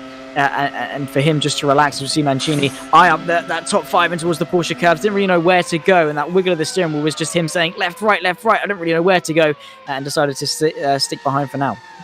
I think that ultimately, because of how late he was able to almost look for an overlap, there would no way that he would have been able to get a proper side-by-side go into the Porsche curves and almost take control of that corner. So he's backed out. That could be the best position that he can be in, because now he's behind going on to the final lap. Now, I think we're going to see the left-hand side light up red from a lot of these drivers on this last lap, because they're just using the remainder of their push-to-pass as they go onto the straights. But what is Mancini going to be able to do? He's dropped back about half a second now, a little bit over half a second, to Zaglianis, who is trying to hold P5 for ground effect.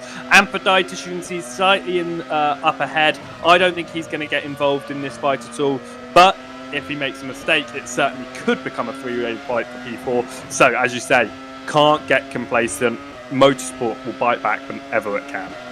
Absolutely, it will do, and you are completely right. Zalagianis and Mancini both using what little push to pass they have left on this final lap. Williams just has, one more lap to negotiate just to bring it home for that victory from pole to flag. That didn't tell the whole story. Had to fight for it in that first stint. Mancini closing the gap to Zalagianis. This fight for the top 5, which Mancini definitely will want a couple of extra points to his tally. He's got another chance now down in towards the second Mulsanne chicane. Indeed, the gap remaining about the same at the moment as we ride on the rear wing. This is what Zaglianis can see. This is what he is going to be focusing at, but he's also got to look ahead now because he's got another braking point to go. Look how much Mancini just gets closer under the brakes, but on the exit, who can get the better exit? It looks like at the moment it's Zaglianis because Mancini just clipped the grass ever so slightly on the exit. Indeed so, and the opportunities are running out. You can see Amidaitis there, just in the distance. Won't be one to be potentially attacked on this final lap, but, a couple more laps definitely could have closed the gap. Zalagianis is going to see that, use that as a bit of an instinct to drive towards him, but Mancini, a fantastic run through the Mulsanne corner there just to get the drive off, and it'll be a side-by-side run potentially down in towards Indianapolis with this slipstream, but Zalagianis using the push to pass, so too is Mancini. Now going to pull to the right-hand side, gets the squeeze from Zalagianis as they now run side-by-side into towards Indianapolis. Bit of contact between the two once again, between the two. And there goes Mancini up the inside. Zalagianis going to set up the under and over, try and get underneath him on this short run to Arnage. But I think this might be job done. Zalagianis is looking to find another way through. And he is going to into the Porsche cars, but we're going to watch Williams, an absolutely dominant race. In his debut, he is going to take the win from pole position. What a race, as his teammates are going to follow him through to take 1, 2, 3 for Royal Blue. Absolutely, it has been a stellar effort from him. Mancini falling back behind Zalagianis with just a few moments left to go, but a fantastic debut from Matthew Williams. A perfect debut, it could be said, as he wins round 5 of the Formula SimRacing Pro Championship. Another mistake from Mancini, as Barbakov as well goes off a little bit further back. A similar fate that Van Vukas suffered in the later stages of the Academy race. Ambidaitis will soon come home in P4, and these two will fight to the line. Mancini just going to miss out on a top 5 here. Very, very well held from Zalagianis to salvage something out of Ground Effects Day. Indeed, that was a big incident in the background, but we are going to watch the overtake, which we for this 5th position. Then on board with Zaglianis up to Porsche cars, almost in the perfect position. Immediately chose the left-hand side. He knew where he was going. A massive move to the left, overlap straight away. The Royal Blue looks to the inside, but you can say nothing you can do into the Porsche cars. If you try to go side by side, you are both going to end your race early. Yeah, absolutely. And this is what happened to Barbakov. Through the right, gets over the curb, gets on the power, snaps back, and as soon as it's gone, it is gone. And that is a pretty hefty whack. Has to nurse at home. I'm assuming he's on 3 wheels at this point, but yeah, that is a big, big shame. I think he might be able to nurse at home. I think he is going to nurse at home to at least salvage something. But yeah, respect, because he's still on 4 wheels. Might as well at least try. But yeah, look at them in formation. Look at them, just to rub it in. But they're going to be celebrating with that one, and very rightly so. 1, 2, and 3, and then 6th and 7th and 8th. It has been a perfect day for the Royal Blue cars, and they certainly are celebrating in style today. They certainly are, and I think that Barbakov was actually really lucky. He said that it was quite a big whack, and I think it was, but the angle that he touched it just was his rear right wheel, and at such a nice angle that he bounced straight back off at a really good speed as well. He was able to get straight back out and not lose any positions, actually. But what a formation for the Royal Blue Racing. What a race for all of them. And Williams, we are so glad you've joined us in this Pro Series, because we are getting some really good competition heading our way for the second half of the season.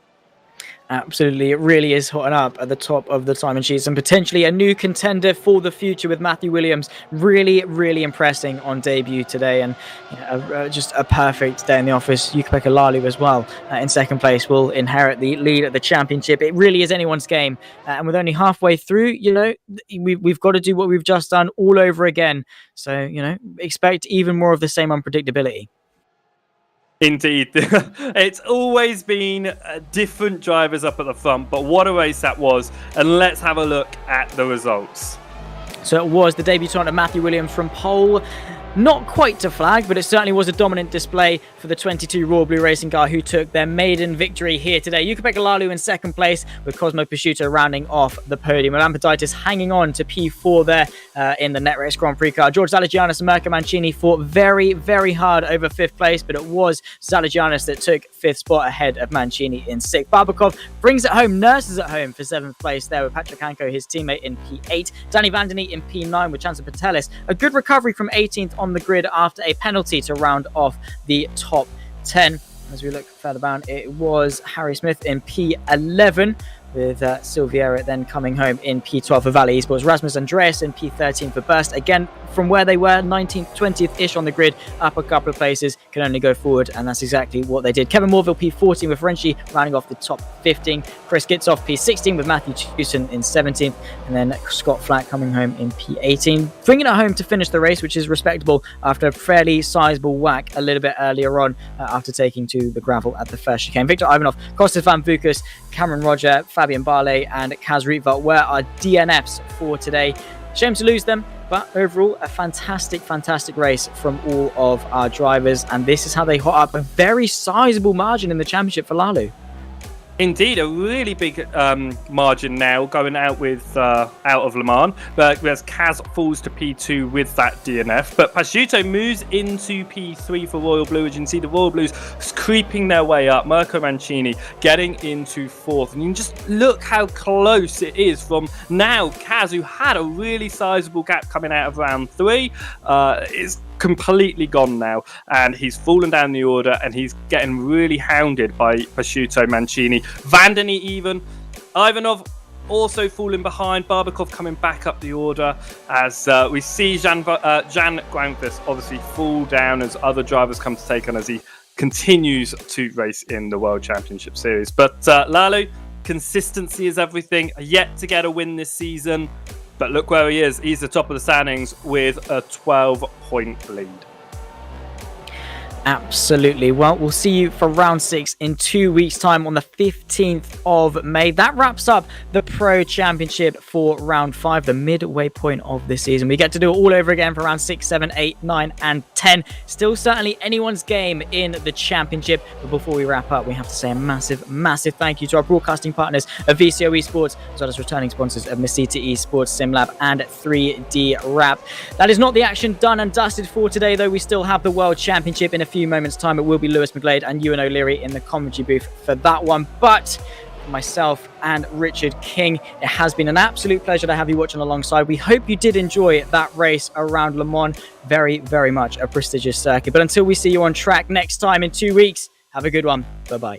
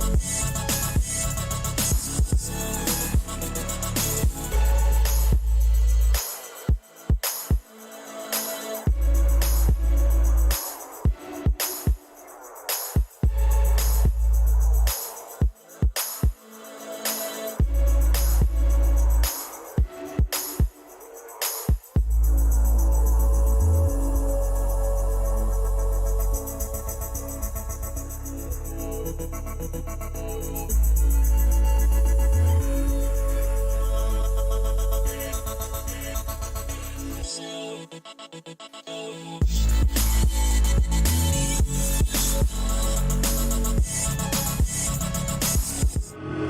race is going to win. I can sense the big wave go here. Mohammed Patel wins here. Other than Yerney Simicic.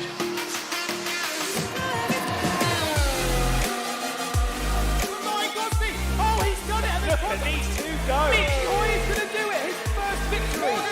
The World Championship is done. What a race it's been.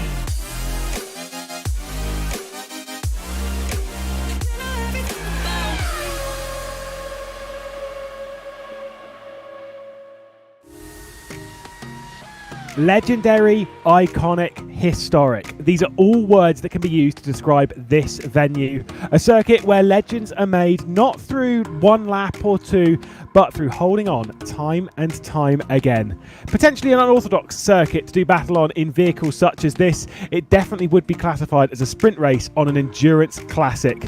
It's one which has seen its fair share of dramas. Last year, late contact between Yerney Simicic and Dennis Jordan, opening the door for Alex Seibert on a first victory in the series as they battled it out for the Triple Crown. We return then to the northwest of France, here at the Circuit de la Sarthe for the French Grand Prix, round number 5 in the Formula SimRacing World Championship, live here on FSR's YouTube, as well as with our broadcast partners in VCO Esports. Many thanks as well to our sponsors, Masita Esports, SimLab, 3D Wrap, as well as we bring you live coverage of the race. In the comedy booth, as always, it's myself, Lewis McLeod, Ewan O'Leary, alongside Felix van Delft, bringing you the broadcast. This one, Ewan, is a bit of an odd choice. It's one that we wouldn't see in the real world, but that's why it's special when we get to take on something like this in sim racing. Exactly, it's why sim racing is so great that we can do this in the sim world rather than in the real world. But I have to say, I was a bit sceptical last year when it was added to the calendar. Is this really going to work? But it really, really did. It absolutely delivered a really good race. Possibly my favourite of last season. If I was to pick a favourite, it would probably be this. So hopefully it can deliver for a second year, and we're nicely poised now. We're getting into this championship. We're getting into the mid part of the championship now with the fourth race, round 5, and it's going to be good. I am sure. I'm looking forward to it. Yes, we will deal with the Japanese Grand Prix at another point towards the end of the season. Obviously, they've dealt that one out of the technical issues that we had on the day. This is, as you said, the 4th race of the season when we head to the French Grand Prix. Every other one of the Academy and Pro, they've already completed their 5th race of the season. So, we're a little bit behind. It's going to get a bit confusing when we finish round 10 and then head straight back to round 3, but each to their own. Obviously, you can see out here in qualifying right now, very slow outlap. Obviously, don't want to do any damage to the tyres. With it being such a long circuit here, they only get 2 flying laps rather than the standard 3. It means you've got to nail it. It is not an easy circuit to attack on a hot lap, whilst it is just straights and chicanes. Way too much time to think about everything. Yeah, there is quite a lot of time to think about everything, which is not always a good thing. But yeah, it's going to be more of a long-winded, more strung-out kind of qualifying session than what we normally see. But with the only 2 laps, it's just a massive long lap around here, really, which is going to make things a little bit different. But yeah, I honestly can't see the fact that it's 2 laps actually making it that much difference. If you really look at the other qualifying sessions, fairly often there is 1 lap, and it's normally the last one. There is 1 lap where the guys just don't really improve or don't even get a lap time on the board. So I can't see the fact that it's 2 laps really being too much of a problem. However, you never really know.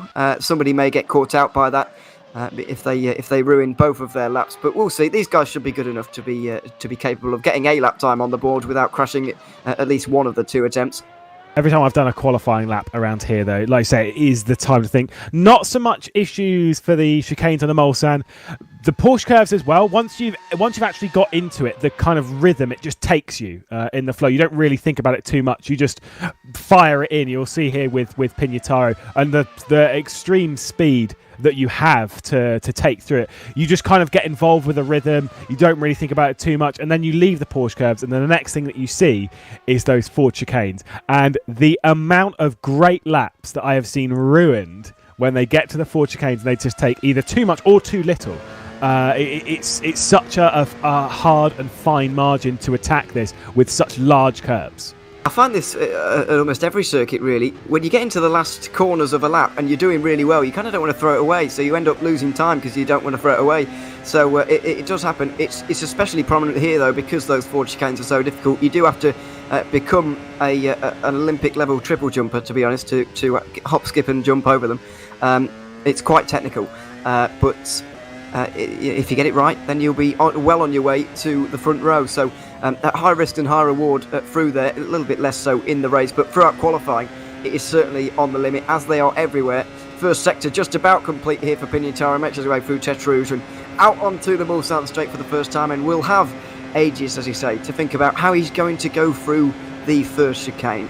Yeah, of course, we're going around about a minute and a bit faster than how a GT3 would attack a circuit like that. That's obviously through some of the high-speed commitment, but also just through the sheer straight-line speed they tend to have. Pignataro through that first chicane on the Mulsanne. Purple first sector coming in from Alex Siebel, who went 0.3 faster in that first sector. The thing is, though, Ewan, around here, it's a very large difference between setups and stuff. You know, some people will run it very, very trimmed out in a straight line, and some will only run them slightly trimmed out to go well in a straight line to make it a little bit better in the Porsche curves. We saw this even very noticeable at Silverstone with Luca Di Meglio's car. It was an absolute rocket ship in a straight line.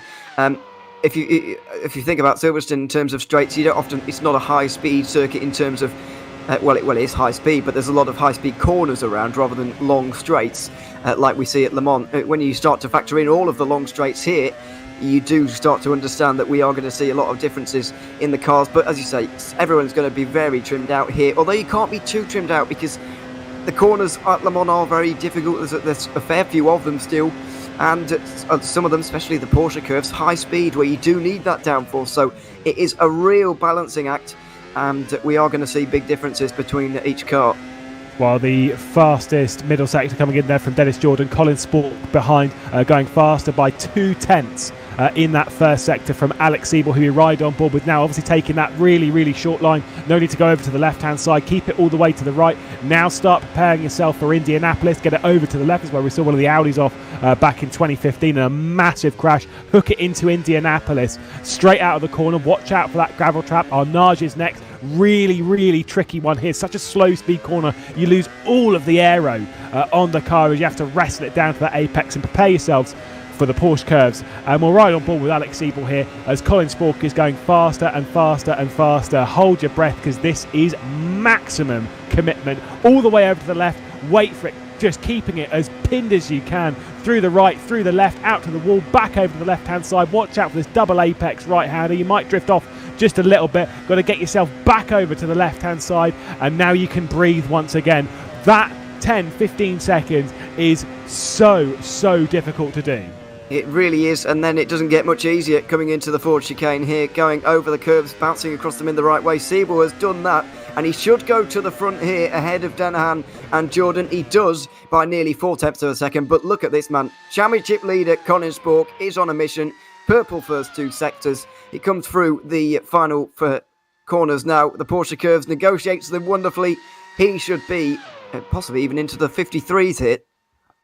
I mean, I wouldn't be shocked, to be perfectly honest, knowing how fast Colin Spork is. First sector, a couple of tenths faster. Middle sector was about half a second faster. That was not so great through the final chicane, though. Doesn't really matter, though. 53.0, 1.3 seconds faster than Alex Siebel. A purple in each sector. I'd say he might have dropped it a little bit too deep into the gravel trap there. Just a touch on the exit of the final forward chicane. But that was a very impressive lap indeed. And Adam Rainey up to second. Yeah, astonishing from Sport. Very decent lap there from Rainey to get into second. Braxock into third. So the Red Bulls struggling a little bit. Fourth and sixth at the moment, with Danahan splitting the two of them. Very interesting indeed early qualifying session. They've only got one lap as well to rectify that, which is not particularly great news for them as we go on board with Leonov. Normally that right-hander there, double apex as you mentioned there, but it's actually, these cars have got so much downforce, they can actually just make it one large, long right-hander. So, they really do have a lot of grip. Final couple of corners, and Leonov will be coming over the line now around the top 5 area, you'd imagine. You see, Scrovon goes up into 4th position. Leonov just outside the top 5 in 7th. Dennis Jordan 9th. A real shock to see him so far down. Well, right now, like I say, very impressive start to the qualifying session for the NetRex group. Obviously, Spork and Adam Rainey on that front row at the moment. Noah Roivers, whoa, look at how close that is. Less than a tenth over the 13 kilometres. That is an impressive margin from Noah Roivers to have gotten that close. His first sector just 3,000ths down. His middle sector, Noah Roivers, this is how much time Colin Spork has got in that final sector, by the way. The middle sector from Noah Roivers was 1 second slower than Colin Spork's. His final sector was 9/10 to make up the margin, to make it 1/10 between them. Incredible stuff. Unbelievable from Spork and Roivers there to be so close together, but so far away from the rest of the field. I was beginning to wonder whether Spork had an opportunity to take the biggest pole position margin from first to second there's ever been in FSR. Obviously, that's a trip through the history books that we can't do at the minute, but he was looking that way, and then Roivers got himself up into just 8/100ths of a second behind. Unbelievable pace from the two NetRex drivers, and wow, they are going to be a force to be reckoned with throughout this race. It doesn't look like anyone will get anywhere near them. Just to remember as well, back here 1 year ago when we went racing here, it was pole position, very different car. So let's not fire on all cylinders there. But Jone Simičić did have pole position by 2/10 of a second. I have no idea what the largest pole margin would be. It would have been a very, very, very long time ago, though. I can guarantee that. It's certainly the biggest in since I got here in 2020. So there you go. It'd be at least 2 years, but I'd imagine a lot longer. It doesn't look like we're going to have to worry about it, in all honesty, because they're so close. But you get the point. It's astonishing at the minute, the gap at the front. I know it's a long circuit, but it's still remarkable.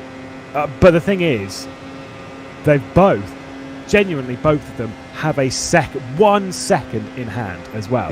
Because, like I say, there was a second missing in the final sector from Colin Spork and a second missing in the middle sector from Noah Roivers. So the idea of them doing a mid-52 is very, very plausible as we ride on board with Sandar Kallas running through the final section of the racetrack. Comparatively to our pole time, it's 2/10 down in sector 1. This could be good enough for third, actually. About 3 or 4 tenths down in sector 2. Departs the final corner, runs towards the line. Wasn't clean through the final chicane. It is good enough, though, for third place. Yeah, nice lap there from Kallas to get up into third. 6th place in the last 2 races, by the way. He's having a very nice season indeed. Did get a penalty, though, at the end of the last race. 2 positions worth, dropping him down from 4th.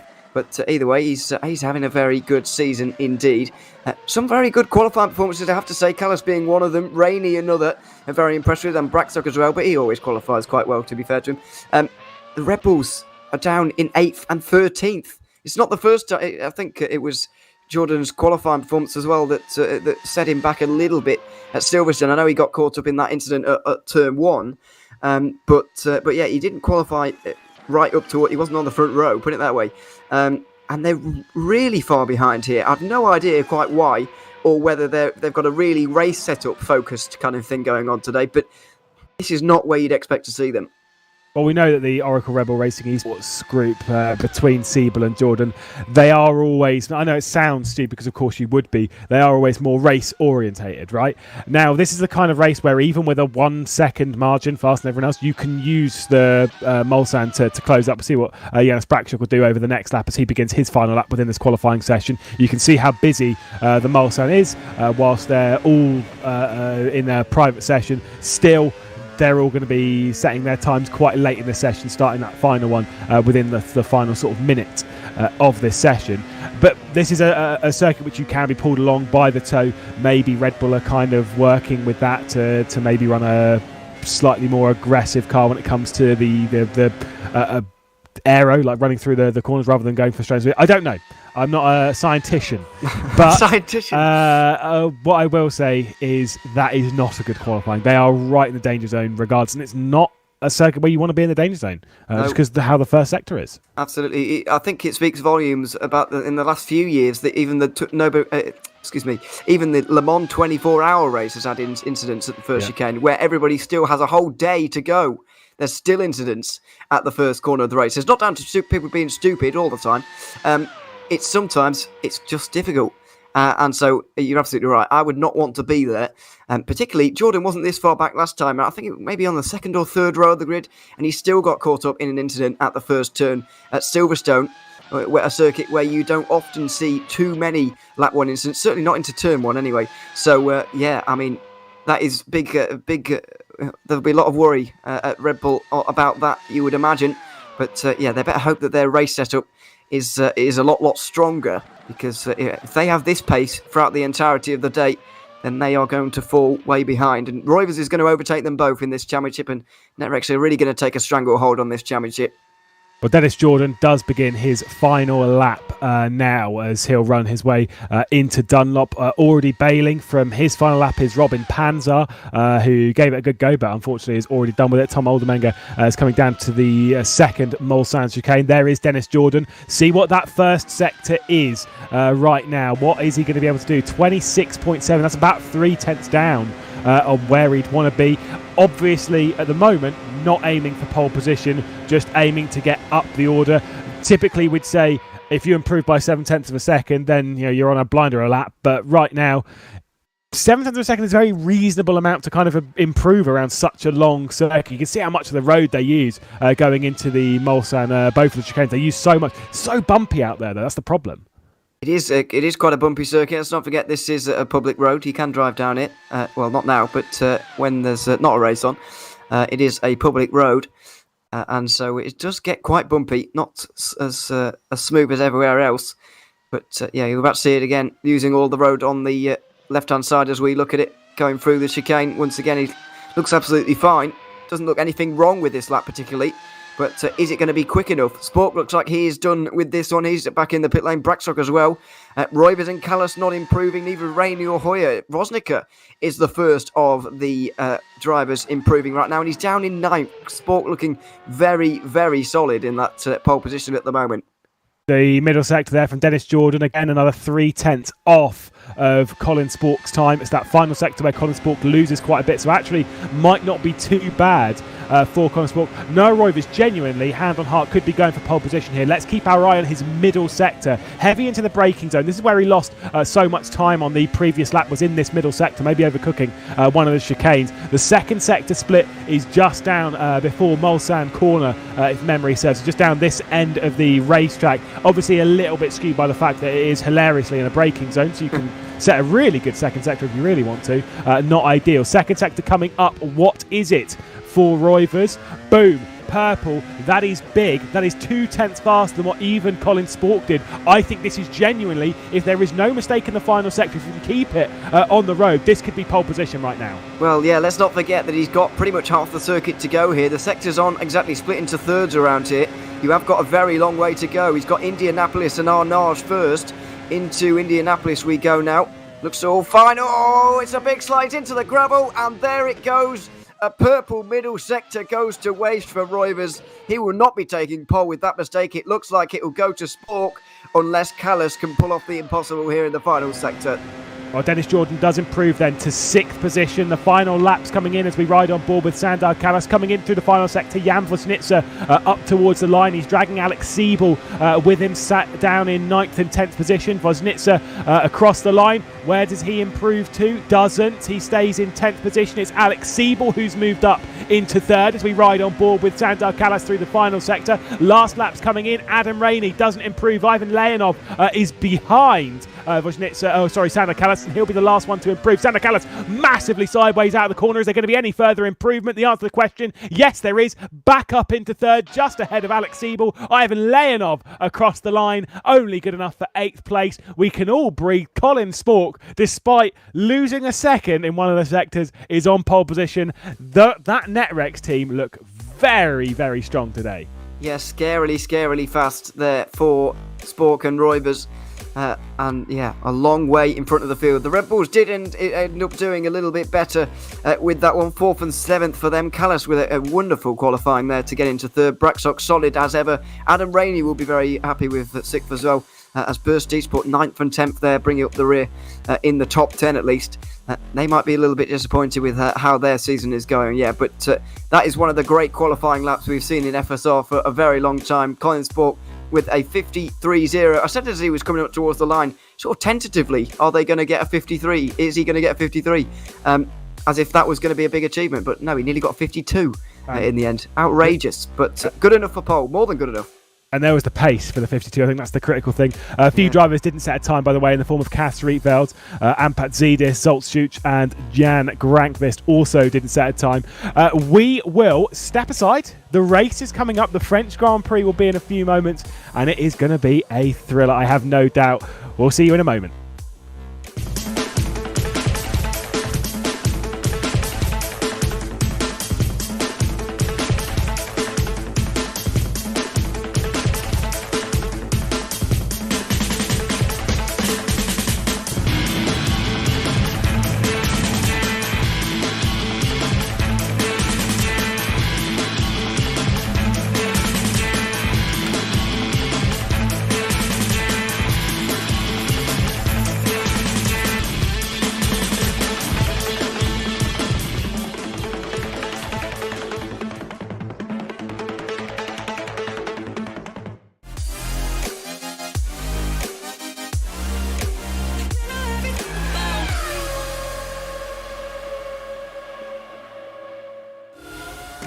Well, I think we're in for something very, very special indeed. With a race like this, around a circuit like this, 23 laps of glory. It is going to be a tough one to win. Certainly not one where pole will take advantage. It's all about the racecraft. It's all about the slipstream. And it is all about the timing. Lewis McGlade, Ewan O'Leary, French Grand Prix coming up here in the Formula SimRacing World Championship.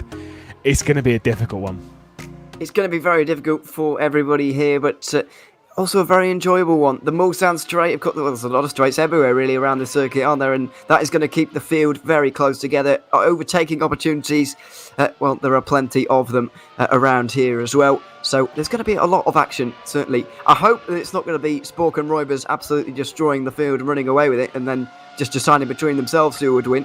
I hope that the field will stay nice and close together and we will get a good race because, as I mentioned, last season's Le Mans race was probably my favourite of the season, and of course, I had one of the most, if not the most, high drama moment of the championship as championship rivals came together through the Porsche curve. So, who knows what we're in for over the next 23 laps.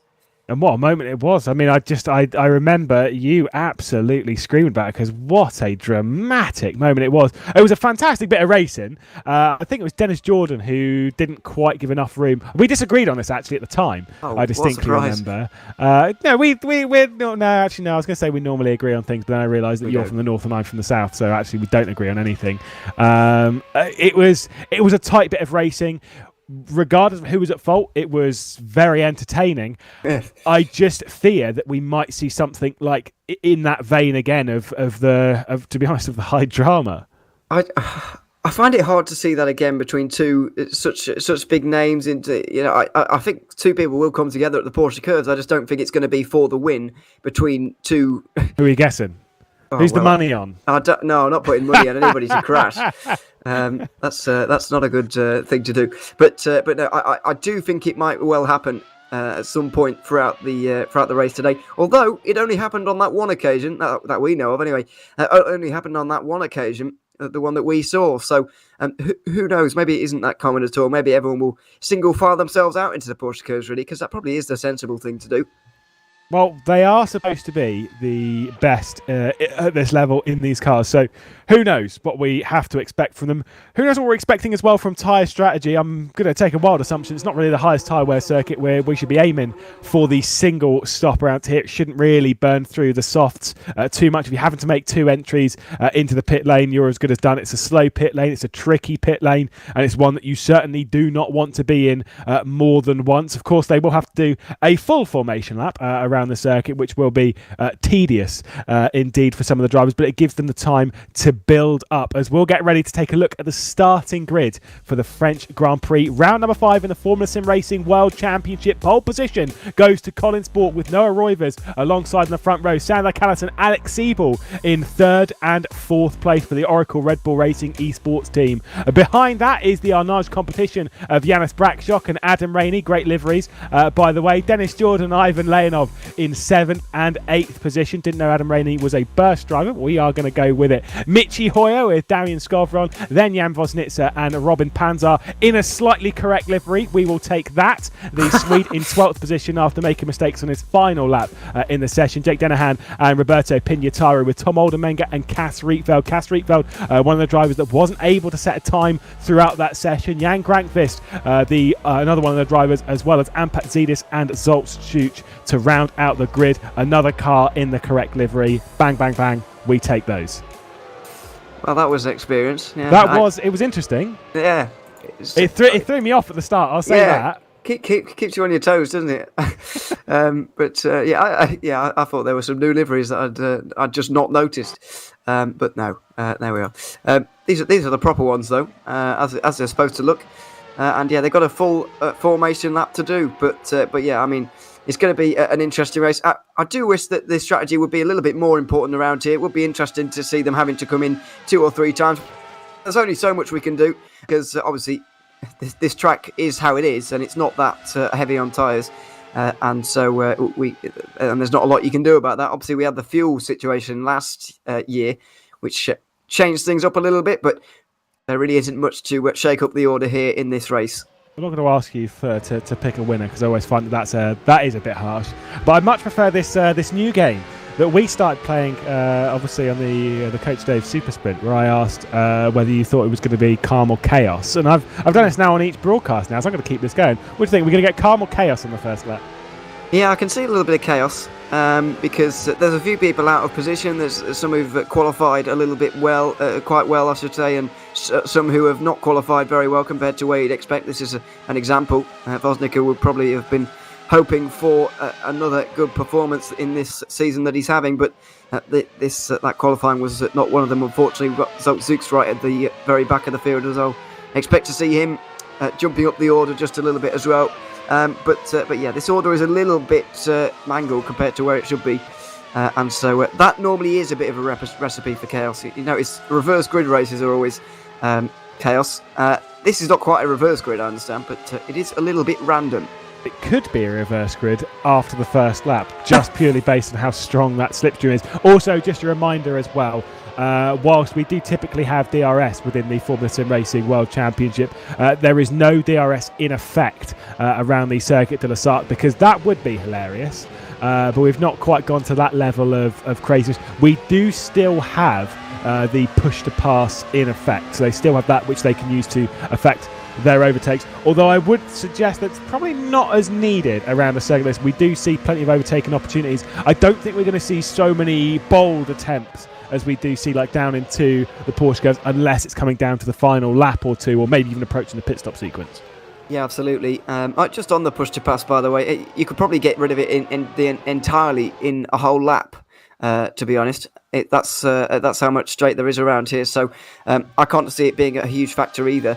But yeah, I mean, things are going to stay pretty calm, I would say, early on after the opening melee that we're going to see in the opening chicane. Hopefully everybody gets through cleanly, but I can't see it happening. Once we get out onto the straight, people will swap positions a little bit, but then I can see it falling into a little bit of a rhythm, although there is going to be a lot of exchanging of positions because of the slipstream. It will likely mean one car will go in front one lap, and then on the next straight, his car behind will come through. So I can see there being a lot of exchanging of positions rather than actually battling. There'll be much disappointment within Noah Roivers. I know obviously it's sort of sister teammate and stuff, but in the consideration that missed out on pole position despite looking very, very good in that second sector in quali. I don't think it matters too much, really. Of course, he'll be disappointed. He'll have wanted that pole position, but he's starting on the front row. He's next to his teammate, or one of his teammates, and the Netrex have got the whole world at their feet, seemingly, at this race. So, it's. I don't think it will be lingering on his mind any longer. Well, I asked Cam if it was a one-stop race, he said, "We will see." Very helpful. He thinks we'll see a 2-stop race purely due to the undercut. Either way, we will have to find out. They'll all find their way into their positions. We'll all take a deep breath. 19 cars here in the Formula SimRacing World Championship. It's Lewis McGlade and Ewan O'Leary in the commentary booth as we all get prepared to watch on for 23 laps of stunning racing. Colin Spork and Noah Roivers on the front row of the grid as we get ready to go here at Circuit de la Sarthe. It is underway. It's a great start from Sandal Calisto from third position, who's trying to close in. It's Noah Roivers, though, who might lead us all the way up towards the first corner at Dunlop. They're side by side for the race lead. Pole sitter of Colin Spork wrestles his way over the curb. 70 yards comes in. Dennis Jordan. Dennis Jordan in the background, and Alex Siebel. A terrible first start for Oracle Red Bull Racing Esports as they qualified finally all right towards the end of that session. They've already dropped down. Yeah, Jordan, for the second race in a row, has had problems at the very first turn of the race as the two Netrex cars get away very quickly. Spork and Roivers trying to make a run for it. Callis using a bit of push to pass out of Chetru's there to try and stay on terms, but he's on the medium tyres. He's going to find it difficult with these two on the softs just in front, and they're bumping down the straight as well. They are going to be getting away from the rest very quickly here. Yeah, in the background you saw Jan Vosnitsa trying to get past the burst duo, but there he's got to watch out in the rearview mirror as Panzar was going to send it in as well. Jake Denahan, our focus here for Edge Esports. Little bit dicey there in the mid-pack. Not surprised to see a little bit of bump drafting in effect. I mean, bump drafting is a little bit crazy in some open wheelers, but if you're brave enough, you can give it a go. I'm not sure what the ruling is against it. If not, he could potentially just be sat right under the rear end, saving a little bit of fuel, but let's be honest, they're definitely using it to an advantage. Sam McAllis, you're absolutely right. He's going to struggle to keep up here. Maybe Janis Brackshock will be feeling that and will fancy to make a move down into Mulsanne Corner. Well, it's already a little bit too late, really, if they wanted to get onto the back of the Netrex train, because it's already left the station, really. Nearly 2 seconds up to Spork and Roivers now, but Brackshock will want to get through, nevertheless, as quickly as he possibly can. And they'll all want to get through on Leonov, who's involved in this fight on the medium tyres as well. Hoyer next up. Both Burst Esports cars have actually had a very good start on this race, actually. Hoyer looking to continue on with that, making a move down the inside into Indianapolis, but once he pokes his head out, there's no slipstream anymore, while Leonov still gets it from Adam Rainey up in front. Yeah, they've got to watch out for doing that. You've got to watch out as well for Vosnitsa, who's trying to go around. So there is the late move there from Michi Hoyer, straight down the inside. Beautiful move from Michi Hoyer, the 4-time race winner in the Formula SimRacing World Championship. That was absolutely textbook. Big snap there on the exit of the corner from Adam Rainey. And to be fair, Michi Hoyer might fancy a pass, using a bit of the push to pass. Same with Rainey in defence on the run up towards the Porsche curves. He might fancy this. He's not really there, though. I think Hoyer might have to hold fire. Well, is he going to fire it down the inside? Not quite into the Porsche curves there, so he stays behind in 6th place. It would have been a brave one, really. It's probably best to stay behind just for the moment. But yeah, nice move on Leonov at least to get through. I can't help but notice, by the way, when we were on board there, it didn't quite look like he was. The steering wheel was quite straight. I don't know if I'm just seeing things, but it didn't quite look normal. He looks a bit right hand down to me. We'll have a look on the home straight here. But this looks like Michi Hoy's got a bit of right hand down. I know they're bending to the right slightly. He has damage. That is not there. That's not a straight steering column, I'm afraid. So hours off the road, Pignataro. Yeah, goodness. Well, there we go. That's one into the barrier already. Might be out of the race. You're absolutely a good spot. Like 5 degrees down. It's not going to be too bad, obviously, on the straights, but it will cause a bit of imbalance rolling through the Porsche curves and such. Exactly, yeah. I think that's why we saw him losing a bit of time to Adam Rainey as well. I know he had a compromise line on the way in, but oh my, quick reactions there from Vosnica. Yeah, he seemed to lose a little bit of time to Rainey up in front, as we see.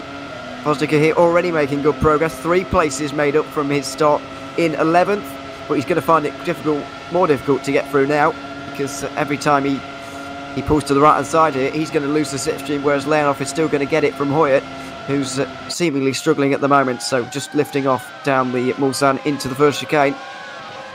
Well, we're getting told that it was the contact between Michi Hoyer. Obviously, we haven't seen the race start, but it was contact between Dennis Jordan and Michi Hoyer, which has potentially caused the issues for Michi Hoyer there. We're back on board with Jan Woźnica closing in once again in the slipstream. Obviously not going to try and attack the sister teammate in the Netrex car right now. He just doesn't have the straight line speed to attack Michi Hoyer in the background.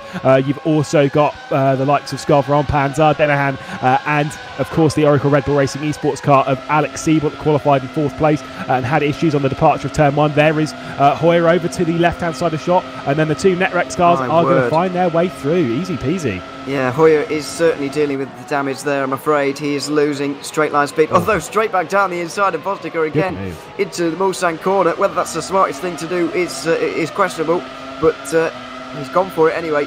Certainly losing straight line speed there. Obviously he's going to be helped by the slipstream, but Adam Rainey's slipstream couldn't really help him, and so this isn't likely going to help him either. They fight for the slipstream of no. My goodness, that is getting close.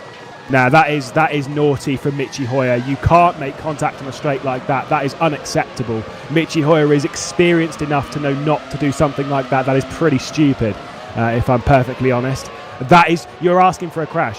The car ahead, if it moves back over to the left-hand side, that's its prerogative. Whether they're working as a team or not, I understand the frustration, but that is within the realms of what that car can do. I would do it if I was battling to keep someone else at bay. It's fair enough. It is what it is. Either way, Woźnica looking to the inside of Hoyer, slowing him down through the Porsche curves. I mean, for me, that's a penalty for Hoyer. Well, we'll have a look and see if indeed he does get one. As we're trying to get a replay of the start. Here's Dennis Jordan, right, 4 wide into turn 1. You can see exactly how that. And then he gets hit by Pignataro. That might explain Pignataro's spin out of the final corner, because he takes a fairly hefty whack there. But 4 wide into turn 1, there's just not enough space there, really. Nobody's fault, I wouldn't have said. Just too many cars in too small of a place. I kind of agree. Like, the thing is here, right, Michi Hoyer making it 4 wide, because he's, at least in my opinion, he's the last one onto the scene. Not that it's his fault. It's not his fault. But it's just, as everything's happened, if you're going to make it 4 wide, you kind of accept the risk of making it 4 wide, right? And I'm sure there'd be frustrations in the camp for that one, but it's hard for us to pick that one apart. Maybe, obviously, when you do the steward, you can see it from alternate angles, which you obviously couldn't get here because it looks ridiculous, because you go into Swingman and really see it from every angle with all the data and everything. They might be able to pick if someone actually did make a mistake in that, but I'm kind of with you. I think it was just 4 wide into Dunlop. We've seen it time and time again. It doesn't work. Yeah, unfortunately, it's not the widest part of the circuit, it has to be said. And into the first chicane, there just wasn't enough room, really.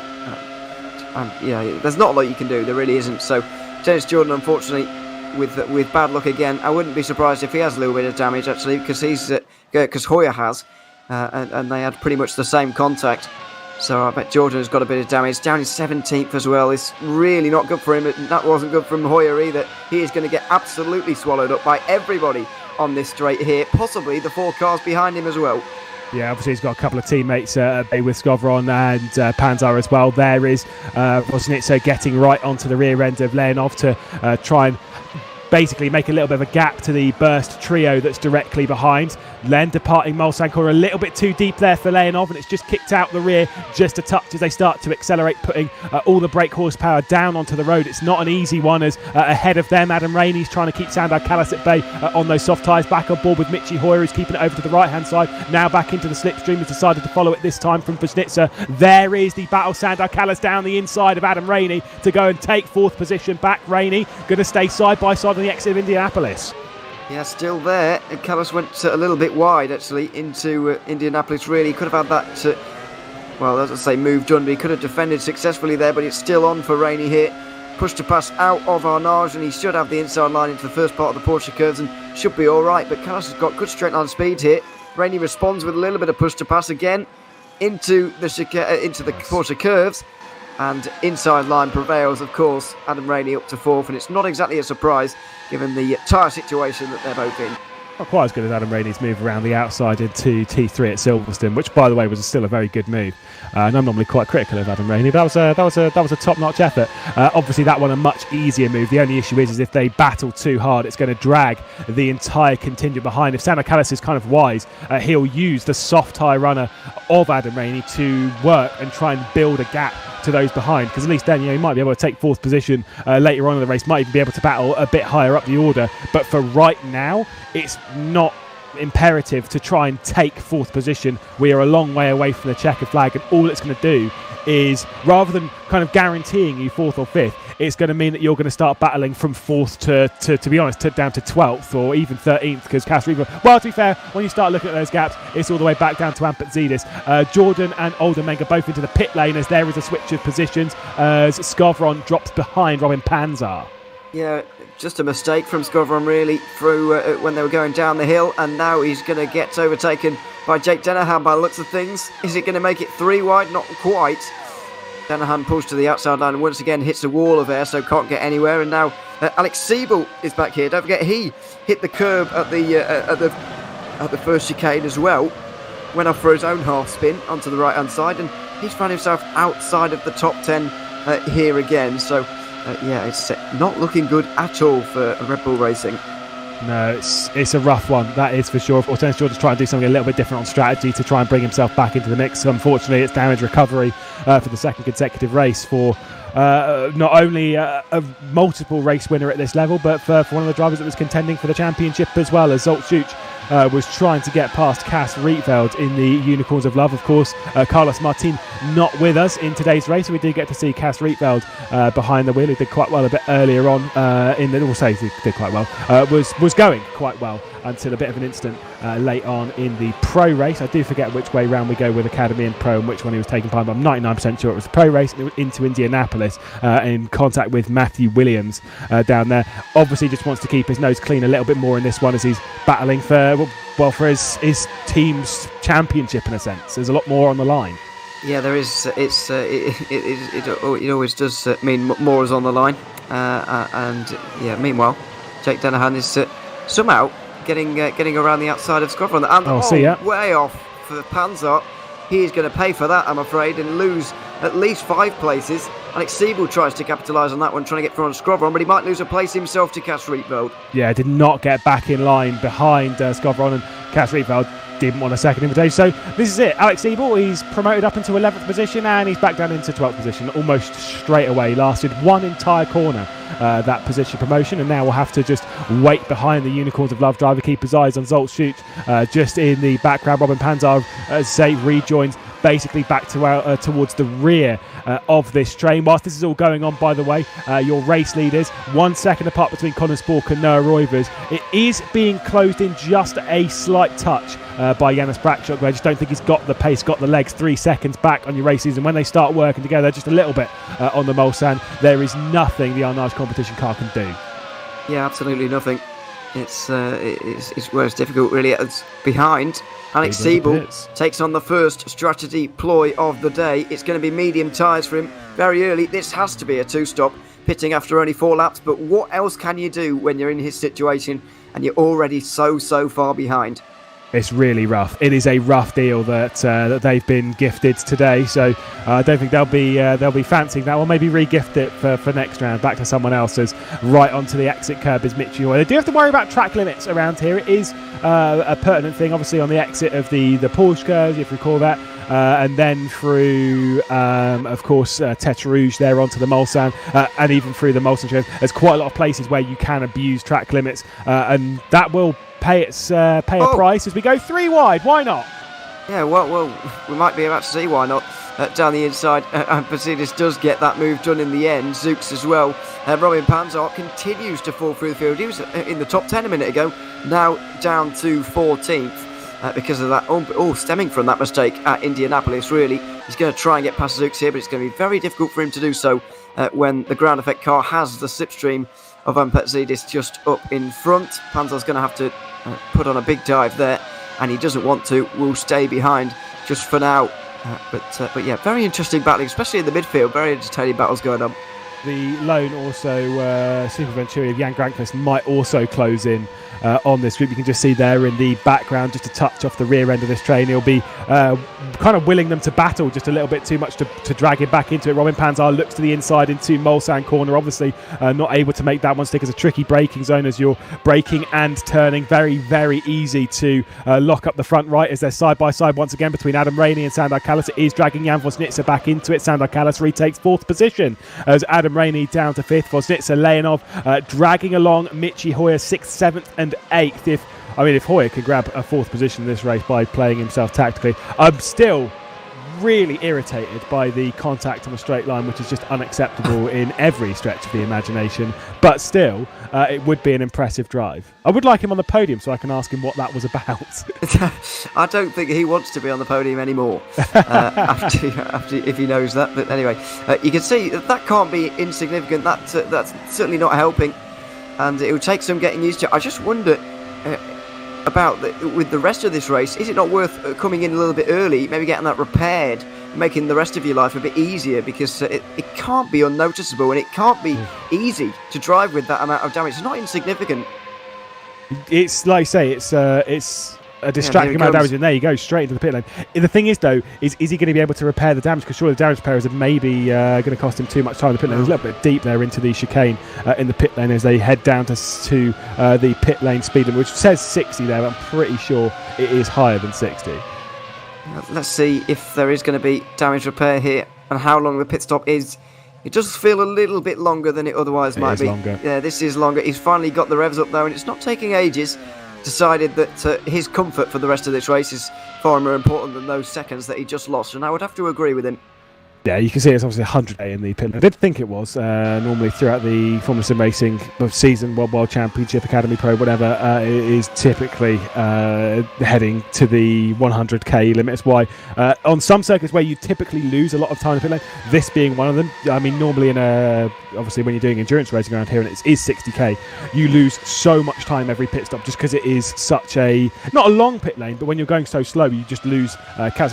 When it's 100k, that's not that slow, realistically, and especially when you've got the braking zone of the forward chicane, you're not losing as much time as you would think. So I kind of get that, especially to come in, especially to get that damage repair. Whilst I don't know how much time he was losing, it was certainly wearing his tyres faster, and I'm sure it would have been very skatey going through the Porsche curves every single lap, and you just don't need to take that level of risk. No. Absolutely not. It's we were on board with him there, and it didn't look comfortable. So it's very much worth it to take those seconds. Casaripel has been roped into this battle with all of these guys back down to 10th place.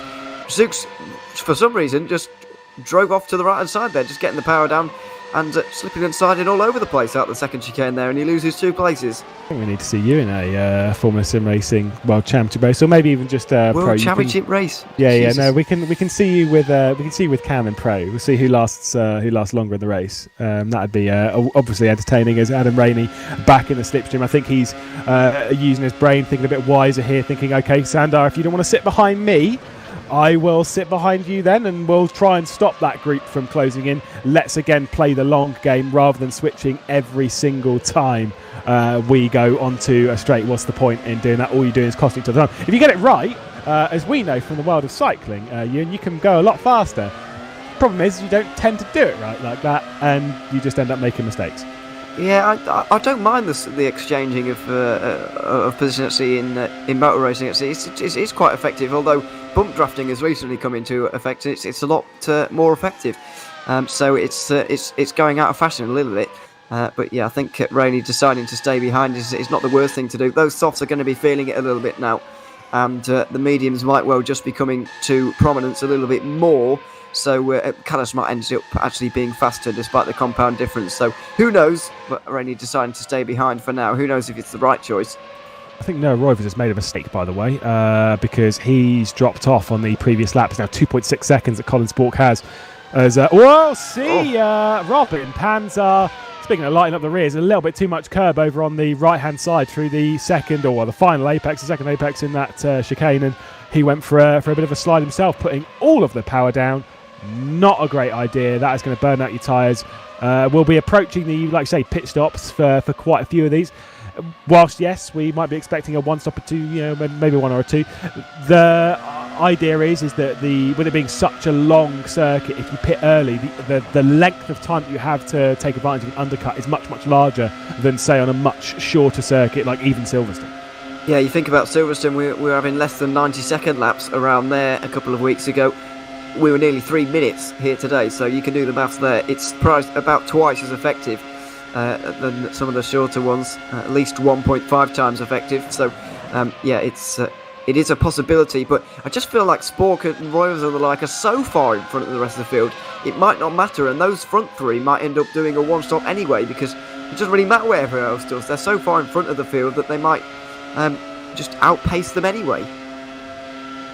Yes, I mean it's so impressive what they're doing. Like, clearly, NetRex have figured out something with this car, because the speed they've had since. I know, obviously, them taking race victories back in the San Marino Grand Prix, but realistically, it was that Japanese qualifying session. They were very disappointed they didn't get to do the race. But I feel since that point, they have figured something out in this car, because they are very, very strong in the Formula SimRacing World Championship, and clearly going very well around here, continuing that trend, knowing where and when they are strong. Zoltschuk misses the apex just a little bit, and maybe Panzer will come back through down into Indianapolis. Obviously, the slipstream is just going to help them out, and that Super Venturi continues to loom in the background. Yeah, just continuing to stay at exactly 2 seconds behind these guys, or pretty much wherever they go. But yeah, this is probably the closest battle around. Ampatsidis, oh my word, trying to defend. Zooks weaving around to try and overtake, and Panzer nearly got himself into an accident there. Zooks weaving around, maybe, well, I don't say a little bit too much, but it certainly would have surprised Panzer a little bit. Everybody stays single file though, and in the positions they're meant to be, or were before, I should say. And no positional change, but it's probably the closest train out there, and probably with the one where overtakes are most likely, because the others are just pairs of cars almost working together at this stage. I kind of feel like they end up just becoming pairs naturally, because when you three's a crowd, realistically, let's be honest, and when you have that third car and you're kind of instigating battle, someone's always going to be like, I'm going to dive down the inside and such, and it's kind of there's almost too much overspeed. They don't really know how to do it. There is a right amount of cars to make this work. I remember racing in Talladega a few years ago, or a year ago, on iRacing, and we worked out that we could go faster with 3 cars than we could with a pack. And it's that kind of mentality, I think, around here, that if you have 2 or 3 working really, really well together, you can basically outstrip anyone if you know what you're doing. The problem is getting those 3 to actually work together in a positive way, which, when you're not teammates with everyone, that is really tricky to do. And also knowing what you're doing is also a problem. Yeah, I don't know where we got away with that, because we certainly didn't. So exactly. That's what I mean. I see. You were trying to insult me. I was kind of thinking, how were you involved in this then? But anyway, I did finish third. I was the third in line. Oh, you were the okay. Yeah, fair enough. Makes sense. Checks out. Thanks, mate. You're welcome. I totally get what you mean, though. It does tend to end up in pairs like this. Well, we're about to have more than a pair. Adam Rainey. Adam Rainey goes sailing off at the first chicane there. No idea how he's found himself quite so far off the road there, but he's lost 2 places. And he was there with Samakasa. He's lost 7 entire seconds from whatever is about to happen. We're on board with Adam Rainey in the number 69. Nice. In a little bit, way too hot, way too deep. Manages to wrestle it back. I mean, yeah, just overdriving it. Kind of unnecessarily, of course, but fair enough. Still was having a pretty good race. It's a bit of a shame, but either way, back on the track, still in the top 10 in 7th place right now, just losing that slipstream though. I think it says a lot about the state of the medium tyres, actually. You saw there how hard Adam Rainey was having to push into the first chicane to keep up with Callas, because the softs are going away and the mediums are really starting to come into their own now. And we might see a similar situation in the battle with Voznica and Leonov. It certainly didn't look like one of those careless, unforced errors from Rainey. It looked like one made under pressure when he was trying to keep up with the car in front. So, and you can see here Leonov lifting off on the straights to not overtake the soft tyre runner in front. So yeah, these mediums are starting to really work well.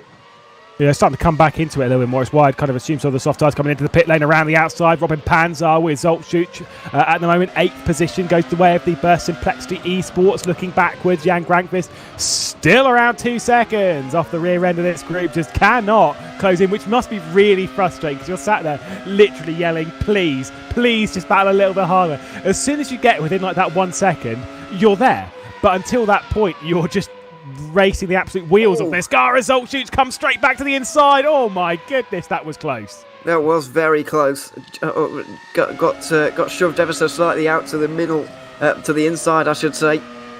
Dukes tried it, but didn't quite make it work. Got a bit of understeer actually, and nearly went straight into the side of Panzo on the way in as well. So thankfully that didn't all go wrong.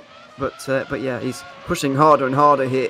Zook's trying to get through, and the harder they battle, the more Grankvist gets involved, and he finally looks like he might just be able to do it over the next lap. A shock to absolutely no one. Adam Rainey has entered the pit lane with 14-15 laps left to go, completed 9 on the softs. I'd kind of suspect it is a one-stop strategy on the mediums from here on out to see where he comes out in the pit lane. Again, push to pass being activated from Noah Roivers, trying to keep Janis Brakshock at bay, who is closing in. The fastest lap of the race has gone the way of Cass Rietveld over the previous lap of 2:58.5, about 3.5 seconds, or really 3 seconds faster than your race leaders. That is how much time is being lost. Also, Noah Roivers on the previous lap did exceed track limits at least on that one. So they've got to be very careful not to do it too many times.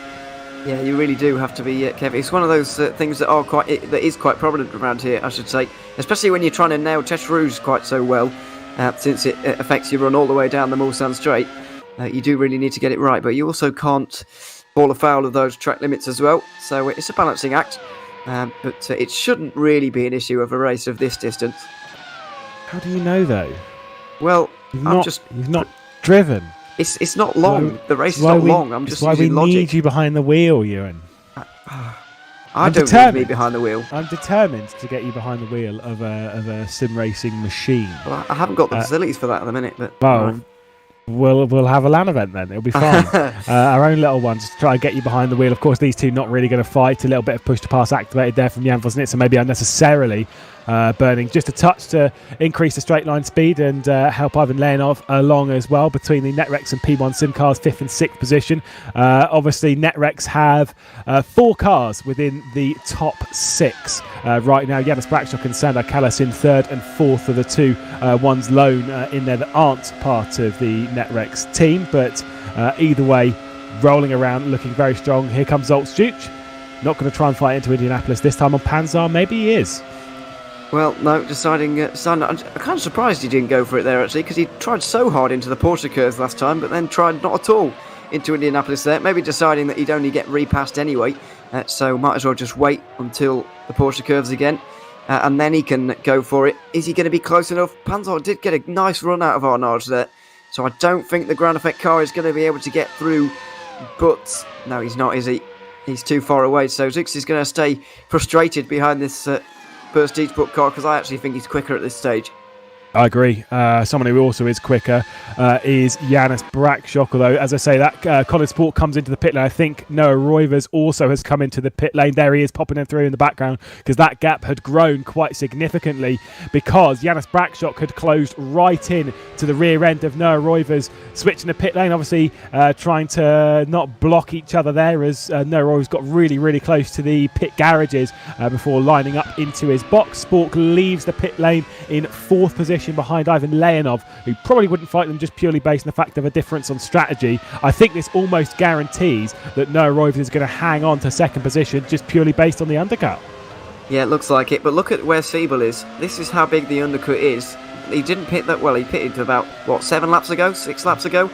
Siebel is only a second and a half behind Roivers, and so that, net 3rd maybe? He'd probably overtake Brakshock, so I know he's doing a 2-stop and he's got a lot of work to do here, and I don't expect him to contend for a podium place, but in terms of the undercut, that is an illustration to us already of just how significant it is around here. It is absolutely huge. What if he didn't go for a two-stop though? What if he did continue on and tried to look after these medium tyres for as long as he could? Jan Grankvist did manage to get past Zoltschutz. Zoltschutz instantly coming straight back through on the inside, was looking for it. The Super Venturi holds on at the head of this little group. Noah Roivers will try and pick off Jan Grankvist on the next part of the Mulsanne. Robin Panzar obviously straight ahead of that. A bit of push to pass burnt from Grankvist, which might not allow Roivers to pass. He might have to wait until Mulsanne corner. There it is, being passed right at the end of the straight, so ignore that one, and the 21 heads back up in the 6th place. Yeah, down the inside, no problems really for Roivers. He does need to do this to stay on terms with Spork. I don't think he's lost even a bit of time through this pit stop phase, hasn't he really, but just trying to stay as close to him as possible. Spork not willing to overtake Leonov just yet, but doesn't want to get overtaken once again. So we'll stay behind for the moment. Although Leonov's been very calm so far, I wouldn't expect him to try and overtake Spork again, really. But Spork willing to just push him along for now. Yeah, I was a bit surprised he didn't actually just try and go for it, as Roivers going to get past Panzar here. Obviously not waiting to the same degree. There is the move around the outside. Colin Spork past Leonov. I was kind of more expecting him to move to the inside. Maybe just didn't want to take any unnecessary risk and trying to force anything there. Leonov down now to 4th position as they come round and out of Arnage. I mean, look at those dots on the map where we're focused on, just coming through Arnage corner now. And then look at your race leader. Not actually that far down the road, just coming down into the Porsche curves is Janis Brakshock. There is not even much. One pit stop doesn't really cost you that much around here. No, it doesn't cost you a lot, no. And that's what I guess another reason why Cam said to us earlier that the two-stop might well be viable, because obviously you don't lose that much time, as Brakshock presumably is going to be coming in here and does. So only Panzar and Rietveld are left of soft tyre runners to come in here, of those who started on the softs anyway. So Brakshock's in, and we'll see where he comes out. But I'd imagine it's going to be behind Siebel, probably between Siebel and Rietveld, unless things have really gone wrong. Yeah, obviously this is confirming it to be a one-stop strategy from Janis Brakshock into the pit lane, onto the mediums, and then out of it. Sandar Kallas going to take the race lead. Janis Brakshock, though, how far behind Noah Roivers has he come out? Bearing in mind he closed it down to within 1 second. There is Roivers so far into the distance. That is an incredible margin already. 4, 5, 6 seconds. That is the undercut. That is 1 lap of undercut. That's mad. It is pretty unbelievable. 6 seconds, 5.5, 6 seconds. A lot of time. But Brakshock has got the whole second half of this race to close that back in. And we saw throughout that stint, in terms of the whole stint, I actually think Brakshock was quicker. Let's not forget Roivers got the help of the slipstream from Spork in the first part of his stint. On pure pace, I actually think Brakshock was quicker over that stint. So I definitely would not count him out for a second place. Well, we'll see Alex Siebel here already dropping down. I mean, that didn't last very long, did it? I mean, I was kind of wondering, I was like, maybe he will stay out. Maybe he'll try and do something different. Maybe he'll just try and... it's pointless. What's that? You just can't hang on. I'm surprised, actually, the tyre wear is this high, even around here. Although, I guess... It doesn't have to be. Yeah, exactly. It doesn't have to be, because what would be over a stint at like Silverstone if you lose 4/10 every 5 laps, or 10 laps rather? If you lose 4/10 every 10 laps, that means every 5 laps around you're losing a second, right? Yeah, well, exactly. Scaling it like that, it's pretty large. So yeah, I guess fair enough. I guess it does make sense, especially when pit lane doesn't cost you that much time because of the speed limit being 100k. Yes, it really doesn't have to. You've got to remember as well, it's a low abrasion circuit, but the tyres do eventually wear. So there is still a point where you can take it too far at any circuit. We just kind of move that scale for wherever we're at. So, I'm not saying Brakshock did take his tyres too far, but he certainly took them longer than the 2 Netrex guys did, and that might be his slight downfall in this race. But he's, only 6 seconds away from Roivers here. And a few cars to negotiate as well. So, yeah, I'm still not counting him out for a second. I think he was faster, actually, over that first stint than Roivers was. And he will be able to slowly reel him in. Oh my word. Grankvist very nearly saved it, unfortunately, into the wall. Yeah, that was a pretty big hit as well. There's obviously going to be a lot of suspension damage and no front wing. He'll have to pull off to the right-hand side, and I hope he does so fairly soon. A lot of suspension damage. oh, please don't commit yourself to the Porsche curves ahead of everyone else, because you've got Zolcic coming, you've got Adam Rainey coming, you've got Cass Rietveld also coming as well. We look backwards from the Super Venturi driver of Cass Rietveld. There is not going to be, it's probably going to go straight on here. Very slow, obviously. Watch out, lads. Those in the background, they're just going to get held up. Here comes Adam Rainey. Oh. There's contact into the rear end, and Adam Rainey spins out. That was Zolcic. That was always going to happen. That to me is still on the is on the shoulders of Adam Rainey. He was the one that was coming in way too hot, but still, that was always going to happen when you got a car that slow on the racing line. Yeah, it's hard to really put blame on Grant Christie, in my opinion, because he's still in the race. He's still doing what he can, yeah. And he's just doing what he can, exactly. It's probably down to Adam Rainey really not slowing down enough. Although you're not expecting to have slowed or have to slow down, and there wouldn't have been yellow flags. There. And it wouldn't be a great idea to start braking halfway around this corner either. So, it's a very difficult situation for everybody. Luckily, Zooks stayed on the left-hand side of the road there and didn't spit back out onto the right-hand side where there were 4 cars coming. Thankfully, that didn't happen. So, unfortunate really, more than laying any blame on one driver entirely. Well, Voznica there making up the position as well. That was absolutely superb from Voznica, just really taking up as much. And there's Cass Rietveld, the next one ahead. This is the angle that I wanted to see it from. So we're on board with Adam Rainey. He does not know that car is damaged ahead. It's going very, very slow at this point. The thing is, you've got that time to react. That's the problem, is that I think that is Adam Rainey's fault. Did not read the road well enough at all. Yeah. Whilst yes, there wasn't yellow flags or anything like that, there was enough time to read there was a car going slower. Even at the first part, it was very clear at that point. Of course, we know what we're looking out for. But then at the second point, I do just feel there was a slowing down and then an acceleration. At least that's how it felt from there, to sort of try and get through, which I get. Obviously, a lot of pressure on the shoulders and stuff. But for me, that is a slam dunk penalty. Well, we'll see what the stewards decide, of course. But hard to disagree. There was quite a lot of time to react, and it's not like halfway around the corner suddenly he decided either. I noticed on that replay, on that little, I don't know, you can't call it a straight, but a straighter section between the first right-hander and the first left-hander, there was enough time there to just slow down a little bit and avoid that incident. So yeah, I hard to disagree with you there, really. Yes, we're not disagreeing like last year. We're not disagreeing. Fantastic. Yeah, this is world. We're the north-south connection that we needed in this country. Yeah, if you like. I sound very motivated by that. No, you're adamant that you're not northern. It's fine. Colin Sport, by the way, has taken over the race lead and set the fastest lap of the race by a whopping margin of 57.7 in the race. Incredible. I thought you were about to say he set it by 57 seconds there. Oh, wow, that would have been incredible. Incredible. But yeah, no, he's having an unbelievable drive at the moment, it has to be said. 6 seconds up to Roivers, who's his most realistic rival for this race win. Another 5 seconds to Braxuk, who's making inroads continually into Roivers right now. But this is Colin Spork's race to lose, and he's on course for his 3rd race win of the season. We've only had 4 rounds, so he's looking very, very good all of a sudden. Our new Jerne Simičić, potentially. I mean, he's starting to fill those boots, isn't he? He is a little bit. I was beginning to wonder, when I was thinking about this a little bit earlier on. We just kind of come out of the Simičić era of FSR. Are we entering into the Colin Spork era? Obviously, at this time in 2019, I bet you didn't realise we were entering such a Simičić era, so, who knows. I mean, that's just how it always is in every sport. In F1 at the end of 2010, I don't think we expected to enter the Vettel era, and then at 2014 we entered the Hamilton era, and maybe we're in the Max Verstappen era. Who knows? I hope not.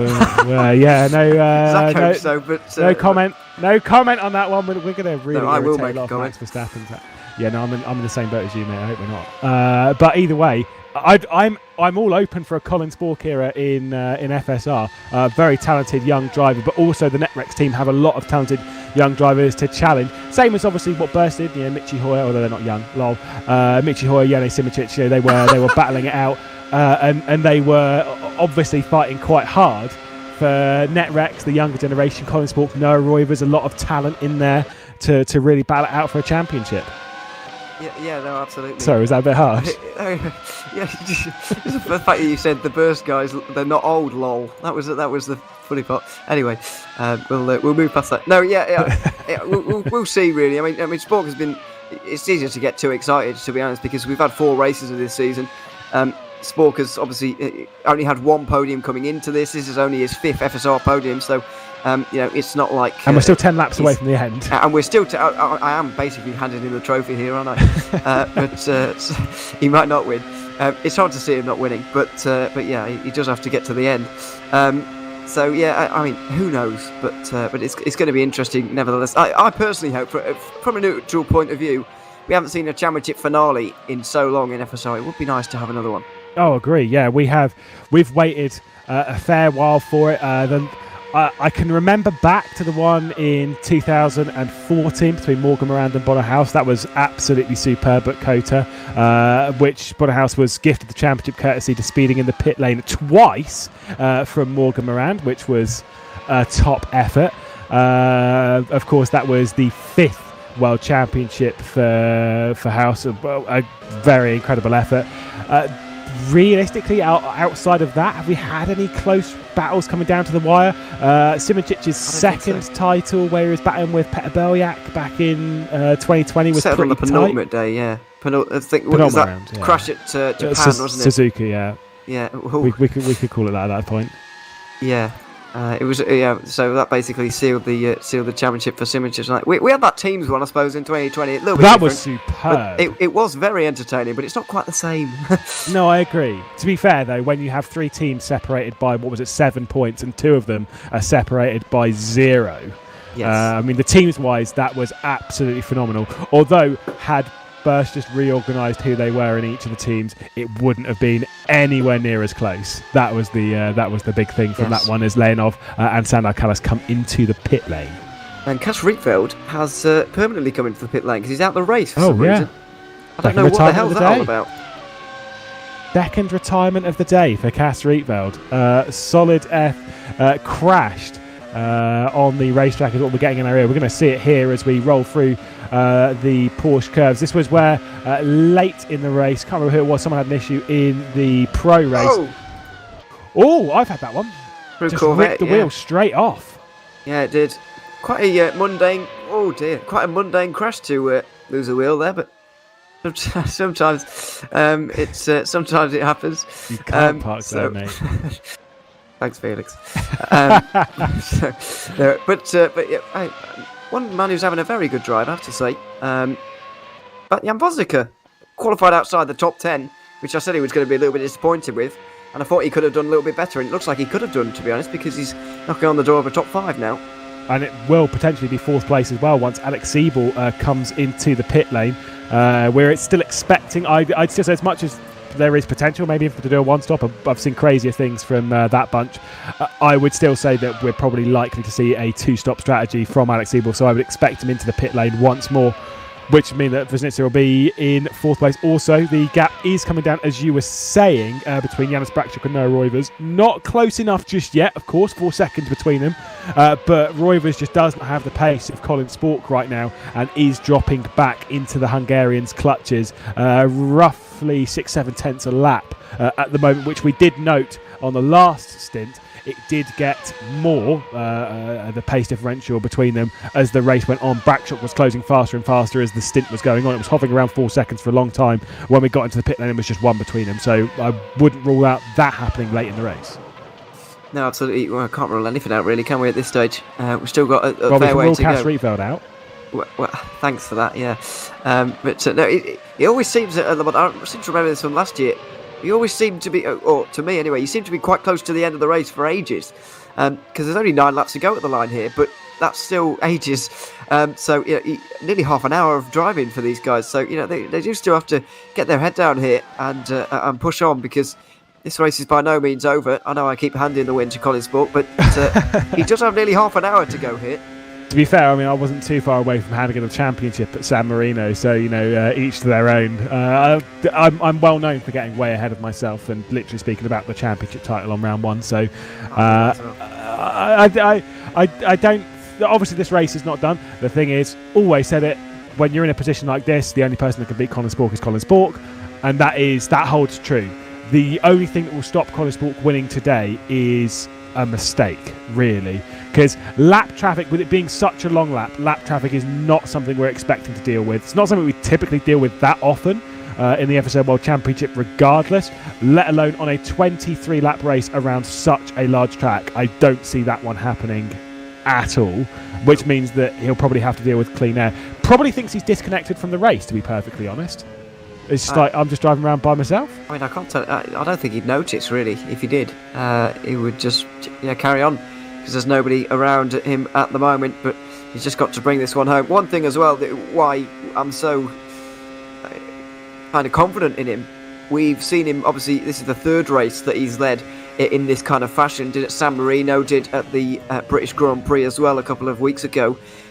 We've not seen him even make a mistake from the lead. Once he gets into that lead, he really does get his head down. The consistent laps come in, the relentlessly quick laps come in, and he just does not budge. So he's looking very strong at the moment.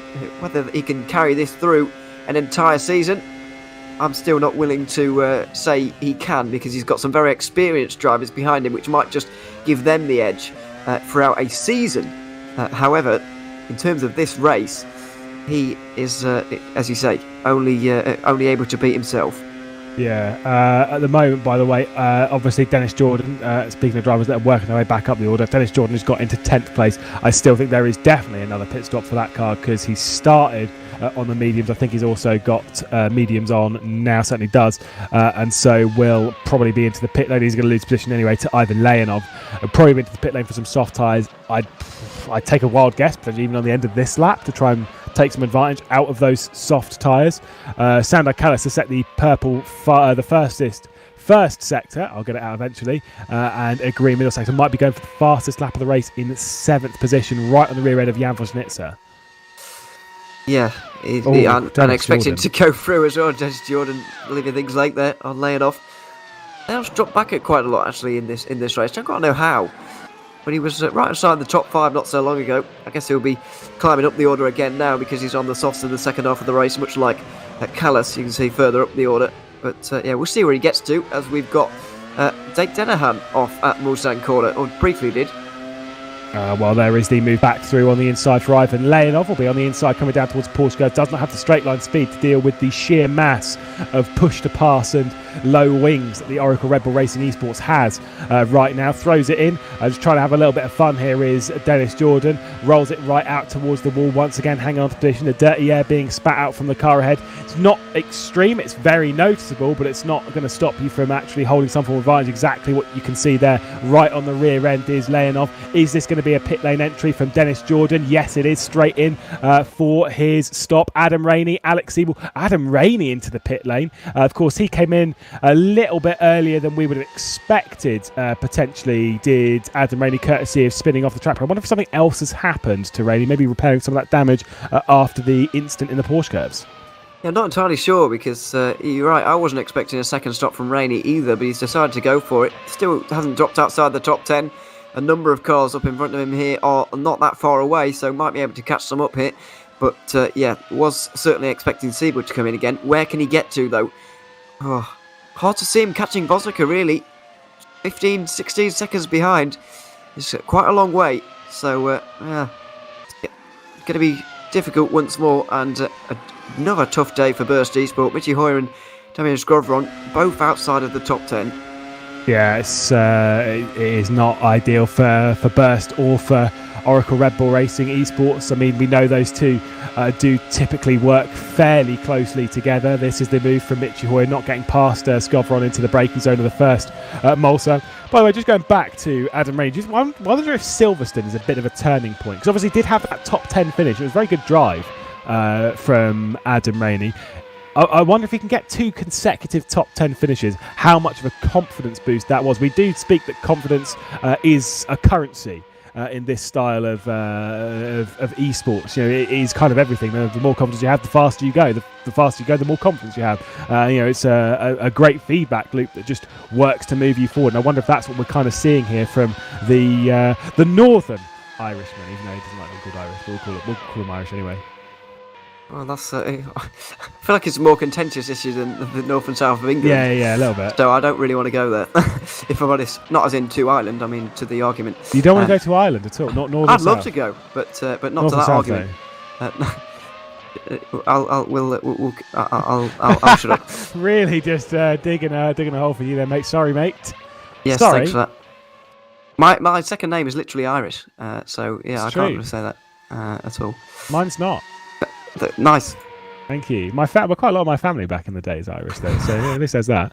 Anyway, that's going way off topic. We'll focus on what we've got at hand, and that's Jan Vosnitsa and Sandor Kalas, who's dropped behind. Of course, Kalas is up into 4th position now on the soft tyres and absolutely firing in some good laps as Alex Siebel is battling out with Leonov into the Porsche curves. And he's down the inside and through in a surprise to no one, I think, because Leonov obviously pitted a good while ago now. Siebel fresh out the pit lane and he's on a charge right now. Should be able to get Panzer. Does he have enough time to get to Vosnica? 15-second margin. Only, 7 laps to go for these guys at the line.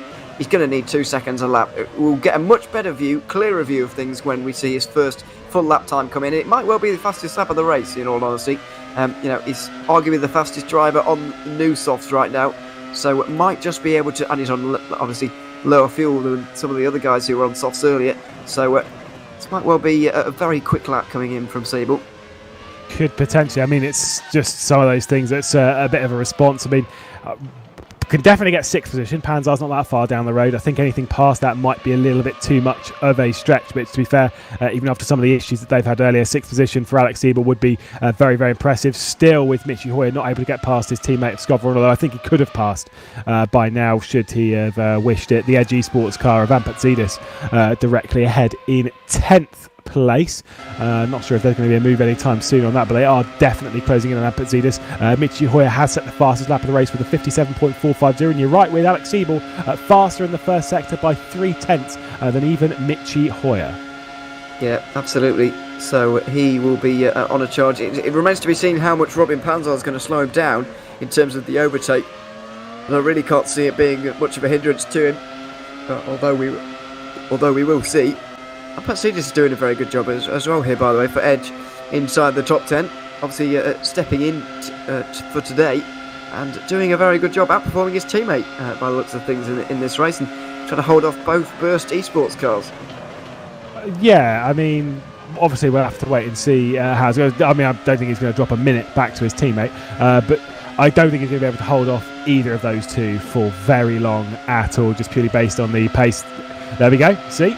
A tick on that one. There's one through, there's 2 through. Skovron and Michi Hoyer both making that pass down into the Mulsanne corner, both working together to fire his way through. Ampatzidis, by the way, being a bit of a super sub this round. Kearsmaker's unfortunately is COVID, and that's why he is not racing here today. Of course, one of the many drivers that we've had afflicted by COVID in the recent past. Of course, Michi Hoyer was one to have missed a round of the Formula SimRacing World Championship, as well as the Virtual Endurance Championship at Sebring not too long ago, courtesy of catching it. So it's a bit of a shame for Kearsmakers as well. But either way, Ampatzidis doing a pretty good job as a super sub, just stepping in. I would say so.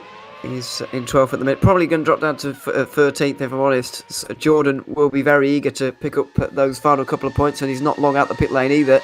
But it's going to be another very costly day for Dennis Jordan. 16 points behind Spork after his little bit of a disaster at Silverstone. He's not going to finish inside the top 10 today, losing more than 20 points. So the gap between the two is all of a sudden going to become more than a race win.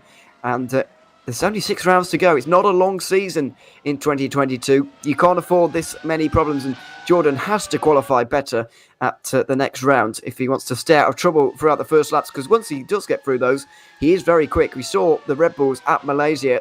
Unbelievable. Very, very quick. A 1-2 for them. If they can repeat that and start getting that more consistently, then Spork is going to be worried. But if this keeps happening, then he is going to be having a walk in the park. Certainly not with a point structure as soft as we have in the Formula SimRacing World Championship this year. We've already had this argument a few times this season. Of course, the difference between a race win and second place this year is 5 points, being 30 to 25 to 21, being race win second and third place, which means that to claw back a 30-point margin, you can just finish second basically all the time, and that is enough to really hang on for a 30-point margin for a very, very long time. It would certainly be to the end of the championship from here if that was the case. Obviously, how we had things last, that would only be 3 races, finishing first and second, the difference to close in that level of margin for a race victory. So, each their own. I know which way I'd go. Sorry, Cam. And Ian, actually. No, I'm not sorry to Ian. Obviously, this point structure is slightly different than how we've had it in the previous years, just trying to change things up. It's not just points for the top 10, it is points for the top 20, so everyone scores points in the Formula SimRacing World Championship, which you like. Well, yeah, but yeah, if you like, I don't mind that. I mean, you say it's a soft point structure here, but he's Dennis Jordan losing 22 points at the moment. Under the old one, he'd only be losing 25. So it's which is an entire race win. Well, yeah. You've got to think of it in the context of the points, mate. It's 25 I points understand is that. An entire race win. We are going to continue this argument afterwards, I think. Yeah, but anyway, the 2 Burst cars are together again. They've completely left Ampatsidis, and they're trying to chase down Rainier, I would imagine. I'm laying off probably. The 2 Netrex cars up in front, so I can't imagine they're going to all-out fight until the end, maybe. But certainly for now, it's a better idea for them to work together as they're doing now. Wonder if anyone else is going to open as a pit stop. Surely not this late in the race. Hoyer closing in on Skovron, not going to go for it between the 2 Burst Esports cars. You've got the 2 Netrexes ahead in Leonov and Rainey. Colin Spork absolutely miles ahead of everyone right now. 12 seconds clear of Noah Roivers, who is once again, as we've said before, dropping back and quicker dropping back into the clutches of Janis Brakshock. And so I would suspect we are going to see a battle for second place at some point throughout the running of the final laps here in the French Grand Prix in the Formula SimRacing World Championship. Cam Roger obviously trying to analyse the race as it's going on. So in terms of pit strategy, saying that the 1 stop was probably a better idea than I the said 2 at the anyway. start, wasn't it? Well, wasn't really sure. Well, he wasn't anyway. I know some of He these guys will have wasn't. been. I think we all said 1 stop though. Well, I was going along with what you said. I'm not going to take any credit for that. I don't remember what I said. 1 stop, yeah. Nice. It looks like it's gone well. But I mean, whatever strategy Colin Sport would have employed today, I think he might have won because he's got 13.5 seconds over the rest of the moment. He could probably have a pit stop. An extra pit stop here and still win, to be honest. So, it hasn't been race defining at the front anyway. Well, yeah, if he pitted now, no, this is. We're not saying that he should pit, right? Just to clarify, we're just playing about with the idea of if he were to pit right now and to go on to softs, he'd be so much faster than Noah Roivers and Janis Brakshock. He would absolutely fly past, even if he came out behind, which he would come out behind there with that kind of gap. But still, why would you do that? There's no need to take that risk. It's just unnecessary because that's where you might have an instant in the Porsche curve. So obviously that is not going to happen. But that's the level of pace. We're absolutely right. You're absolutely right. He could do a 2-stop race and still pretty easily win. Would be a bit of banter. I do remember a few years ago, and by a few years ago, I think it was back in the 50s, being told a story. I wasn't alive at this point. This is obviously from watching copious YouTube. Yeah, it was a few years ago, 1950s. Someone in Formula 1 was leading a race by such a large margin, they came in the pit lane to have their car cleaned to then go back out and win the race, so that the photographs showed a nice clean car. That's quite a dominant win. Didn't Corvette do that at Le Mans? Probably to some degree. 1 year at some point. I don't want a clean race car. I like a race car that's dirty, that's been raced. Yes, I do agree. But yeah, it's almost like it's just showing off really at that point, isn't it? Really, the fact that you can stop to clean your car. Colin Sport not quite in that position. You can't stop at the side and have a drink or whatever. But he's certainly comfortable, and he has been for a little while. It remains to be seen whether he can continue on for an entire season. But he's really rocked up at the Formula SimRacing World Championship, first full season, and he's really making a statement. Yeah, he's rolling with it right now, and like you say, continuing to dominate here in the French Grand Prix as the gap behind is closing. It was around 7/10 of a lap on the previous one from Janis Brakshock, closing in on Roivers, and it looks like it's continuing to be in the sort of 7/10 to a second margin over the running of the 19th lap of the race as we look backwards towards Alex Siebel, who's been a bit of no man's land, a few seconds clear of Robin Panzar is closing in 3.5 seconds, though, on Jan Woźnica. So he might actually be able to rescue a top 5, which would be pretty mad. That would be very, very good, actually, for Siebel to rescue a top 5. I didn't think he was going to make it, but he's clearly put really good pace into this final stint of the race. Closes right in on that top 5 position and doing a fantastic job. This is a nice battle as well. A little bit further down, Panzer trying to hold off the 2 Netrex cars, although he's going to have his hands full to be able to do this for another 4 laps. Yeah, this is not an easy track to defend on, just purely based on the fact of you're a sitting duck on a straight line. Of course, Adam Rainey getting past his teammate Leonov shouldn't be the hardest move that Rainey's going to do all day. Obviously, once he gets onto the Mulsanne, should pass quite easily, and maybe he'll be in contention to take 5th position, or what would be 6th position by that point if he is closing in at that level. Was a bit of a lag as well to get past Jan Woźnica as well, considering he's setting at the same kind of speed that Alex Siebel is right now. The defensive line, of course, being taken by Panzer, although he can come back over onto the racing line. Think about it, Adam. You've got plenty of speed. Make it stick nice and clean. Looks to the inside going into the first of the Mulsanne, just doesn't have the straight line speed. Got to stay in that slipstream and carry the momentum. Not really, this is going to be a bit harsh, he's not thinking about it there. If he'd have backed off a little bit more, he would have been able to close up in that slipstream and then force the move, although he would have been a sitting duck on the next part. If he's going to make a move here, he's just going to be passed down into Mulsanne corner, and so now he is thinking about it. He's thought about it. Actively. It's always difficult to know when to overtake here, really, because you can get re-overtaken so easily. We're even seeing this when there's a tyre difference here. Relatively new softs for Rainey, relatively older mediums for Panzer, kind of on the opposite strategy. And it's even then you do have to think about when you're going to overtake and where you're going to do it, because you're just going to get re-overtaken even with the tyre difference like we see here. But I think it's evening out at this point. We're late in the race now, we're late in the stint, so the soft and medium delta is certainly getting smaller. So it does matter even more. The 2 tyres are pretty equal at this stage. But Rainey now finally decides to use a bit of push to pass and will make the move. Yeah, he was waiting. He was kind of thinking about it going down to Mulsanne corner, but then understood he was going to be a sitting duck on the run into Indianapolis. So thought to wait a little bit and time it right, just make the move going down into Indianapolis.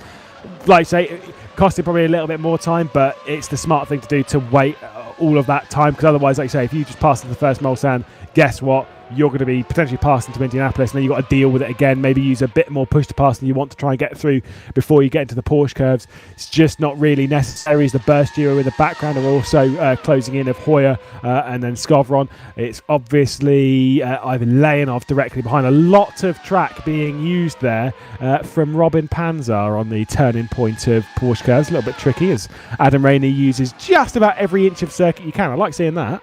Yeah, you don't want to use too much though, because obviously grass, but very bumpy as well, as that was quite dangerous from Leonov almost. He nearly lost the car, but he continues on, and these guys, Michi Hoyer, trying to make inroads, but it just looks like it's too little too late for him. Going to be finishing in 10th in what is becoming a little bit of a disappointing season for Hoyer. I know he got a podium at Silverstone, and there's not much you can do about COVID, of course, but in the races he has been here, this is his worst result so far, and I think he will be disappointed.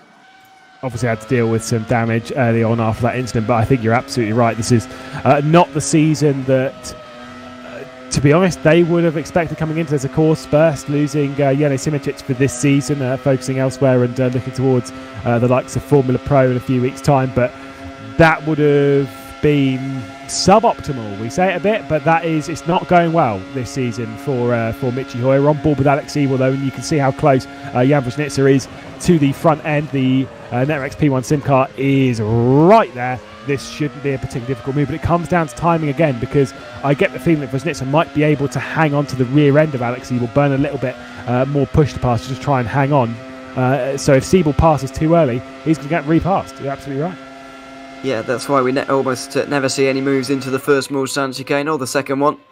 But this should be fairly easy for Siebel. Now, he has looked quicker than Woźnica the entire time. I know things are evening out in that battle for 7th, but Panzer does still have a little bit of a disadvantage, as you can see by the gaps there. Siebel has even more of an advantage than I think Rainey and Leonov do at this stage, given his pace and how quickly he has closed up to the Netrex car. But I think a top 5, all things considered, Siebel will count this as a decent result. Yeah. After all the problems, obviously spun at the exit of the first chicane, and that set him back. Yeah, he'll be wondering what he could have done if he hadn't made that mistake, but these races are always full of if, buts and maybes and all that. And of course, a two-stop strategy as well from Alex Siebel. Is he going to make a move into Indianapolis? No, I think he might want to actually wait even further. Might actually try and make it into the Porsche curves to really confirm the move. If not, might actually wait until the last lap. This is the only real circuit that we go to where if someone tries to make a move or waits for a move on the last lap, I'm kind of expecting that's actually not the worst move. Either way, Vujnitsa locks up. Siebel takes his opportunity, pushed to pass Burnt. Vujnitsa, though, is really using a lot of it to keep alongside. No point in doing so. He's on the outside line for the Porsche curves against a fairly fresh, soft-tyred car in the Oracle Red Bull Racing Esports. He's definitely giving it a go to try and hang on. There was no way that was going to work. Alex Siebel into the top 5. It was a nice move. Voznica gave it all he could in that one, but in the end there was very limited things he could have done there to hold off Siebel, and so the German's through and will likely be finishing in 5th position if all things go to plan for him.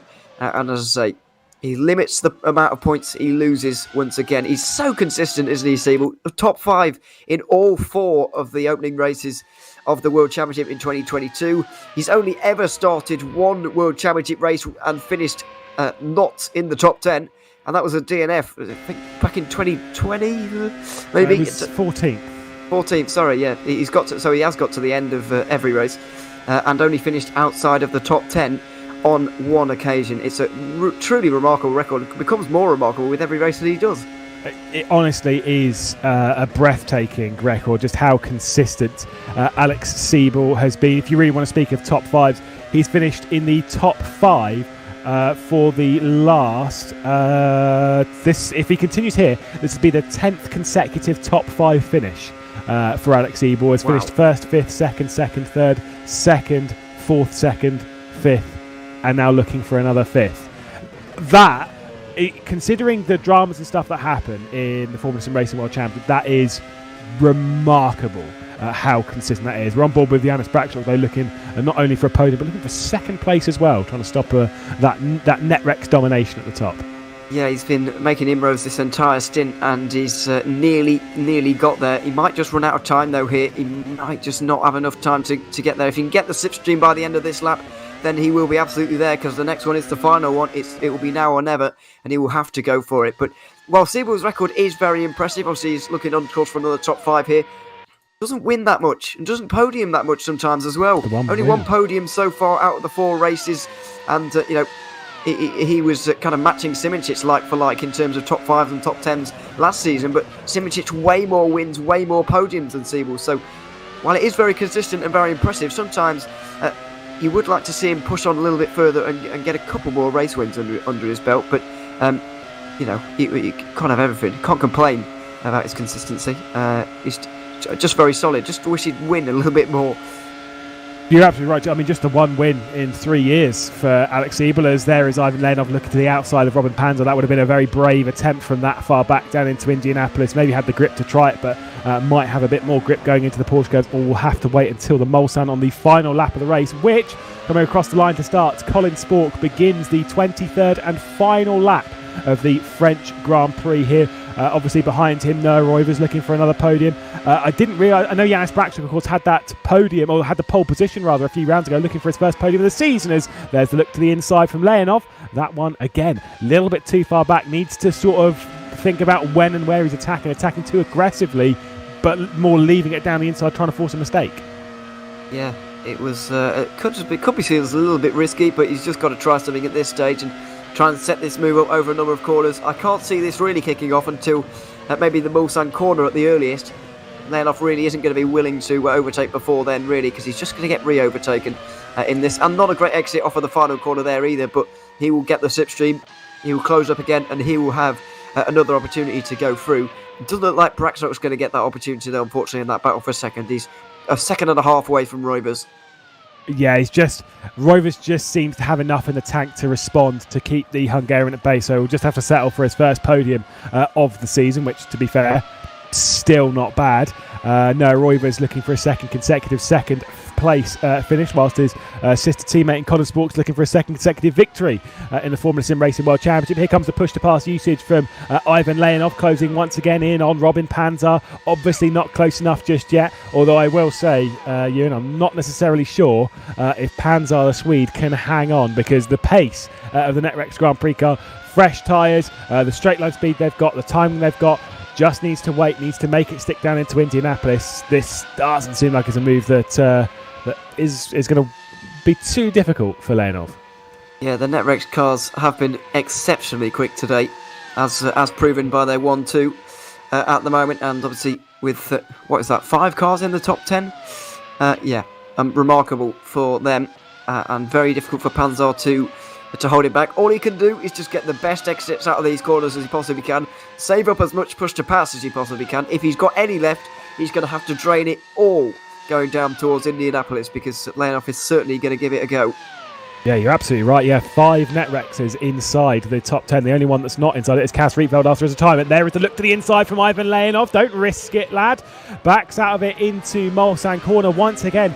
The half-hearted look from Leonov. Instead of that, he could have been focusing on getting a good exit from the Mulsanne corner. Thankfully, the slipstream will save him on this opportunity. Push to pass being burnt from both of them. Probably maximising all of what they have, shifting up, making sure it's perfect to the outside of Indianapolis. This is going to be a bit of a risky move, but he's got to send it. Ivan Leonov gets back in line and might well not actually pass. But here comes Colin Spork, not only to take his second consecutive race victory in the Formula SimRacing World Championship, but it is his third of the season. Spork victorious again at the French Grand Prix. Noah Roivers going to be coming along behind him a very long way back, 16, 17 seconds behind. You'll have to count them. The clock will run. Roivers will take second position once again, and Janis Brakshock for the first podium in his season. Yeah, absolutely. It's another great day for NetRex with a 1-2. Brakshock will be delighted as well with a third. But in that battle further behind, Panzer's going to prevail, because it looks like Leonov has run out of push to pass on his final lap. He used it all down towards Indianapolis, but Panzer had more, and he's still using it at the moment, coming out the Porsche curves. He's closing up to Adam Rainey. He's going to even have a go very nearly. If he'd have used this maybe slightly more smartly throughout the race, he might have been able to get 7th, but it's not to be. Panzer will finish 8th and just about hold off Leonov. Did Rainey slow down there to try and assist his teammate past? I'm not really a fan of that, if that is the case. I have to probably take a second look at that. I think Rainey might have been slowing down to assist Ivan Leonov there. I will say, there is no reason why Leonov shouldn't have been able to pass Robin Panzer. As much as Robin Panzer was doing well, yes, I know he saved all the push to pass, but there were so many opportunities where Leonov could have done something very, very different than what he did. He didn't use his brain in that battle at all, and that's why he never passed. I don't think that it would have mattered, because the amount of push to pass Panzer had left was astonishing. But the soft tyres, he would have been able to pull away. There's not a lot you can do, really. If you overtake into the first Mulsanne chicane, you haven't got corners to get away. There are no corners to get away. Now, does Panzer have a very good run through here? Does Rainey slow down? Not entirely Rainey's sure. slowing down. Rainey is slowing down to try and... he's lifting a lot. Now, either he's magically run out of an awful lot of fuel, or conveniently, at the right time, he's just dropping back. For that, really. Yeah, he's just dropping back to try and slow Panzer down here, I feel. That's my gut instinct anyway, which I am not particularly a fan of, if I'm perfectly honest, but each to their own. I don't know what there is in the rules against something like that, but I don't think there is. But it's just asking for trouble, doing things like that, and it didn't even work in the first place, so what's the point? Well, yeah, I suppose got to try something, but it was a bit strange. I'm sure if your teammate was going to get the position, if he deserved that position, he would have passed for that position. Well, yeah. I think whatever Leonov did there was not going to be good enough, because there's not the corners to get away at this circuit, really. It's not like he stayed behind for too long. I know there were opportunities beforehand, but there's not the corners to get away in the places where he could have gone. Because it's the... I'm talking about the final lap. Those are some terrible donuts. Yeah, but even then, had he... Like, for example, he was looking down the inside into Mulsanne corner. Why? Why would you look down the inside of Mulsanne corner? All it's doing is it's going to delay your run off of Mulsanne Corner. If he'd have stayed in the correct part of the track and followed through and actually focused on getting a good run rather than not thinking, then he would have been able to have the acceleration along with a little bit of push to pass as well. Whilst Robin Panzar did have more, would have been able to potentially affect the pass. Either way, we saw some, and I know you can hear us at the moment, we'll go to an interview in a moment, some terrible donuts from Colin Spork, who did win the race here at the French Grand Prix, just ahead of his teammates. Well, I say just ahead, it was a fair way ahead of Noah Roivers. Janis Brakshock also behind in third spot with Sandor Callas and Alex Siebel. A fantastic recovery inside the top 5 from Alex Siebel. Jan Vosnitzer and Adam Rainey also there in 6th and 7th position. A great drive from Adam Rainey. Robin Panzar just being able to hang on from Ivan Leonov with making it 5 cars from Netrex inside the top 10. Michi Hoyer, the last car inside that top 10 with a 10th place finish despite some of the earlier issues that he had with Dennis Jordan on that first lap of the race. Behind that, in 11th spot, of course, was Michi Hoyer's teammate of Damian Skovron, then Dennis Jordan, Ampat Zidis, Zoltschuk, Jan Grankvist, Jake Denahan and Tom Oldermenger, with retirements from Kaz Rietveld and a very early one from Roberto Pignataro. In the commentary booth now joining us, I'm almost getting bored of his voice, but it is, of course, Colin Spork once again. Hello. That one almost looked like a bit of a boring drive, mate. You were away from everyone. Yeah, I mean, it's great to win again. Nice margin. Well, one stop. I mean, the two stop looked better today as pace-wise, but I just knew that the one stop was going to work for me this race, and it was just a tire saving fest. Oh, not fast, but tire saving basically till the end. And then pushing in the last lap to see if I could go for a quick lap, but nah, tires were not there. Now, realistically, who can stop you, and how can they stop you? And how have you got so strong in the Formula SimRacing World Championship right now? I mean, everyone could beat me. You know, they're all great drivers. The whole field is very good in as drivers wise. It's just when I'm testing, that does very effectively, and I just enjoy the car. I really feel the car in any moment. I feel like I can produce the lap when I need to in qualifying, and then just put it into race. And I mean, it's working out very nice, but something like this can really easily change by 1 second, one split second during the next race or qualifying or whatever, and the whole thing could look different till the end of the season. So we'll be working hard till the end of the season, and we'll see where we're at the end. Well, well done to Colin. We'll move straight on to the sister teammate, to Noah Roivers here, obviously second position. Do you think there was anything you could really do to catch Colin today? Looked so strong. You kept up for the first few laps, but they just seemed to manage to pull away. I'm just not able to manage my tires that well. I was not expecting that on this track, to be honest, because there are not a lot of corners, let's say, and you would expect guys to cool down on the straight, but you really need the traction in the low-speed corners, and that was something I was struggling with all race long.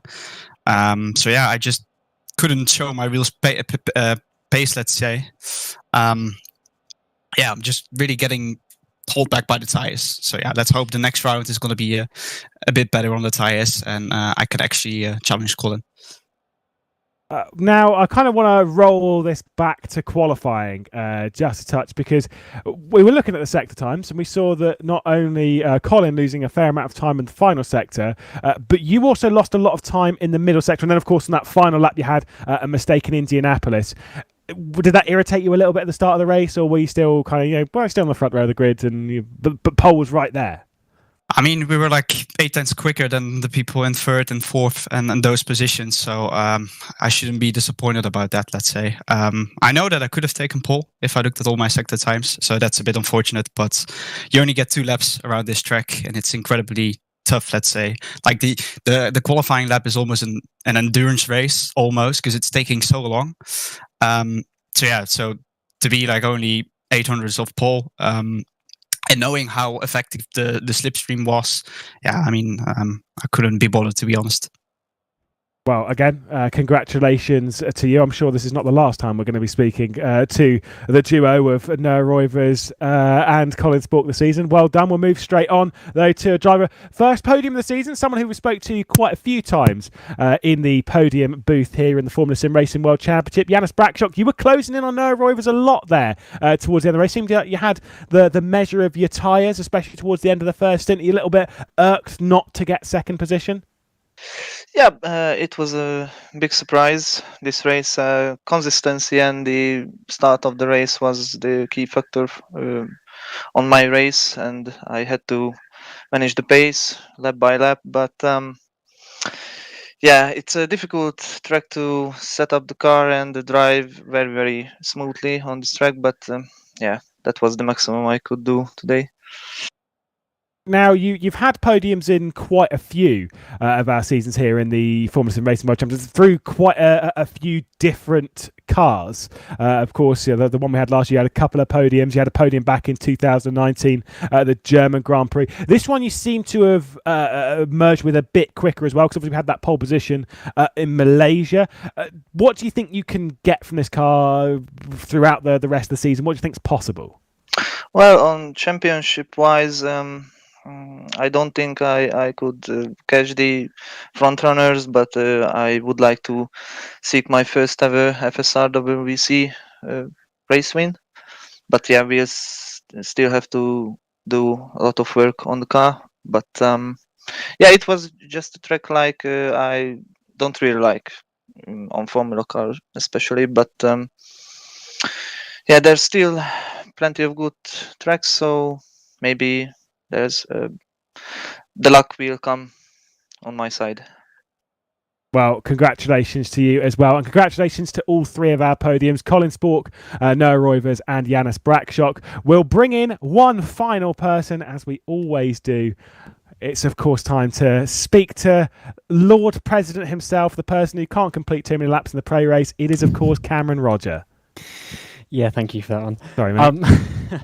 Yeah, so obviously this race was a community voted race, and yeah, Le Mans won out of the vote. But the next track will be obviously decided by the administration, and it will be Belgian Grand Prix Spa-Francorchamps in a couple of weeks' time, where we will be racing to start obviously the second half of the season. As Lewis mentioned early on in the broadcast, we will attempt to rerun the race early on the Japanese Grand Prix, but that date is yet to be confirmed. But we will try and get that to you as soon as possible. Yeah, Belgium next time should be good, and another high-speed track. Well, I want to ask for final opinions as well from you and O'Leary before we hand over. Yeah, should be good at Belgium, of course. Spa is obviously a fantastic circuit, especially in these cars. Should be great racing around here. Unfortunately, obviously, look, the one this time around, it was another good race, but a runaway winner in this one. So who knows what will happen at Belgium? Maybe it'll be a little bit closer, maybe not. We'll wait and find out. But yeah, looking forward to it in a couple of weeks' time. We will indeed. Before we get there, though, and to pass over not only our midway point of the season, but also then into a pretty substantial summer break, we should probably take a look at the standings that we're heading into Belgium with. Because, of course, speaking of runaways, not only runaway winners in today's race, but runaway in the championship standings as well. Colin Spork with 3 victories, 111 points to his name, a fair way clear of his teammate Noah Roivers, who's taken over second position in the championship, now ahead of Alex Siebel. Pretty tight fight there. Alex Siebel ahead of his teammate Dennis Jordan now by a single point, very close for that second position. Jan Vojnica in 5th. Sandor Kallis with a decent result up into 6th in the championship with Janis Brakshock. Michi Hoyer, another not so great day from the German multiple race winner Ivan Leonov, and Robin Panzer with his best result or joint best result of the season. Robin Panzer in 10th place in the standings. An interesting run then around the French countryside as we took to one of the most historic racetracks on the planet, the Formula SimRacing World Championship. Round number 5 will close here. Again, big thanks to our broadcast partners in VCO Esports, and of course our sponsors of Masita Esports, SimLab and 3D Wrap. Thank you all for joining us through the running of this race. I've been Lewis McGlade, Ewan O'Leary has been alongside, and of course Felix van Delft has been bringing you the broadcast. We'll see you in a couple of weeks' time as we head to the Ardennes, but until then, bye-bye.